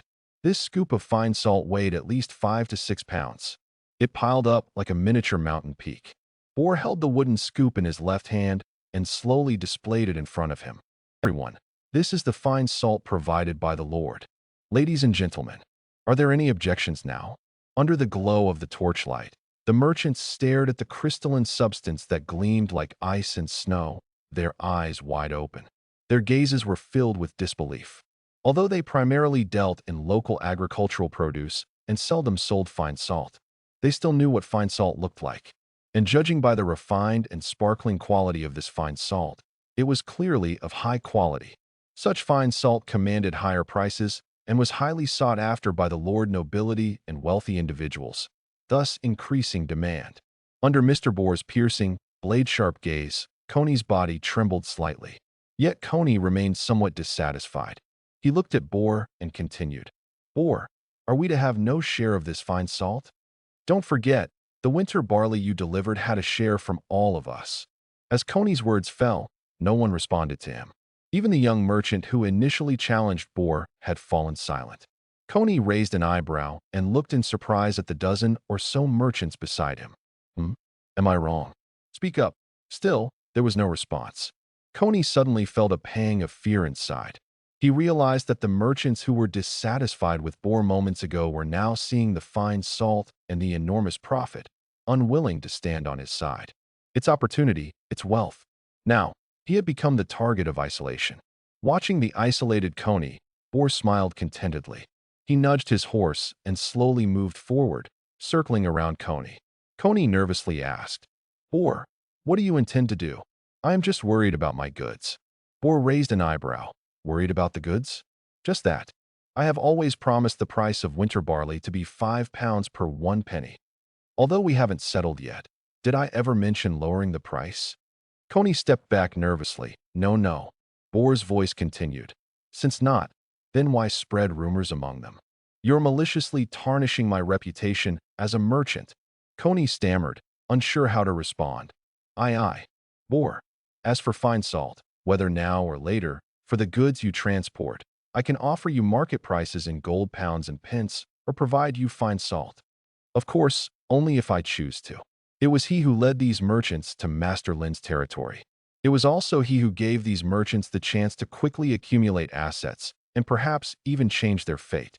He intended to hold these merchants tightly in his grasp. Master Lin offered him fine salt at 6 pence per pound.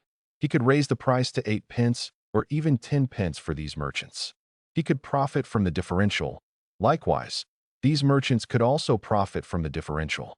Moreover, compared to buying agricultural produce at low prices from villages and selling them in towns, this was much more profitable. Coney fell silent, not daring to say a word. Those dissatisfied with Boar also remained silent, and the merchants who had not spoken wore looks of relief on their faces.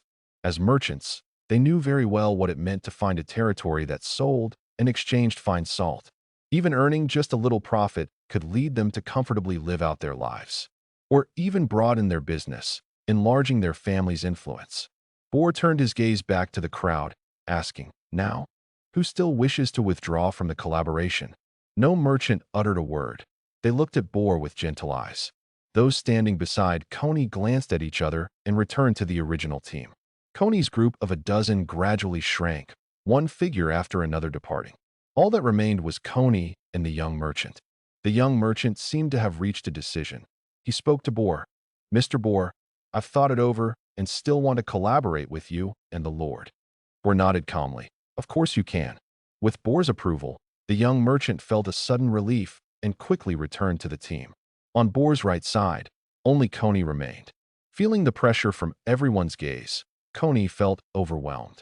He took a deep breath and, in a complex tone, said, "Mr. Boar, I apologize for my loud and impulsive words earlier. Please forgive me and allow me to continue our transactional collaboration." Boar said nothing, merely staring at Coney. Not just Boar, but all the merchants who changed sides also had their gaze fixed on Coney.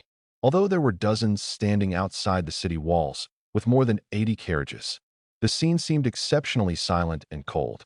Perhaps it was due to old age and frailty, or maybe because of the chilling night mountain winds. Coney's legs trembled uncontrollably. He was just about to speak further. Boar finally responded, "All right." Hearing those 2 words, Coney felt a weight lifted off his shoulders, expressing his gratitude. "Thank you for your generosity, Mr. Boar." Boar nodded slightly. "Now we've begun our return journey. Head back to your respective towns immediately, fill up your carts with winter barley, and meet in Morgantown." A group of merchants exclaimed excitedly, "Yes, Mr. Boar." The merchants each climbed into their respective carriages, driving their horses into the darkness in the distance. The figures gathered outside the city walls gradually dispersed until they finally disappeared into the night. Boar turned back to glance at guard Captain Ryan. Ryan drove his horse forward. Ryan inquired, calling out, "Master Boar." Boar stared straight into the darkness ahead, speaking calmly. "Ryan, have there been any bandits in Morgantown lately?" Upon hearing this, Ryan's eyebrows instantly raised. He responded, "The Iron Blood Brotherhood. They always like to raid merchant caravans." The recent experiences immediately came to Boar's mind. He nodded. "Simtown, where Coney and Leiden are located, is a bit far. Take a team to escort them. Don't get raided by bandits like we did last time." Ryan instantly understood, replying, "Yes, Master Boar." Ryan summoned a team of 10, driving their horses swiftly into the darkness ahead. Watching Ryan and his team leave, Boar then drove his horse, leading the caravan back towards Morgantown. And in his mind, he was quickly thinking, to purchase enough winter barley for Master Lin, he had to rely on these local merchants. It's impossible to completely hide the fine salt Master Lin exchanged. However, he had to try his best for Master Lin and for himself to conceal the information that there is fine salt here. The other merchants were still easy to control. Only Coney and Leiden had too many uncertain factors. Precaution is necessary. Lin finished his breakfast and just walked out of the red brick house. Seeing Rose waiting at the door, Rose bent his body, reporting respectfully, "Master, there was a little incident outside the city walls last night." Lin looked at Rose with confusion. "Speak." Rose began to explain. After listening to Rose's explanation, Lin nodded. "I understand. Go ahead and keep busy." Rose bowed again, retreated with a few soldiers towards the blacksmith workshop. He needed to collect winged spears from the blacksmith workshop. Lin was not surprised by what Rose described. One could even say that when Boar left those merchants outside the city walls, Lin guessed Boar's thoughts afterwards. Struggling at the bottom level of commercial activities, these merchants finally encountered an opportunity to succeed. Who wouldn't want to take advantage of this chance to rise quickly? As for how to rise, what needs to be experienced, whether success is possible, it depends on Boar's ability. Retracting his thoughts, Lin glanced at the quantity of farmland on the resource panel, reaching over 49,000 acres. With today passing, the plan for autumn tilling 50,000 acres will be realized. Awaiting these townsmen is the autumn planting. Closing the panel, Lin arrived at the open space in front. 100 female townsfolk were diligently selecting winter barley seeds. Under the breeze, hulls and shriveled grains flew up, finally settling on the ground. And what remained in the winnowing baskets were layers of plump barley seeds. Lin roughly estimated that, working 8 hours a day, using baskets only about 30 pounds could be sorted a day. Time-consuming and labor-intensive, inefficient. If it takes 20 pounds per acre, over 50,000 acres would need 1,000,000 pounds of barley seeds. This efficiency is far too slow. The primitive screening method must be improved. The memory of a screening tool instantly surfaced in Lin's mind. Without hesitation, Lin took Red straight to the woodworker workshop. Before he had gone far, hurried footsteps sounded from behind. Lin looked back, seeing Tate running. Now Tate might be the most leisurely existence in the entire domain. No need to labor, nor teach children. Always wandering in the town, recording various technologies and knowledge. Running up to Lin's side, Tate spoke respectfully. "Lord." Lin responded with a nod, speaking, "Mr. Tate, how do you feel about the territory during this time?" Tate hardly hesitated, directly saying, "Lord, your domain is the most advanced and humane I've seen." During this time, Tate almost toured the entire domain. He saw the open-pit salt mine and the accompanying salt factory, using stone mills for efficient crushing of rock salt blocks, then washing and dissolving, then crystallizing with huge iron pots and grinding into fine salt. He saw the brake-equipped carriage on the open-pit coal mine, ensuring transportation safety effectively. He saw the mill water wheel, irrigation water wheel, forging water wheel, and the huge towering iron smelting furnace. Even the large-scale red brick factory occupying a vast area and multiple workshops. Despite some workshops not yet in production, it still didn't hinder Tate from believing this being the most advanced and humane territory. As a scholar, he saw various knowledge in numerous documents. He naturally understood, only through improving work efficiency could productivity be fundamentally elevated. Though Lin's domain housed only a few thousand people, Its production and efficiency far surpassed many large manors. He was the 8-hour work system Lin implemented. Even Tate had never heard seen before. Other lords wished to suppress the village slaves to death, whereas Lin, with his 8-hour work system, allowed all labor forces to get adequate rest, thus boosting labor enthusiasm and efficiency. Such thinking shocked Tate immensely. If this work model spread beyond the domain, it would certainly incite a huge uproar, making a massive impact on the continent's system. But more likely, Lin would be executed as a heretic. Other rulers would never permit such a system to exist in their domain or the empire. Lin nodded and spoke to Tate. Very well, once the school is established, I need you to systematically teach what you've seen and learned to those children and townsmen. Not just planting techniques, but also forging technology, breeding technology, and textile technology, among others. I will divide the different technologies into various categories for the different townsmen to learn. At that time, you will be the principal of the entire school. Listening to Lin's words, Tate's eyes widened with disbelief in his heart.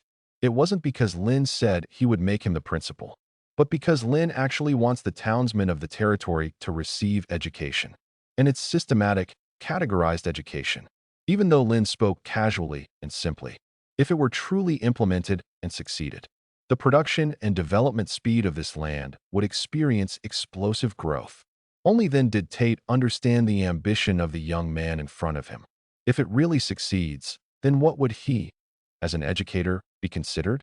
Thinking of this, Tate's body couldn't help but tremble slightly. As long as one is a normal person, there will always be desires. Tate admits that he is too, but he doesn't care about wealth, nor does he care about status. What he cares about is reputation, being remembered by future generations. This is also one of the reasons why he wants to reform the planting techniques of food crops. Tate took a deep breath, bent his body slightly, and said, "Lord, I understand." In the words between Lin and Tate, they had already arrived at the woodworker workshop. In the woodworker workshop, Colin was teaching dozens of apprentices how to make water wheels.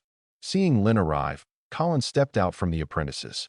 Looking at Tate, Colin called out, "Master Lin." Lin responded and said, "I need you to rush to make a batch of winnowing machines for sorting barley seeds." Colin asked in confusion, "Winnowing machine?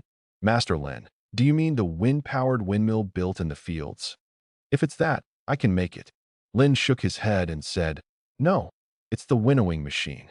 The winnowing machine in his mind was not the windmill of this world, but the divine tool for hull separation that has dominated his world for thousands of years. With just a light turn of the handle, the impurities in the grains can be easily separated. Seeing Colin's frowning, Lin wasted no words. He walked to the workbench, picked up an iron saw, and began cutting through a log. Seeing this, Colin immediately understood Master Lin's intention. He came to assist on the side. Several apprentices also gathered from afar to watch. The apprentices who were fortunate enough to watch Master Lin make water wheels and sampan boats before had faces full of excitement. They understood that Master Lin was almost a universal existence. Even things that Foreman Colin had never heard of, Master Lin could make by hand. Contrary to their expectation and excitement, Tate's face was full of confusion. Lin, as the Lord, taking part in weeding and cultivation himself was one thing. Now he's making woodworking by himself? Moreover, from Lin's proficiency in using the tools, it was obviously not his first time. The deep sawing sounds, like a crying, kept echoing in the workshop. Production experience, +1. Production experience, +1. As the experience increased, the knowledge of making the winnowing machine surfaced in Lin's mind, rapidly integrating. The complete knowledge and memory of making the winnowing machine had already fused comprehensively in Lin's mind. The movements of Lin's hands became increasingly skillful. One by one, logs were sawed by Lin into planks, neatly stacked on the side, meant for the main part of the winnowing machine. Then, Lin picked up several logs, further processing them into blades for the rotor, and chiseling a round hole in the center of the blades for later wheel installation. Lin then found several logs as thick as calves, used to make the frame of the winnowing machine. With all the materials ready, Lin immediately began assembling. Nail after nail was driven into the planks, gradually shaping the main body of a winnowing machine. With Colin's assistance, blade after blade was mounted onto the spindle, and then the spindle was installed onto the main body of the wind machine. The spindle with blades was installed. Lynn continued with the installation of the winnowing machine's frame. For logs were nailed onto the main body of the winnowing machine. This way the winnowing machine could still stand steadily on the ground after dozens of pounds of barley were poured in. With Lynn's continuous adjustments and tests, a winnowing machine was finally completed. By this time, it was already afternoon. Lynn had Red pour about a dozen pounds of barley into the grain inlet of the winnowing machine. With his right hand, Lynn turned the handle, causing the spindle with blades to start rotating. The rotating wind force surged out from the rear outlet, making a buzzing sound. At the same time, Lynn held the switch latch with his left hand and gradually opened the channel from the inlet to the air chamber. The sound of barley starting to fall was heard. Under the wind power brought by the rotating blades, the impurities and shriveled grains mixed in with the barley were directly blown out from the rear outlet, scattering on the ground. The plump grains of barley, due to their weight, rolled down the passage and into the bamboo picking basket. A dozen pounds of barley poured into the inlet silo were sorted in just a few minutes. Seeing the barley instantly separated, the effect was immediate. Whether it was Colin, Tate, or all the apprentices, they couldn't help but widen their eyes. Such a simple operation can sort the barley. Moreover, it's time-saving and labor-saving, fast-paced. After sorting, Lynn finally released the handle in his hand and looked at Colin. "Is there any problem?" Colin quickly recalled in his mind, recalling the process of Lynn's gristmill production. A little while later, Colin spoke up. "No problems, Master Lynn. The production of the gristmill is not complicated, and the operation is simple. That's why it has dominated the grain separation market for 1,000 years. Because everyone can make it, and everyone knows how to operate it." Lynn nodded and said, "I need 100 of these mills." Based on the speed just now, Lynn roughly estimated. An hour can sort nearly 100 pounds. A day would be 800 pounds. 100 grist mills can sort 80,000 pounds a day. While producing, they are also put into sorting. After the barley is sorted, it's placed in a vat for saltwater soaking. Once Boar transports all the winter barley over, the sorting work will be almost complete. Colin nodded and said, "All right, Master Lynn, we will do our utmost." Lynn responded, "Then start right away." With Lynn's command, Colin immediately led a group of apprentices into the production of gristmills. The sound of iron saws filled the entire woodworker workshop. 100 apprentices were divided into batches by Colin, working in an orderly fashion. One batch was responsible for finding materials for making the gristmill. One batch was responsible for cutting and nailing the wooden boards for the main body, while another batch worked with Colin on production. Lynn did not leave but stood by, occasionally guiding them. Next to Lynn was Tate, who was amazement recording the method of making gristmills. Producing a large quantity of the mills as mentioned by Master Lynn is only a matter of time. With the gristmills, there will no longer be a need for manual laborious sorting like sieves. The efficiency of sorting grain seeds will significantly increase. Tate looked at Lynn with a gaze full of disbelief. He was filled with wonder. What doesn't this young lord know? Colin and the others successfully produced a gristmill, and Lynn tested it. After confirming there were no issues, Lynn advised Colin a few words and then left. The development of a territory naturally involves solving problems as they arise. Even for Lynn, foresight is impossible. Tate did not follow Lynn but stayed at the woodworker workshop. According to him, he must fully grasp the production and operating process of the gristmill to deeply understand its working principle, so that he can better teach others to make it in the future. After inspecting the town and confirming there were no abnormalities, Lynn arrived at the wasteland being cultivated. Looking at the number of cultivated lands under resource management, it had reached 54,000 acres. The autumn plowing of this farmland is about to end. The townsmen were driving 140-wheel plows, doing the finishing work. As Lynn was observing, Gavin came to him. He spoke respectfully. "Master Lynn, at this pace, the cultivation can finish this afternoon. Our next task is..." Looking at Gavin, Lynn spoke. "After cultivation ends, lead them all to Guy's pasture. Assist the pasture personnel in planting black ryegrass seeds." Although the cultivation is nearing its end, Lynn didn't let them rest. Guy's pasture. although only requiring simple cultivation to break the soil surface. But because of the vast area, it requires a lot of people for planting. It is far from enough relying on the dozens of people on the pasture. However, planting black ryegrass is naturally not as exhausting as cultivating wasteland. Townsmen can work leisurely, doing simple work while taking breaks. The winter barley seeds have only been transported 20,000 pounds, still far from the over 100,000 needed. Moreover, seed sorting is also underway. This can effectively utilize the labor force of the townsmen. Listening to Lin's words, Gavin nodded. Yes, Master Lin. Lin went to the pasture to inspect. A vast team of nearly 3,000 people was working on the pasture. Lin nodded with satisfaction. The black ryegrass sown now with the Kaldi Empire's oceanic climate, if nothing goes wrong, can be harvested around December. But if special weather occurs, such as sudden cold or frost, the black ryegrass will enter dormancy. Only when the spring returns next year will it grow again and be harvest ready. No matter what, this pasture definitely needs the planting of pasture grass.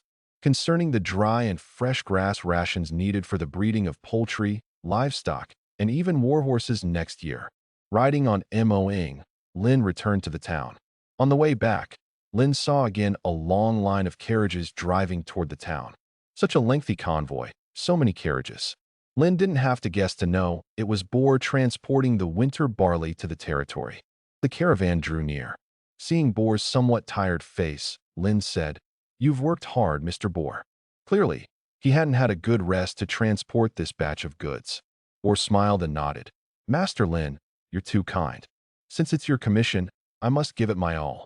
Lin continued, "Is the matter of the traveling merchants settled?"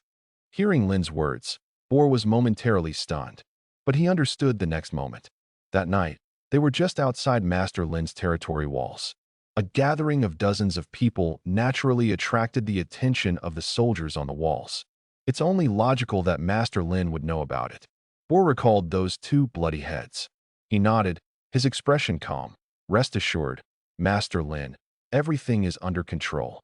I am now the president of those traveling merchants." Lin was intrigued and curiously asked, "The president?" Boar smiled as he explained, "Yes, indeed, Master Lin. I have already distributed the fine salt from the last trade according to the winter barley they transported. The profit from fine salt is beyond imagination. If they want more fine salt, but only I can enter your land, Master Lin, they have no choice but to rely on me. So, I boldly formed a small merchant guild of local traveling merchants." Boar spoke calmly without any concealment. From the beginning, Boar never intended to hide anything from Master Lin. He knew deeply that, without Master Lin, he might still be haggling over a few pence for crops with those free people. Lin gave Boar an approving look. "Well done." Since Boar's close encounter with the Bandit Corps' raid, his character had indeed undergone a tremendous change. At one point, Lin saw a reflection of himself in Boar. Whether it was the tone of his speech or his demeanor, Boar shifted the topic and explained, "Master Lin, there are over 200,000 pounds of winter barley in this batch. 60,000 pounds remain." Lin nodded and looked at George, who immediately summoned hundreds to unload the cargo. Townsmen carried bags of barley continuously towards the warehouse. Over 20,000 pounds of winter barley were finally unloaded by noon. Once 6,700 pounds of fine salt were loaded onto Boar's carriage, Boar left tirelessly. Because Boar saw, on Master Lin's territory, a somewhat peculiar and novel tool being used to sift barley seeds. Boar understood that Master Lin needed this batch of barley as planting seeds. The caravan left Boar. On the open ground, the work of sifting seeds did not stop. As the woodworker workshop produced more and more winnowing machines, the seed-sifting speed increased faster and faster. Lin continuously drew personnel from the planting workers at the ranch to join in sifting the barley seeds. The initial single winnowing machine sifted 800 pounds per day, now with 20 machines, 16,000 pounds per day. Moreover, the woodworker workshop continuously produced winnowing machines, further increasing the efficiency and speed of seed sorting. All thanks to the high efficiency brought by improved tools. Sitting on a distant bench, Lin rested for a while. Bai Ling and Black Knight came running towards him rapidly. Originally 2 wild wolf cubs, but after this period of feeding, They had long become accustomed to the human scent. Townsmen were also accustomed to Bai Ling and Black Knight's presence. Now the entire territory became their range of activities. Upon reaching Lin's side, Bai Ling and Black Knight squinted their eyes, lightly rubbing against his ankles and calves. Their eyes half closed, full of enjoyment. Lin called a guard over and took out a few pieces of premium meat to feed Bai Ling and Black Knight. Breeding experience +1. Breeding experience +1. Gazing at the wild wolves chewing away, Lin was a bit surprised. Bai Ling and Black Knight seemed to have grown more robust. Now they were already as tall as his knee. What was regretful for Lin was that he currently had too few energy stones and had not found magic ore. Otherwise, he could redeem the Wolf's Den from the special building library and build it, breeding Bai Ling and Black Knight in the Wolf's Den. Thinking of this, a hint of anticipation appeared in Lin's eyes.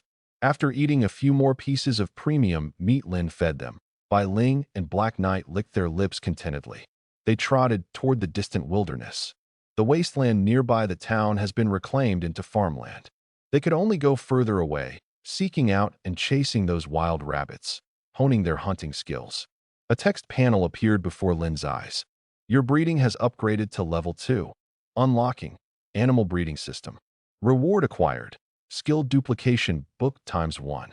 Seeing the text prompt before him, Lin frowned. Animal breeding system? With a thought, Lin opened the Heavenly Artifacts panel and began to check. Animal breeding system. Can view animal intimacy, status, and animal growth and breeding routes. Seeing this, Lin understood.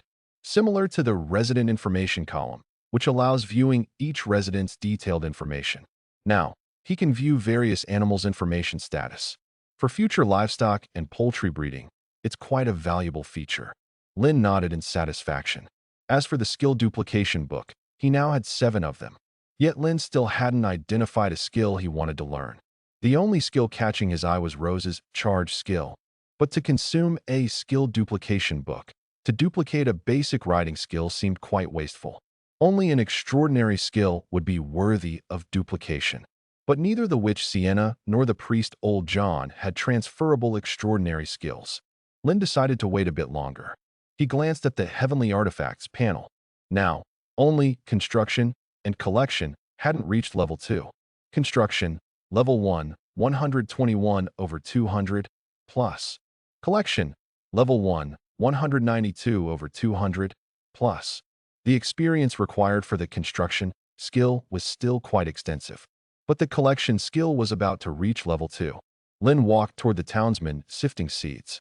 Dispelling a townsman turning a winnowing machine handle, Lin took over himself, gripping the axis handle with his right hand, and began turning it steadily.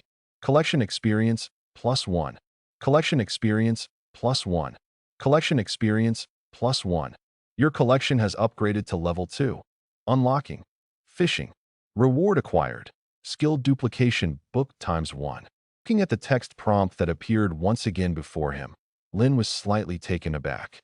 It wasn't because the collection skill had leveled up so quickly, but because of the fishing function. Fishing can yield different rewards. The higher the quality of the fish, the richer the rewards. His innate holy body of farming, innate woodworker saint body, innate forging saint body. Was he about to become the ultimate fisherman? Suppressing his complex emotions, Lin was somewhat amazed. This function wasn't bad at all. However, he didn't have time for fishing now. Closing all the panels, Lin continued to turn the handle of the grain mill in his hand. It wasn't until noon that Lin stopped.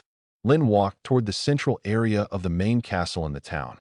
The construction of the main castle had never ceased. However, Lin had focused all the territory's development on autumn plowing and planting. Only 100 or so people were still carrying on with the construction. Lin's gaze swept around the main castle. It had already been built up to 6 or 7 meters high. Vaguely, the outline of a grand castle was taking shape, but completion was still far from achievable. They were currently still constructing the main body of the castle, not to mention the towers, arrow towers, walls, and the supporting living buildings, kitchens, warehouses, cellars, courtyards, and so on. The castle was a symbol of the Lord's power. It could also protect his personal safety and property. But Lin wasn't in a rush. Rolling up his sleeves, Lynn entered the construction site and joined in on the building of the main castle. Construction experience +1. Construction experience +1. Construction experience +1. Outside the territory, a road paved only with gravel. A dozen followers on horseback were guarding a carriage, traveling steadily across a wasteland. The followers held the reins in their left hands, their right hands on the long swords or scimitars at their waists, vigilantly scanning everything around them with their eyes. Luckily, there were no anomalies around. Ackman, who was newly promoted to chief attendant, glanced at the dozen followers by his side, feeling quite pleased. Even though he was still Master Aiden's dog, compared to the other followers, he only needed to obey Master Aiden's call now. He was the top-level dog. Listening to the suppressed sounds of painful yet pleasurable cries, Ackman couldn't help but glance back. Even though the sound was mixed with the rolling of carriage wheels and the trampling of hoofs, he heard it clearly and distinctly. Ackman couldn't help but marvel at Master Aiden's physical stamina. To know that in such a wilderness, such sounds had continued for an hour. Even he felt a bit overwhelmed. As Ackman was marveling, a low voice sounded within the carriage. That strange sound finally began to fade away. A melancholy shout came from inside the carriage. Ackman. Hearing Master Aiden's call, Ackman quickly pulled the reins to slow his horse down. The carriage behind continued to move normally. In the difference of speed, Ackman came to the right side of the carriage. Turning his head towards the carriage, Ackman raised an eyebrow. Although Master Aiden hadn't opened the door or drawn the curtain with the carriage's movement, he could still see inside two fair and voluptuous women's bodies. Ackman quickly responded, "Master Aiden." Once again, Aiden's voice came from the carriage. "Where are we now?" Ackman glanced around before speaking. "Master Aiden, we've been out of your territory for a few days now. We should reach Jonas Frank Manor Lord's territory by evening." Aiden's voice responded, "I see. Tell them to be careful. That Jonas isn't a good man. You may go. I'm feeling a bit tired. I'll take a nap first." Ackman responded, "Yes, Master Aiden." As the words fell, Ackman couldn't help but sneak another glance into the carriage. That fair roundness intruded upon his gaze once more. Aiden lay asleep on the laps of the two maids. Ackman drove his horse forward contentedly. Reaching the front of the carriage convoy, Ackman continued to vigilantly survey the surroundings. Until it was nearing evening, Ackman saw peasants ahead who were planting. He was just about to report to Aiden. More than a dozen riders came galloping towards them from the front. The sound of thundering hooves was unbroken ahead. Ackman furrowed his brow, quickly calling to the followers beside him. "Guard, protect the master." The voice was loud enough to even wake the resting Aiden. He quickly opened the curtain to look out. In the dimming light, a dozen guards holding long spears were charging at them. Aiden's face darkened. He looked at the two tense maids and said, "What are you waiting for? Help me get dressed." The two maids quickly responded, "Yes, yes, master." Sharp halting calls resounded in front of Ackman. As the horses reared constantly, a dozen horses finally stopped, letting out shrill whinnies. Ackman narrowed his eyes, staring at them intently, and explained, "Gentlemen, I am Ackman, the chief attendant of Morrison Manor. Inside the carriage is Aiden Morrison Manor Lord, wanting to see Jonas Frank Manor Lord." A burly middle-aged man squeezed his horse's belly, and the horse beneath him immediately moved forward, heading towards the group that had prepared their defensive formation. Once they saw the middle-aged man had only one eye, with nothing in his other socket. The group of followers instantly became tense. The one-eyed man came to the front of the carriage and looked inside through the curtain. Upon seeing Aiden, he pulled the reins and started to speak as he headed back. "You are not guests invited by Master Jonas. Leave immediately." Ackman was just about to speak when Aiden's voice rose from inside the carriage. "Tell Jonas, I have a big deal to discuss with him." The one-eyed man turned his head and looked back again, seemingly pondering something. The one-eyed man spoke, "You may enter, but your dogs must stay outside." Hearing the words of the one-eyed man, Ackman's eyes widened instantly, and he even gripped the hilt of his long sword tightly. Indeed, he was Aiden's dog, but he could not allow an outsider to make comments. Aiden's voice rang out again. "All right, but I want to bring my chief attendant inside." The one-eyed man's gaze instantly fell on Ackman. His single-eyed gaze was full of disdain. Led by more than a dozen guards in front, Aiden's carriage and Ackman entered Jonas's territory. The rest of the followers were left outside the territory. Peasants working the fields glanced curiously, then immediately lowered their heads, not daring to make any eye contact. Almost an hour later, a multi-story mansion appeared in Ackman's sight. Despite the night having fallen, candles burning within the mansion illuminated it brightly. The soft yellow light spilled out from the windows. The group arrived at the mansion's front door, where several followers promptly stepped forward to take hold of the horses and carriage. Ackman dismounted, came to the side of the carriage, and assisted Aiden in getting off. The one-eyed man glanced inside the carriage, his voice cold. "I will go and seek the master's permission. Wait here." Hearing the one-eyed man's unfriendly tone, Aiden couldn't help but furrow his brow. But he remained silent. The one-eyed man returned and stared directly at Aiden. "You can go in, but you must surrender your weapons." Ackman's expression shifted, and he quickly looked at Aiden. Without weapons, they would be powerless, at the mercy of their opponent. Aiden responded, "Very well." With that, Aiden turned to Ackman. Ackman unwillingly surrendered the long sword at his waist. Led by the one-eyed man, Aiden and Ackman entered the mansion.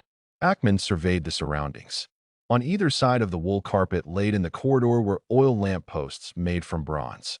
The light illuminating the entire mansion came from these lamp posts. The mansion seemed to be nearing dinner time. Maids and cooks were busy preparing and serving various dishes. In front of some important iron doors stood 2 guards, watching over them. Odd patterns were carved on some walls and stone pillars, along with tapestries embroidered with beautiful designs hanging on them. Compared to Master Aiden's mansion, Jonas Manor Lord's mansion was indeed more luxurious and grand. Led by the one-eyed man, Aiden and Ackman arrived at a double-doored chamber. 2 guards were stationed at the entrance. The one-eyed man knocked on the door and said, "Master, Aiden is here." A somewhat weak voice came from behind the door. "Let him in." "Yes," the one-eyed man said, looking at Aiden. "Only you can go in." Aiden didn't hesitate. "I understand. Ackman, stay at the door." Upon hearing this, the one-eyed man pushed open one door and led Aiden inside. The door closed tightly, leaving only Ackman standing at the door waiting. He wanted to listen, but the cold stares of the 2 guards watched him closely. Ackman decided to give up. Time passed by quickly. Ackman paced back and forth in boredom at the door. No one knew how long it had been. The tightly closed door suddenly opened. Aiden's bloated body squeezed out from one of the doors. Ackman quickly stepped forward to Aiden's side, just about to speak. Aiden's deep voice sounded, "Return." Ackman could sense Aiden's tone carried suppressed anger. He said nothing and followed closely behind Aiden, heading downstairs swiftly. Descending the stairs, passing through the corridor, they quickly reached outside the mansion. Helping Aiden onto the carriage, Ackman snatched his long sword back from the guard at the door. He spoke to the coachman, "Return." The coachman quickly drove the carriage, retracing their route. Seeing the bodies of the maids before him, Aiden moved his hands, placing them on the heads of the 2 maids. Using force, the heads of the 2 maids were pressed directly against his abdomen. "I'm really angry right now." A comfortable exhalation came from Aiden's mouth. Ackman, driving the carriage, came to the right side of the carriage. Through the dim oil lamp inside the carriage, he glanced at the scene inside and quickly looked away. "Master Aiden, are you all right?" Aiden was indifferent to the fact that Ackman seemed to have seen everything. He spoke as if nobody was there. "Jonas is truly driven mad by poverty. I invited him to dispatch troops and join me in eradicating the Iron Blood Brotherhood bandits. And he actually said it's me who needs him." He didn't even hesitate, just outright demanded, hiss. 100 gold pounds. 100 gold pounds. Does he think there's a gold mine on my lands? Outside the carriage, Ackman said nothing, just listened quietly. Aiden continued, "With 100 gold pounds, I could hire another batch of mercenaries to eliminate these bandits. A slave costs only 3 shillings. I could buy 700 slaves." After a strange noise, Aiden's tone became somewhat even. He looked at the 2 maids with some displeasure. "What are you looking at?" "I'm just a bit tired." "Wipe your faces clean. It's really disgusting to look at." With the maids' responses, the inside of the carriage returned to normal. Ackman tentatively asked, "Master Aiden, how should we deal with those bandits then?" They're still plundering your villages. Listening to Ackman's words, Aiden's once relaxed expression turned unhappy again. What? Did I make you chief attendant to ask questions? Hurry up and think of a way to resolve the bandits without spending money. If you can't, go keep company with Walker and Ford.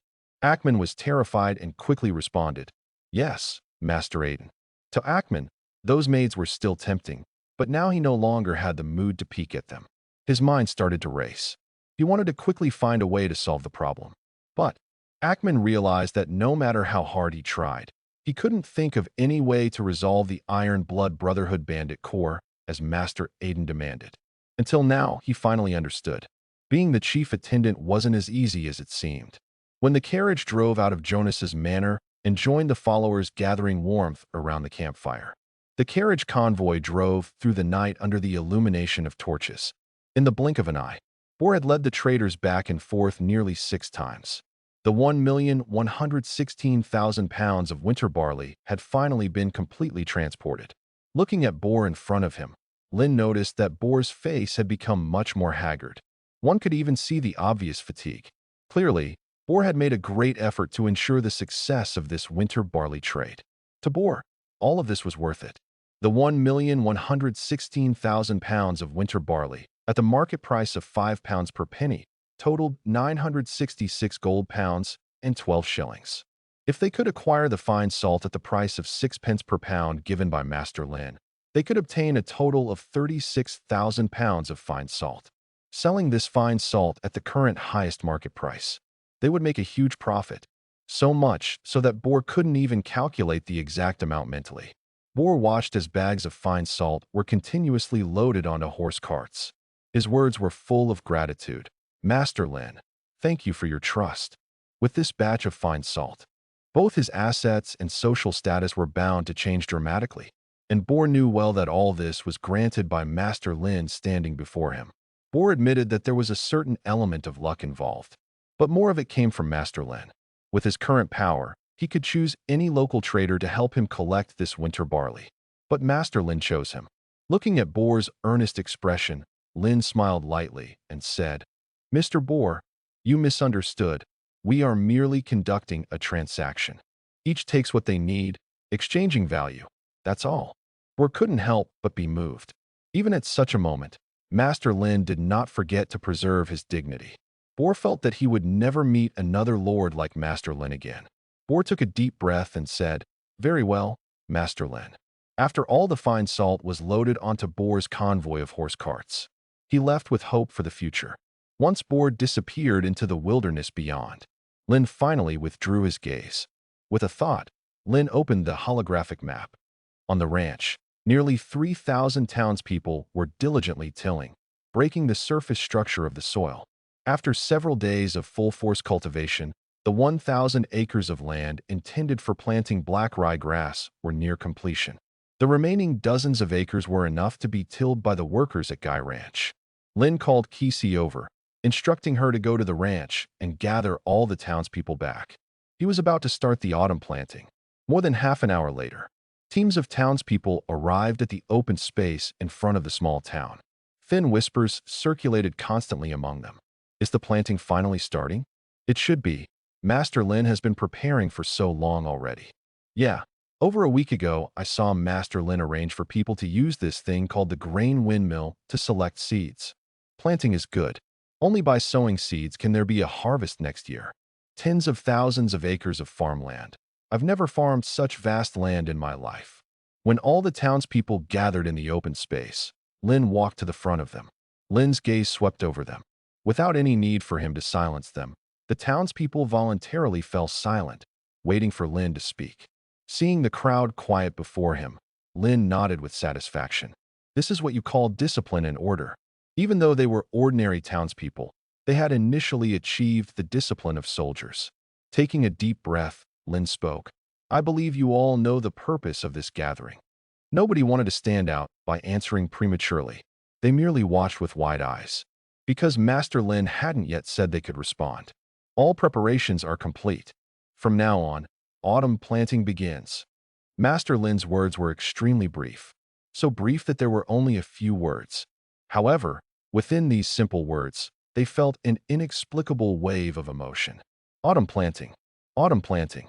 Looking at their excited expressions, Lin didn't waste any words. He began to assign tasks to the 3,000 townsmen. Division of labor and cooperation have always been, in Lin's view, the most efficient way to work. The first group used iron hoes to dig furrows in the fields.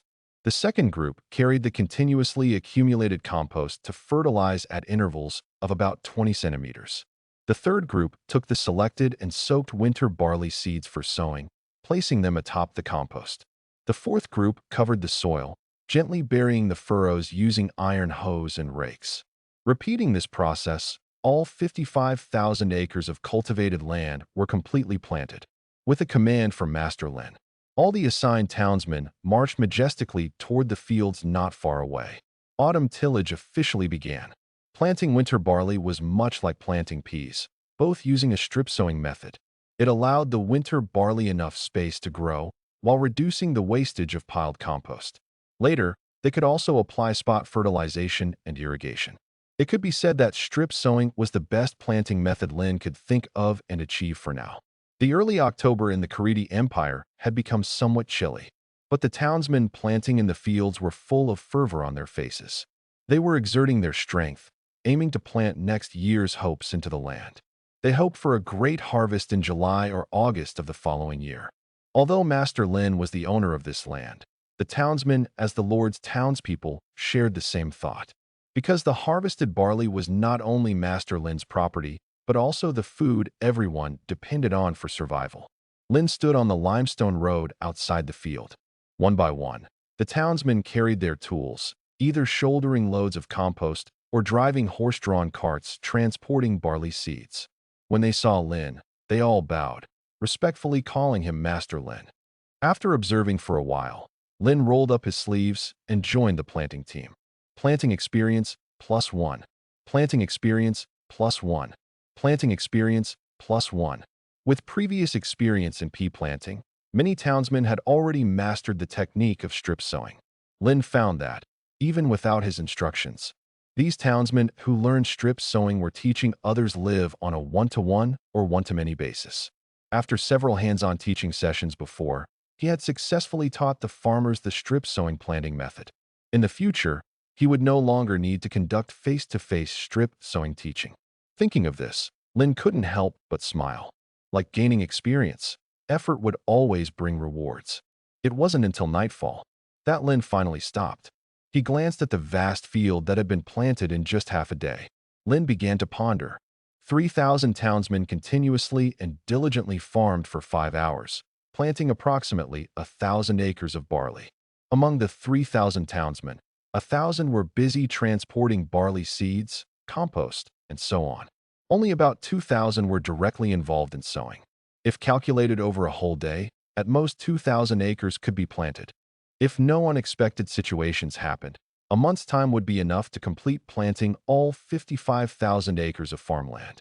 If efficiency improved further, it might even be finished a few days earlier.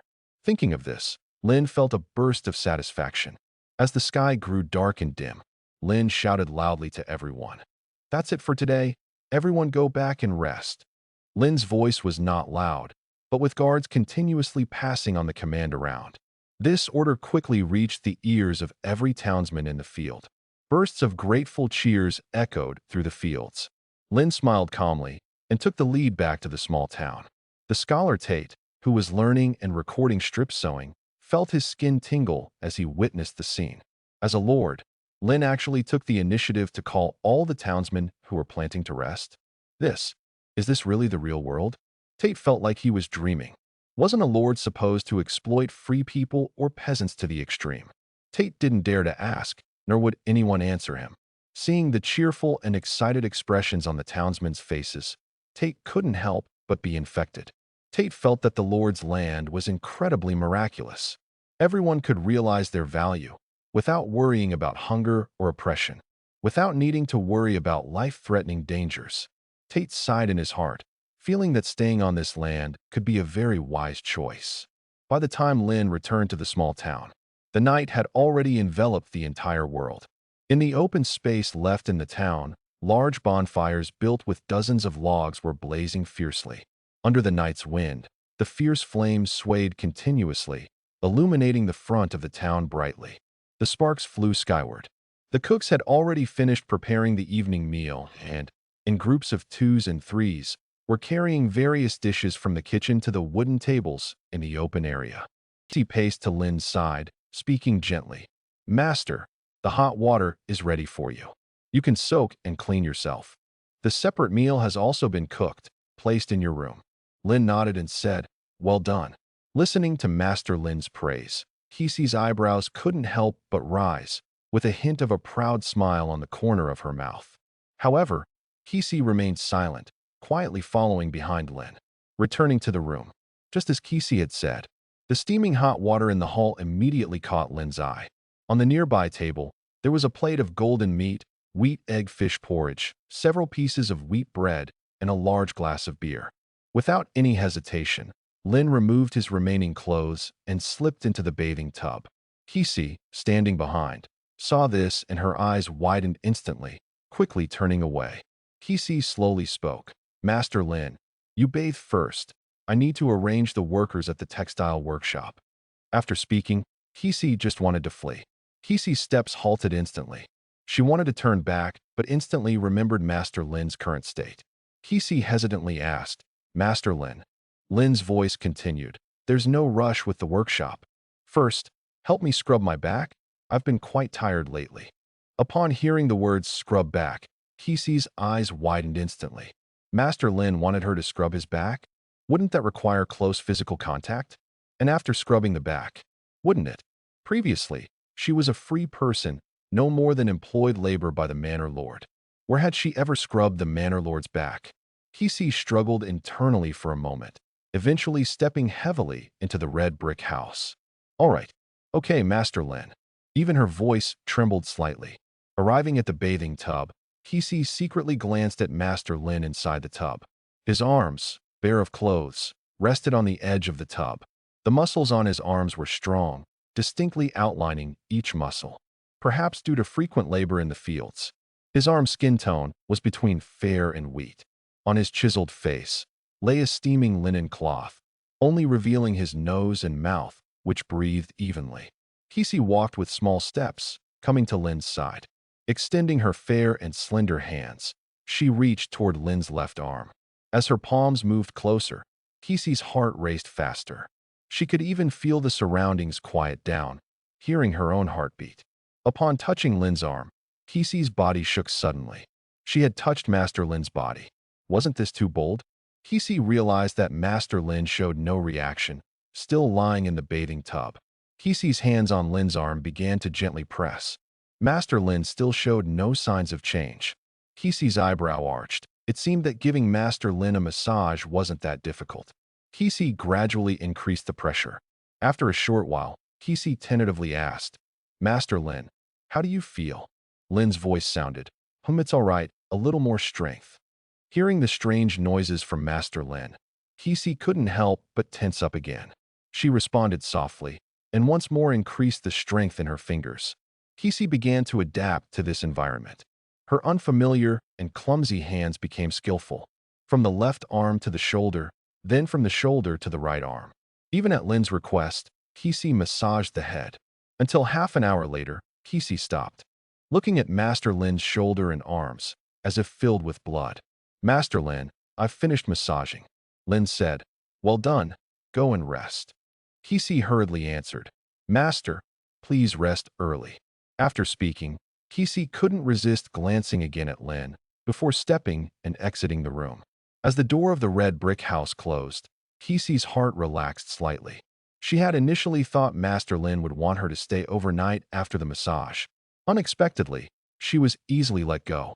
Kisi quietly muttered, "Indeed, the master still prefers women like cows." Time swiftly moved forward. In the fields, 3,000 town residents were continuously engaging in planting labor. In just 5 short days, on the fields distant from the town, the soil sown with barley seeds had already formed into furrows, like ripples emerging on a calm lake. Although it was just yellow-brown soil, the furrows brought a sense of inexplicable wonder and awe. Just a month ago, That place was overgrown with weeds and branches, concealing various rocks and flint in the wasteland. Because of Lin's order to cultivate, the wasteland revealed its value. In these 5 days, town residents had planted nearly 10,000 acres of land. At this pace, within 20-odd days at most, the autumn planting could be completed. Once planting is finished, enough farmers only need to be arranged to observe and care for the barley fields, weed, irrigate, fertilize, and boost. Satisfied, he withdrew his gaze from the fields. Lin stepped forward, heading to the bow and arrow workshop. As the guard captain, Red always follows closely behind. After passing by the doors of several workshops, Lin entered the bow and arrow workshop. Compared to the last time Lin visited the bow and arrow workshop, the atmosphere in the workshop has clearly changed. Each apprentice's face is full of seriousness and dedication, fully invested in the production of longbows. Using a spinning wheel to make jute rope, using an iron chisel for secondary processing of the logs, crafting bow blanks, and performing initial sanding on the bow blanks. From the bottom up, including Foreman Jose. At this moment, he is fully focused on crafting the longbow in his hands. While crafting, Jose explains the skills and tricks of the trade to the apprentices beside him. Lin does not disturb him, but stands by and observes. In the face of absolute power, any schemes or little thoughts seem so insignificant. They can even be destroyed in an instant. What significance do such little thoughts have? Jose naturally understands this principle as well. In the face of Lin, this powerful lord, he is insignificant. Not until over an hour later, Jose finishes crafting the longbow in his hand. He grips the bow with his left hand and tests the bowstring several times with his right hand, which is wearing a finger glove. After confirming there are no issues, he moves to the archery test area. Still holding the bow with his left hand, he takes an arrow from the quiver beside him with his right hand, sets it, and draws the string, skilled in his movements. With the sound of cutting through the air, the arrow instantly pierces through dozens of meters of space, hitting the bullseye on the straw target accurately. A chorus of amazed admiration erupts among the dozens of apprentices. Jose does not respond, instead picking up several more arrows and shooting them one by one. Subsequently, he inspects and adjusts the longbow once more, only then nodding in satisfaction. His gaze sweeps over the apprentices, and he says, "This is the most complete and detailed process of crafting a longbow, including from the very beginning of material selection, crafting bow blanks, then shaping with molds, to this final step of archery and adjustment. You must remember, every step requires full effort, with no room for negligence." As he says this, Jose's voice turns a bit somber.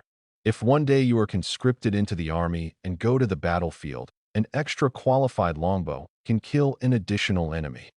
The more enemies killed, the more the war can be won, and the greater your chances of coming back alive. The faces of the apprentices slightly darken.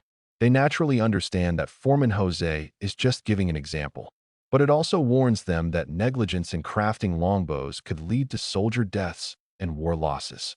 Hearing the responses of the apprentices, Jose nods. Jose's gaze focuses, landing on the face of a young and handsome man. Startled, he quickly makes his way through the apprentices and approaches. "My lord, why have you come here?" Lin nods and says, "I came to see. How are the longbows coming along?" On the resource management panel, Lin can see how many longbows are currently in stock, as well as the quantities of winged spears and round shields made by the blacksmith workshop. But only by coming in person can he show concern for the matter and let them understand the Lord's authority. Jose bows slightly and responds, "My lord, we have now crafted 55 qualified longbows, all stored in the finished goods warehouse. From the time the order was given until now, a dozen days have passed, producing over 50 longbows. Under Jose's leadership, the bow and arrow workshop can complete the task of crafting 100 longbows a month. Without pushing them, they wouldn't know how much potential they have." Lin nods and says, "Remember to teach the apprentices to craft arrows. In the future, both bows and arrows will be uniformly produced by the bow and arrow workshop." Jose responds, "Understood, Master Lin." After making a round in the bow and arrow workshop, Lin leaves. Then, he heads to the pottery workshop. Upon entering the workshop's entrance, rows of fired pottery are placed along the walls. like a display cabinet, showcasing various forms of ceramic products. Some even have a layer of faint color on them. Ordinary stoneware plate, made from clay and glazed using a dipping method, offering a degree of aesthetic appeal. Seeing the stoneware plate, Lin raises an eyebrow. Previously, he led the townsmen to dig kilns, only producing the simplest, most primitive clay pottery, just enough to meet some daily living needs. Without any aesthetic value, having flat, crack-free pottery was already the limit. But now, in the pottery workshop, they have produced glazed stoneware plates. As Lin observes, two sets of footsteps approach from a distance. Bio and Layla quickly arrive before Lin. Both have a visible hint of tension on their faces. Master Lin. Lin nods. Who made these glazed stoneware plates? Hearing Lin's words, Bio and Layla exchange glances, with Bio responding first. Master Lin. I took it upon myself to make them. What Master Lin ordered them to make were just the simplest ceramic products. But he never said to make such stoneware plates. Lin glances at Bio. What did you add to create the light blue glaze? Bio is slightly startled. However, he quickly explains, My lord, it's feldspar. There's something special in feldspar that makes the stoneware more aesthetically pleasing and smoother. Lin inquires, Have you made them before? Lin can immediately tell that the relationship between Bio and Layla is not ordinary. In an instant, Bio even shields Layla behind him. Bio explains, My lord, we worked in the pottery workshop for over 10 years, so we know something about glazing stoneware plates.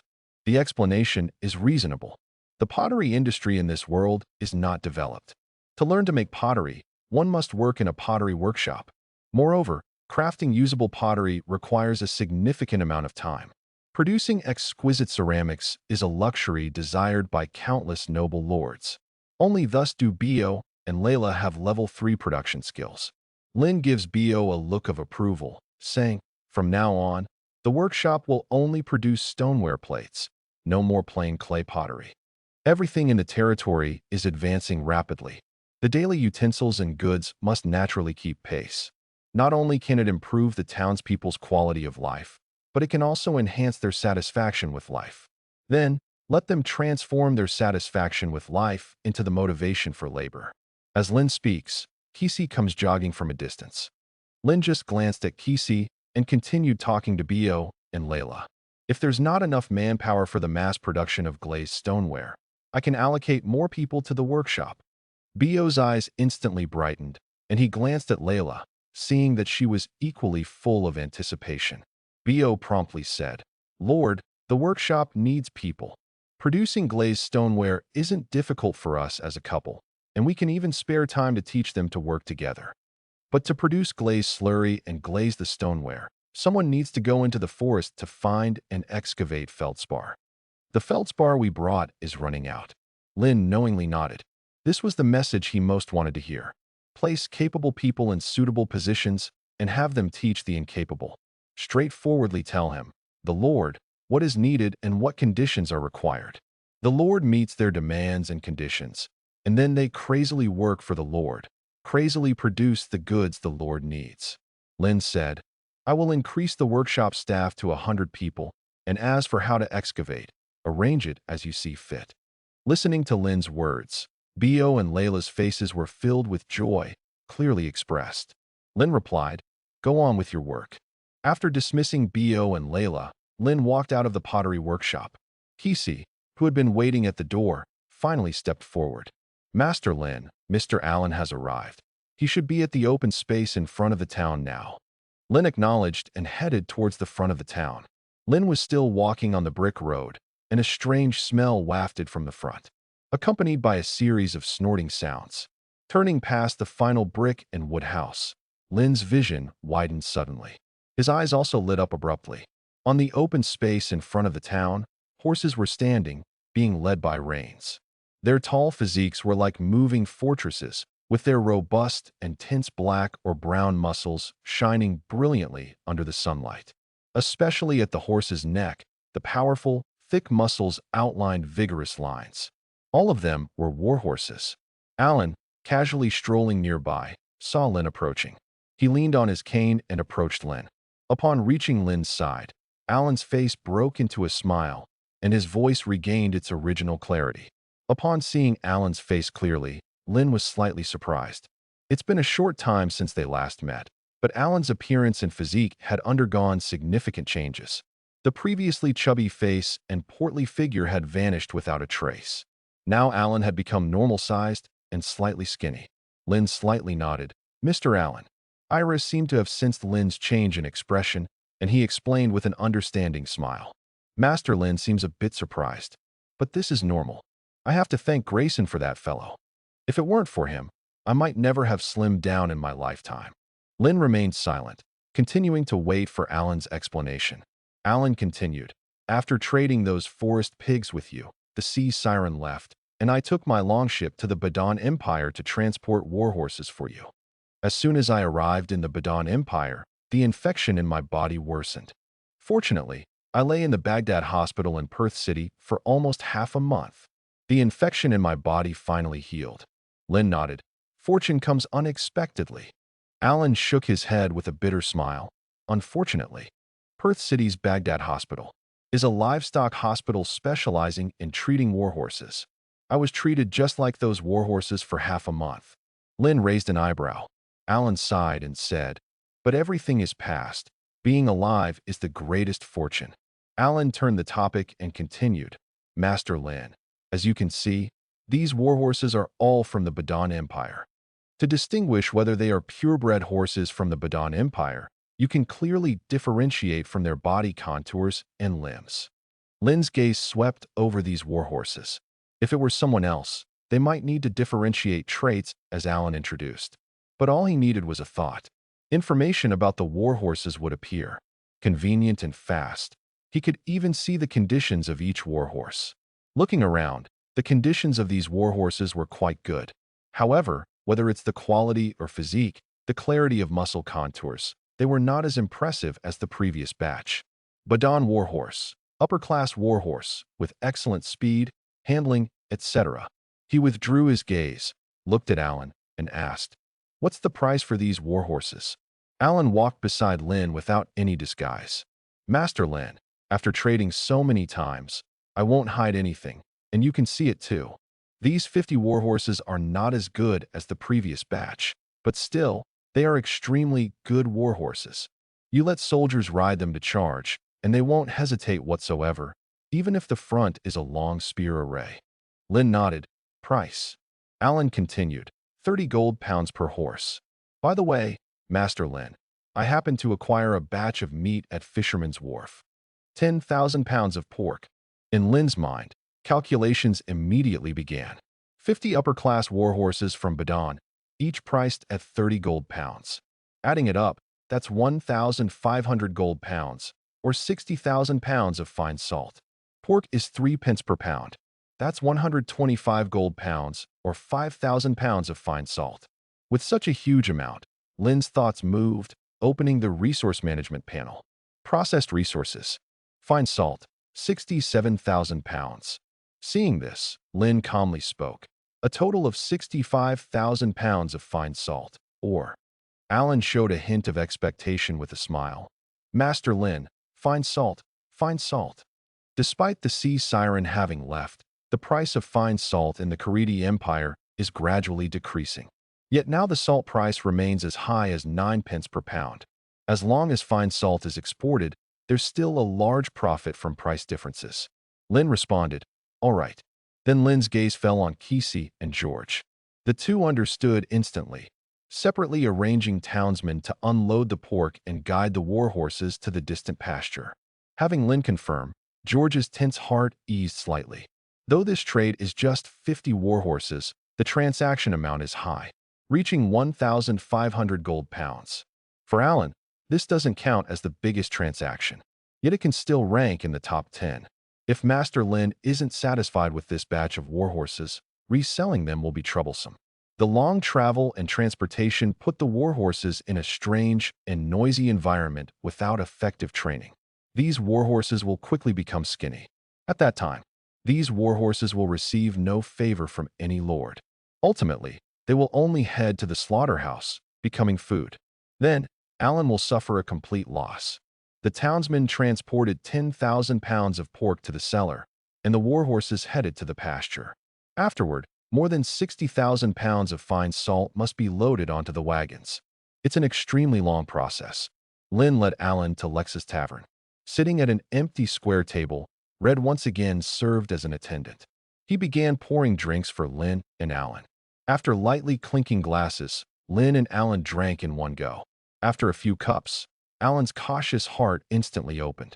Has Master Lin heard about how the sea siren in the Gibraltar Strait left? Lin calmly said. It's rumored that a witch drove them away.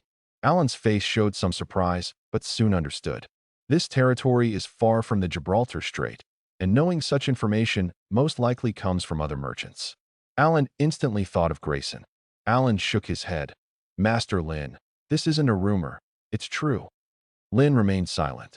Alan continued speaking. Rumored to be an extraordinary witch. Rain can't get close, barefoot, striding with long legs to drive away the sea sirens. Sounds quite magical. Alan looked directly at Lin. Because I've seen that witch, she's truly captivating. Even for a moment, she'll leave an indelible impression for a lifetime. She has a dreamy name, Joyful Witch. She also has a terrifying name, Painful Witch. Lin became interested, yet remained silent, listening quietly. Alan said, Joyful Witch will, at the most joyful moment with someone, lead them into darkness as a skeleton. Yet countless people are still searching for her, just to have even a fleeting moment of intimacy. Alan paused his words, took the beer Red poured on the table, and gulped it down. It seems that sharing these words left him both thirsty and hungry. Setting down the glass, Alan spoke with interest to Lin. Master Lin, Grayson must have speculated to you about who's behind Joyful Witch, right? Lin nodded. Of course, the most likely is none other than the Emperor of the Chaldee Empire. Alan quickly answered. Yes, now nearly the whole Karidi Empire thinks so. But what's confusing everyone is, as the only victim, the Grand Duke of Red Dragon hasn't said a word.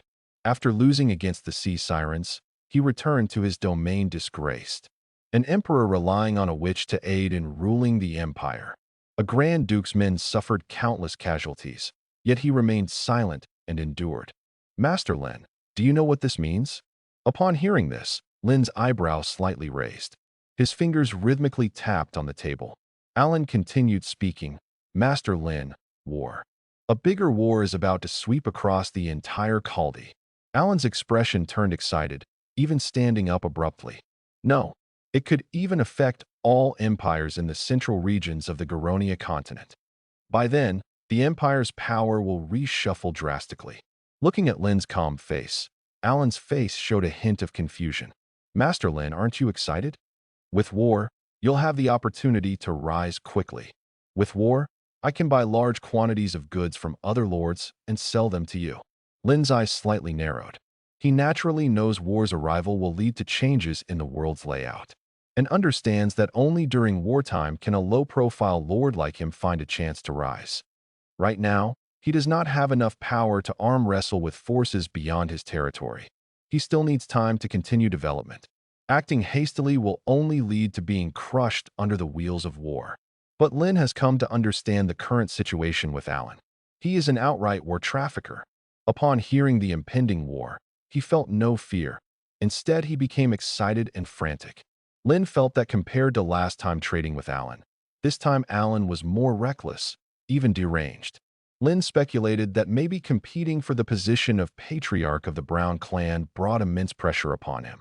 All the fine salt was loaded onto Alan's carriage.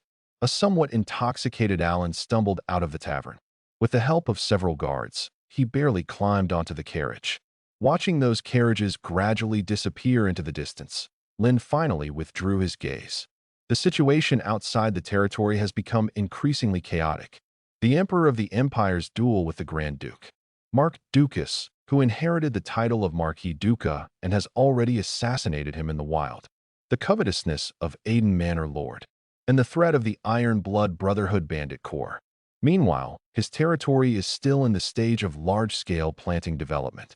Lin knows that both he and this territory face threats, whether near or far.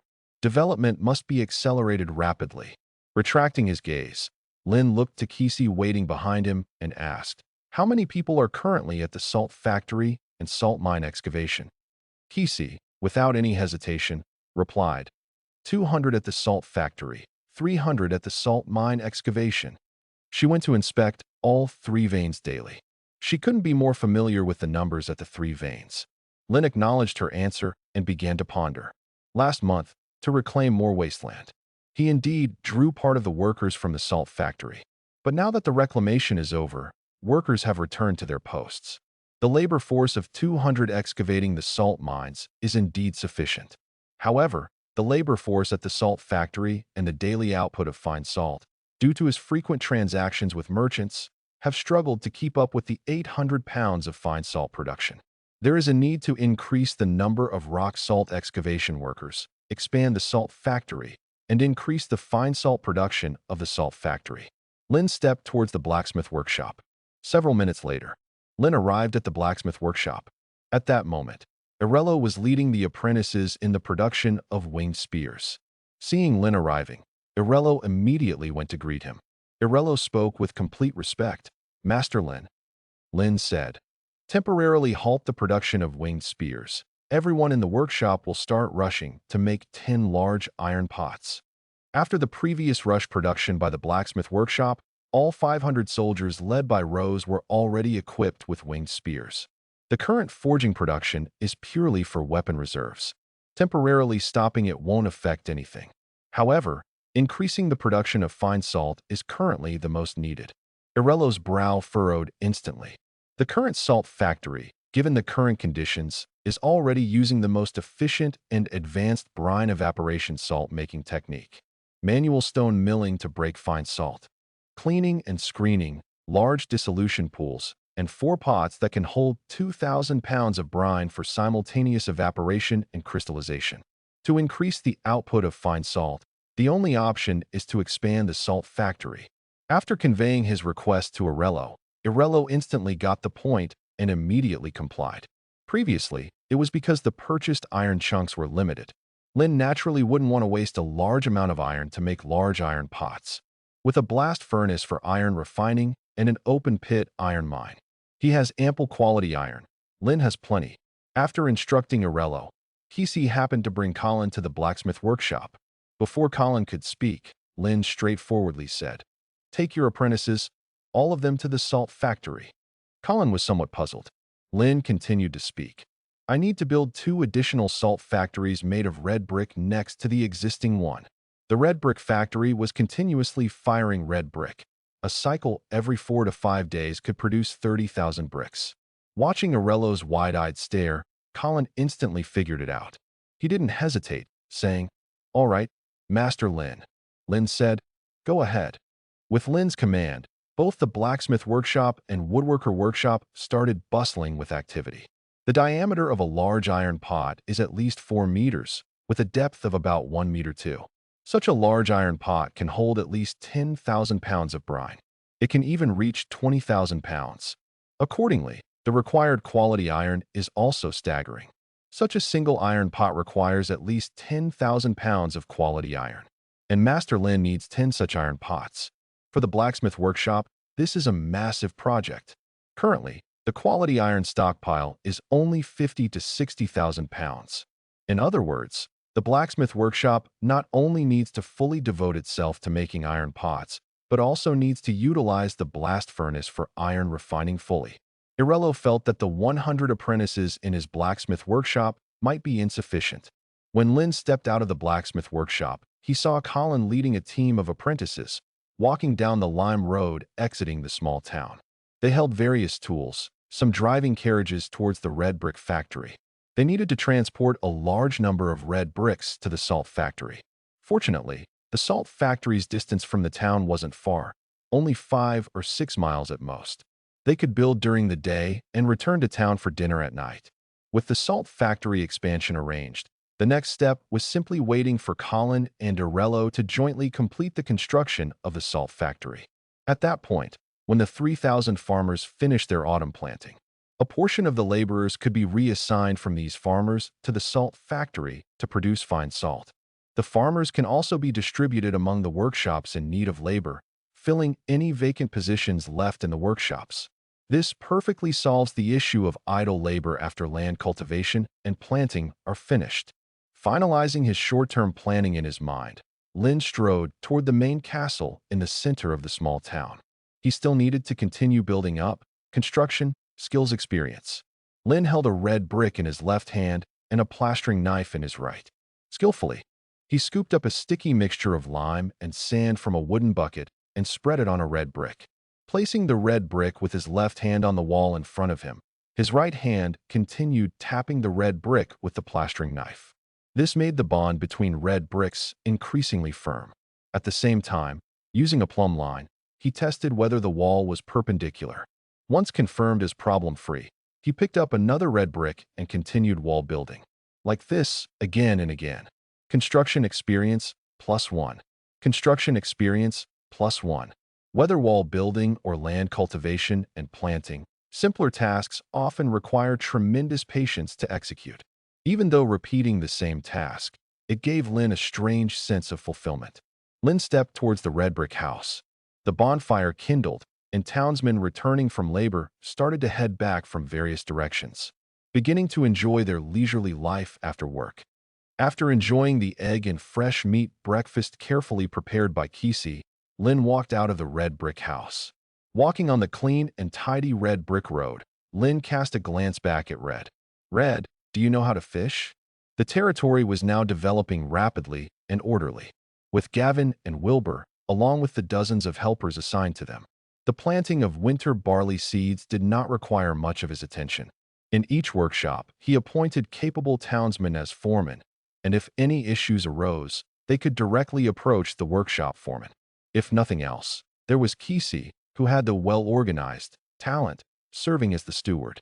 The safety and order within the territory were managed by the Red Guard team. The security and defense at the city walls were handled by Rose and the 500 soldiers she led. The merchants entering the township for trade were handled by George. Lin felt that if nothing major happened in the small town now, even if he left for a while, there wouldn't be any big problems. It seemed a self-generating work ethic had already formed. As long as they were given a goal, and then the tools and food, they would spontaneously and quickly complete the tasks. Red looked at Lin with some surprise and said, I've never tried fishing, but I have led Kisi to spear fish in the river before. Lin nodded. Then come fishing with me later. Previously, he had been busy arranging farming matters and had not yet tried out the fishing function he had gained. Now was a good time to try, enjoying some leisure. Lin went to the blacksmith workshop.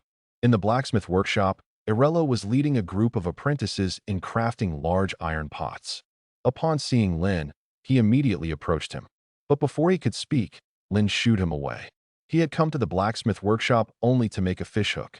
With his 2 levels of forging skills, making a small fishhook was a casual task. Holding the slightly small and delicate fishhook in his hand, Lin went to the textile workshop. Approaching a woman weaving flax thread, he had her weave a 2 mm thick, 3 m long flax line to make a fishing line. Once the fishing line was woven, Lin went straight to the woodworker workshop. From the piled logs, he found a 3 m long branch. Under the questioning gazes of several carpenter apprentices who were left to guard the place, Lin tested the branch for strength and flexibility. The branch in his hand was a white ash branch approximately 4 centimeters in diameter, tough and elastic. Lin estimated that it could easily handle raising a 6 to 7 pound fish. Then, Lin picked up a plane and started to smooth it. This was to make the surface of the fishing rod smoother, preventing the line from snagging and breaking. After smoothing the fishing rod, he used a slipknot method to bind the fishing line to the end of the fishing rod. He then tied the fishhook he had made in the blacksmith workshop. A complete fishing rod was finished. Production experience, +1. Production experience, +1. Following the red brick road beneath his feet, Lin walked towards the dock beside the Acadia River. In the dock pavilion, several townsmen waiting for the return of boats transporting iron or hurriedly stood up. They respectfully addressed him as Master Lin. After nodding slightly, Lin walked down from the riverbank of the dock. Reaching a spot where shallow and deep waters met, Lin sat on a wooden chair placed by Red. With a motion of his hand, he hooked a prepared piece of chicken giblet as bait onto the hook. Holding the rod with his right hand, his left hand let out the line. As the line was released, he lowered the fishing rod in his right hand. The bait fell into the water, continuously sinking, until a small section of reed rod in the middle of the fishing line floated on the water's surface. The sinking bait finally stopped, floating gently in the water. Looking around, Lin felt somewhat dazed. He never dreamed that one day he would become a noble fishing enthusiast again. Despite the extremely rudimentary fishing equipment, the feeling was unimaginable. Time slowly passed by. Lin's mindset was full of calm. He had endured several days without catching anything before, so these mere tens of minutes meant nothing. Still a long way to go. In the Acadia River, fish were never lacking. From the moment Lin first arrived here and made fishing cages to catch fish, he knew it. The Acadia River was rich in fish resources. Because of the Acadia River and the fish species within, the river fish caught with fishing cages, after being smoked and sold, provided Lin with the first funds for territory development. With these initial funds, he purchased barley and wheat, then brewed beer with the barley, drawing George in. From then on, everything in the territory unfolded. Lin felt that calling Acadia River the mother river of this territory wasn't excessive at all. Though after trading with merchants, they obtained more grain and meat. The fishing in the Acadia River was gradually forgotten. But Lin always felt that the fishing industry was very important. Not only could it provide additional sources of meat, but wild fish also contained high-quality protein and unsaturated fatty acids, replenishing the nutrients needed by the townsmen. The fish oil extracted could be used for lighting, as well as to waterproof the construction of boats. Like gears in a water wheel, the drive system could be lubricated using fish oil as well. Now, as the fishing industry develops, we will naturally no longer use fishing cages woven with bamboo as before. The textile workshop has already been put into production, and we can entirely use hemp ropes to weave nets or cages for fishing. We could even build skiffs and head to the center of the Acadia River to cast nets and fish. However, for now, this is just part of his development plan. Everything must wait until after the autumn planting is over. The river surface starts to stir, with ripples cascading towards the riverbank like waves. Lin shifts his gaze and looks over. He sees skiffs loaded with dark brown iron or coming downstream from the upper Acadia River. Although heavily loaded with iron ore, causing the skiffs to sit deep in the water current aids in making rowing the skiff less laborious. Eventually, the skiffs are moored beside the dock, and after the structure with a pulley device lifts them up, baskets of iron ore are transported to the dock. The iron ore is placed onto the carts, pulled by draft horses, and transported to the blacksmith workshop in the town. From digging open-pit iron ore to transporting it to the dock, then lifting and transporting directly to the blacksmith workshop to use the blast furnace for iron smelting. The high-quality iron produced is further forged by the blacksmith workshop to create various iron products needed by the territory. The entire process constitutes a complete industry. Once the autumn planting is finished, whether it's the excavation of open-pit salt mines or iron or anthracite mining, the labor force investment must be increased. The production of fine salt relates to the entire territory's economy and external trade. Iron ore and anthracite are essential for weapon forging and armor production, enhancing the armed power of the territory. As Lin is absorbed in these thoughts, his fishing rod suddenly sinks. Lin hurriedly turns and spots the reed rod floating on the water has sunk beneath the river. Red, standing beside him, instantly notices, widening his eyes to look. He couldn't help but exclaim, "Master!" Based on the pulling force felt through his hand and the bending angle of the fishing rod, Lin predicts. This fish weighs at least 5 pounds. The fish in the river is frantically swaying left and right, trying to escape the hook. However, experienced fisherman Lin doesn't give it a chance and starts to reel it in. Lin lowers the fishing rod as much as possible, maintaining an almost horizontal position. This allows the line to have enough length to cushion the impact of the fish's strength. Although the fishing rod in hand is somewhat rudimentary, Lin strives to compensate for this defect with his technique. Lin uses the figure-8 reeling method, causing the big fish in the river to swim in circles, gradually depleting its energy. Luckily, there aren't any stones or aquatic plants around. There's ample space for the fish to swim in the river. Lin distinctly feels the force on the fishing rod has significantly weakened. A corner of his mouth lifts, and Lin begins to raise his fishing rod, slowly guiding the fish in the river towards the surface. A flash of fish belly white enters the eyes of Lin and Red. Lin instinctively reaches for the net, only to realize he only has a fishing rod. However, this doesn't matter. Lin slowly retreats towards the barren land behind him. He turns the fishing rod, landing the fish hooked on the end of the line onto the grass. Looking at the size of this big fish, its weight is as he predicted. Even after leaving the water, the base continues to flip over the grass. Red strides forward and removes the base from the hook. There is evident delight on his face. Master Lin, it's a base. Lin also walks up with joy. The sense of achievement and satisfaction from fishing cannot be compared to using nets or fishing cages. Even hunting with a longbow to get game is incomparable. Base, tender, smooth flesh, rich in quality protein and minerals. Lin searches around, finds a long, flexible piece of grass not far away. He spins it in his hand, twisting the grass into a simple string. Returning to the base side, Lin threads one end of the grass string through the base's nostrils in Red's curious gaze. He ties the other end to the fish tail, slightly exerting his arm, forming the bass into a bow shape. Red is amazed to find the base is still breathing robustly outside the water. He asks curiously, "Master Lin, this is?" Lin replies, "Bow fish technique. It can increase the fish's survival time, a few hours at minimum or several days at maximum." Upon hearing Lin's words, Red's brows suddenly lift. This simple operation can make fish survive for hours or even days outside water. If it were someone else, Red might scoff. But this statement and binding come from Master Lin. Red can't help but believe it. To him, anything Master Lin produces is sensible. Handing the base to Red, Lin sits back on the wood chair. Once again, he baits with chicken entrails, continuing to fish. After completing these tasks, Lin focuses his mind, opens the Heavenly Artifacts interface, entering the symbol with a fishing rod wrapped with a fishing line. This is the fishing function. Hint: obtained ordinary fish.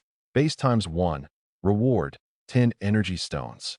Looking at the text prompt in front of him, Lin's eyebrows couldn't help but raise. Fishing can yield rewards, and its energy stones? Even though it was only 10 energy stones, they were genuine, and it increased his avenues to obtain energy stones. If catching a fish can earn a reward, with so many river fish in the Acadia River, doesn't that make the Acadia River an inexhaustible treasure trove of energy stones for him? With energy stones, he can enhance his ability attributes.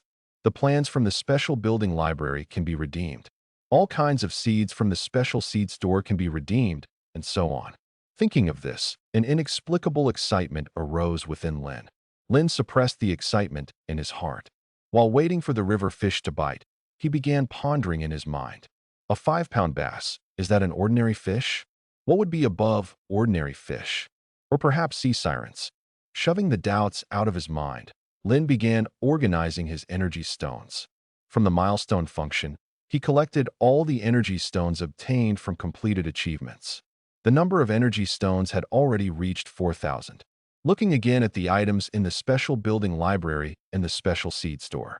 4,000 energy stones can exchange for 4 special building blueprints, but lacking magic ore, without which they couldn't be picked up and utilized, unable to put into use.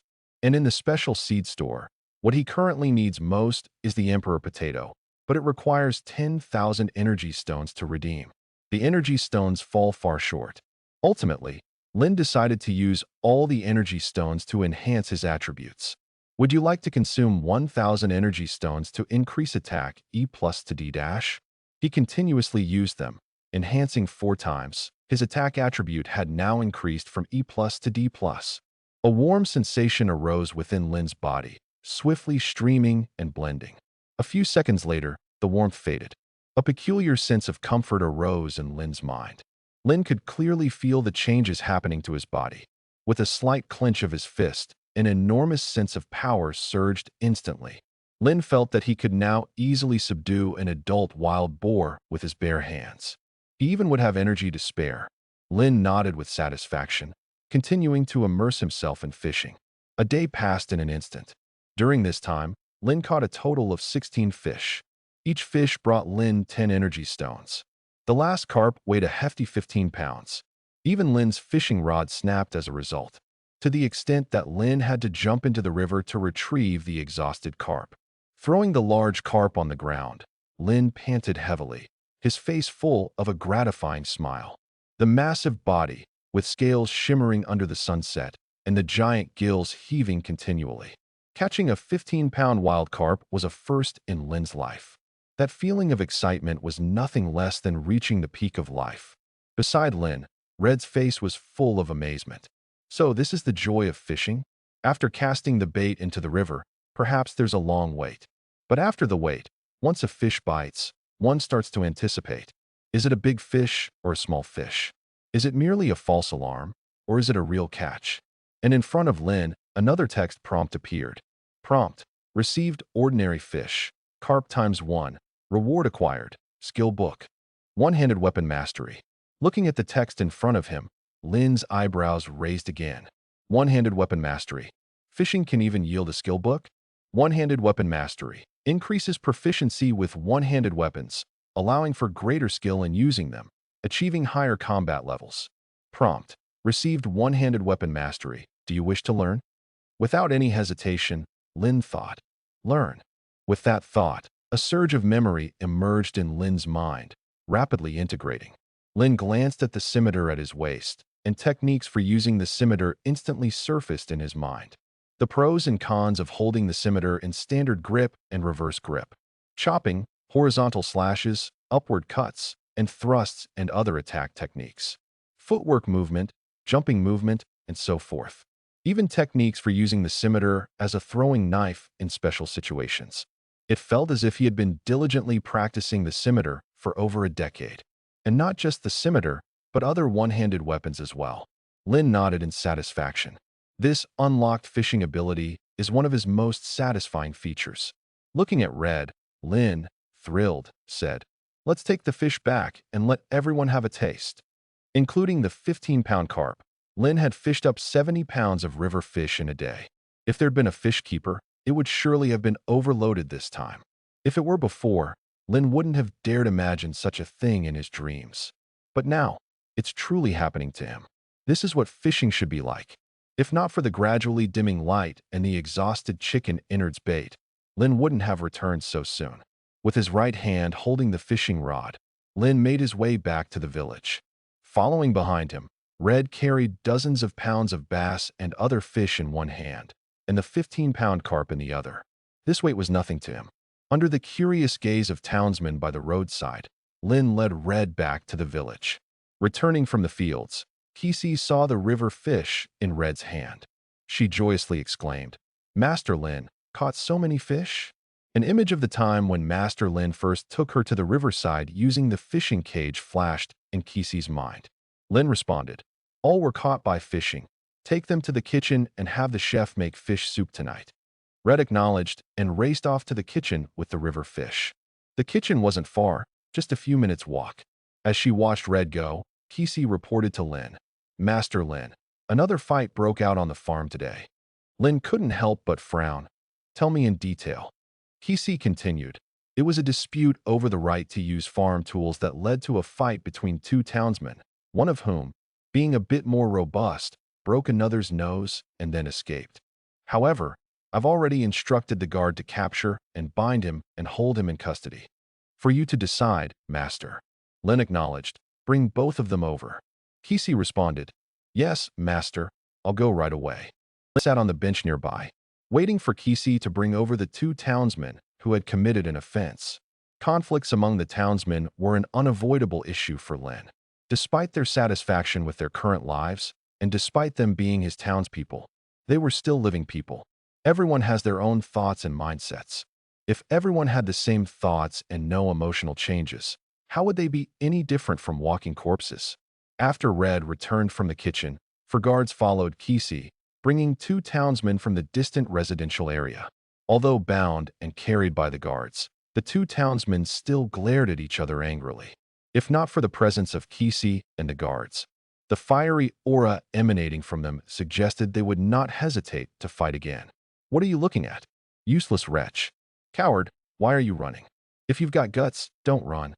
Kisi's face darkened, and she commanded with a stern voice, "Shut up." Upon hearing Kisi's cold command, the two hurriedly stopped their cursing. However, the hostility between the two did not decrease in the slightest. As they walked out of the residential area, the figure sitting on the bench ahead came into their sight. The black hair, the resolute face as if carved by a knife, appeared even more three-dimensional under the rays of the setting sun. They naturally knew that the figure was the master of this territory. Their fiery aura dissipated into thin air. A hint of anxiety appeared on their once arrogant faces. Moreover, as they drew nearer, their footsteps became even slower. Seeing the change in their demeanor, Kisi questioned, "What? Are you afraid?"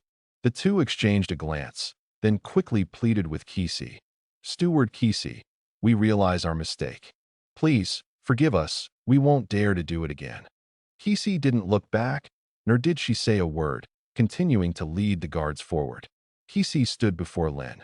"Master, the two have been brought." Lin lifted his eyelids and looked at the two middle-aged men standing across from him.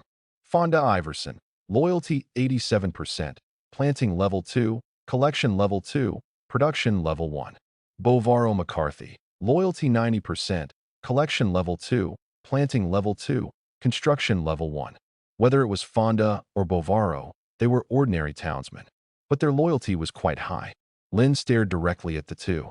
"Tell me, why did you fight?" Feeling Lin's gaze, the two were filled with terror. Their legs went weak, and they quickly kneeled on the red brick ground. Fonda, whose face still bore bloodstains, hurriedly said, "Lord, it was an accident. Bovaro and I were just playing around."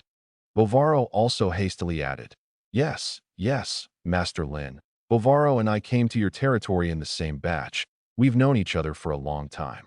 Lin said in a deep voice, "A broken nose, and you call it playing around? Do you think I'm an easily fooled lord?"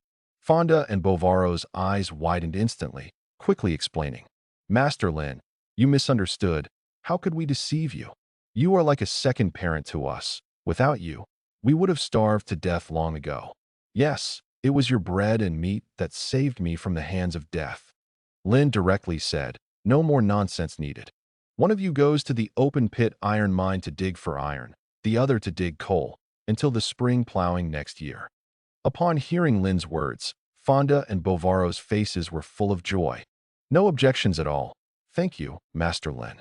Led by several guards, Fonda and Bovaro were taken away. The matter with Fonda and Bovaro wasn't really a big deal, but the smaller the matter, the more serious the handling needed to be. To behead them in public would be a bit exaggerated. The territory is in urgent need of labor right now. Sending them to dig for iron and coal is the best use of labor. Lin wanted to demonstrate to everyone that those who severely disrupt order will face death. Those with lesser offenses will also face harsh punishment. This is a manifestation of the Lord's authority. The townsmen in the distance, hearing Lin's words, couldn't help but shrink back a little. Whether digging iron or coal, they were all working for the territory and Master Lin. However, they preferred farming. Compared to the work and life in the three major minefields, life in the town was much better. In his mind, Lin privately made a decision to quickly perfect the territory court and the territorial law and begin their implementation. Only with a written territorial law can the behavior of townsmen be better regulated. Meanwhile, he also needed to select suitable judges and jurors. As Lin contemplated, the dusk faded away and night fell. The black night enveloped the territory. Kisi approached Lin, carrying a plate of food. Before she even got close, the unique aroma of fish soup entered Lin's nostrils. Lin turned his head to look over. On the tray, a large bowl of milky white fish soup was gently swaying. Kisi placed the tray on the table beside him. "Master, you can have dinner now." Lin responded, picked up a fork, and started eating. Grilled fish, wheat bread, pan-fried pork, and a bowl of fish soup. Lin ate all the food on the tray, comfortably letting out a burp. Kisi suppressed a smile, tidied up the tableware, and promptly left. Lin's gaze turned forward. The townsmen were similarly dining, sipping the same fresh fish soup as Lin. Perhaps they hadn't had fish soup in a long time. Most of the townsmen's faces were flushed red. Their lips, having tasted pork barley porridge, were smeared with grease. After 3 consecutive days, Lin had arranged all the town's affairs and went to the dock at the riverbank, continuously engaging in fishing. Lin tried making 3 fishing rods and fishing simultaneously, but found only 1 rod effective. Within these 3 days, Lin caught at least 150 pounds of river fish. All were 3 or 4 pound bass or 4 or 5 pound carp. The energy stones obtained were over 1,000, and a skill book titled Horse Riding Mastery. Just as Lin was about to cast again, Kisi stepped forward, looking for him. Seeing Lin standing in the sunlight, Kisi strode over. Reaching Lin's side, Kisi spoke with a slight pant. "Master, Lady Carrie has arrived and is awaiting you in the town." Hearing this, Lin responded, "Understood." With a flick of his hand, he handed the fishing rod to a guard and stepped toward the village. As Lin just returned to the town, a series of ba-ba cries reached his ears. Following the source of the sound, he saw on the town's open ground carriages, each with a wooden cage tied on top, containing wool sheep. The wool was gray-white, with a few sheep even black and white. The rams had spiral large horns, while the ewes had none, making them easy to distinguish. Lin was somewhat surprised, though he had previously paid Carrie a penny deposit for each goat or sheep. He didn't expect Carrie to actually transport sheep to his territory. Coatsworth sheep, long-haired sheep, larger in size, mature rams weighing up to 250 pounds, strong wool and milk production capabilities, etc. Seeing Lin arriving with his guard and steward, a customary smile appeared on Carrie's face. As she walked towards Lin, she spoke gently. "Master Lin, long time no see. Did you miss me?" Upon reaching Lin's side, Carrie unhesitatingly reached out her fair, slender arm, looping it around his right arm. The white, full bosom pressed directly against Lin's right arm. Feeling the evident softness on his right arm, Lin casually glanced. His pace quickened a bit, and Carrie's hands, holding Lin's arm, naturally released. Lin spoke, "How many Coatsworth sheep are there in total?" Hearing this, Carrie couldn't help but sigh inwardly. Lin's attention to these Coatsworth sheep clearly surpassed any interest in her. Even though her figure was so good, Lin had no untoward intentions towards her at all. Or did Lin simply not favor such an outgoing woman? Lin's gaze scanned the Coatsworth sheep. "Lady Carrie, how much are these sheep?" Carrie crossed her arms in front of her, emphasizing the already prominent whiteness. "Master Lin, there are 250 Coatsworth sheep on the carriage, each for 4 shillings. 4 shillings per Coatsworth sheep were neither cheap nor expensive. As the text prompt before his eyes indicated, Coatsworth sheep had excellent wool and milk production. The weight of mature rams even reached 250 pounds. Whether for wool production or meat, they were excellent. Lin said, "No problem, 2,000 pounds of fine salt." Hearing the words fine salt, Carrie's complexion visibly brightened. "Of course, Master Lin.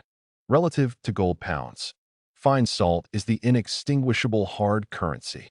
Carrie felt a sense of admiration in her heart, not just in the Karidi Empire. Even on the entire Garonia continent, the popularity and value of fine salt far exceeded gold pounds. Especially in the Northern Empire, fine salt was priceless. But right before her, Master Lin held a salt mine open for free mining, also possessing the salt-making technique to extract high-purity fine salt. Alas, Lord Lin's current strength was still too weak. Otherwise, with Lin's looks, figure, and character, would still make a fine marriage prospect. Lin nodded. "No problem, Lady Carrie. If you transport more livestock next time, I might even offer a price above market value to exchange fine salt with you." Carrie's eyes instantly brightened, quickly asking, "Above by how much?" Although the current price for purchasing and exchanging fine salt from Lin was already very low, the outside fine salt price was gradually decreasing too, but still could sell for 8 pence or 9 pence per pound. If Lin offered more, she would strive to bring more goods. She only had one longship, with limited transportation capacity, but she could act as a middleman, purchasing goods at high prices from other merchants. Lin spoke calmly, 10%. Carrie immediately lowered her head, starting to calculate, even extending both hands with 10 fingers to calculate under Lin's puzzled gaze. Seeing Carrie's actions, Lin couldn't help but chuckle. "Lady Carrie, your way of price calculation is somewhat unique.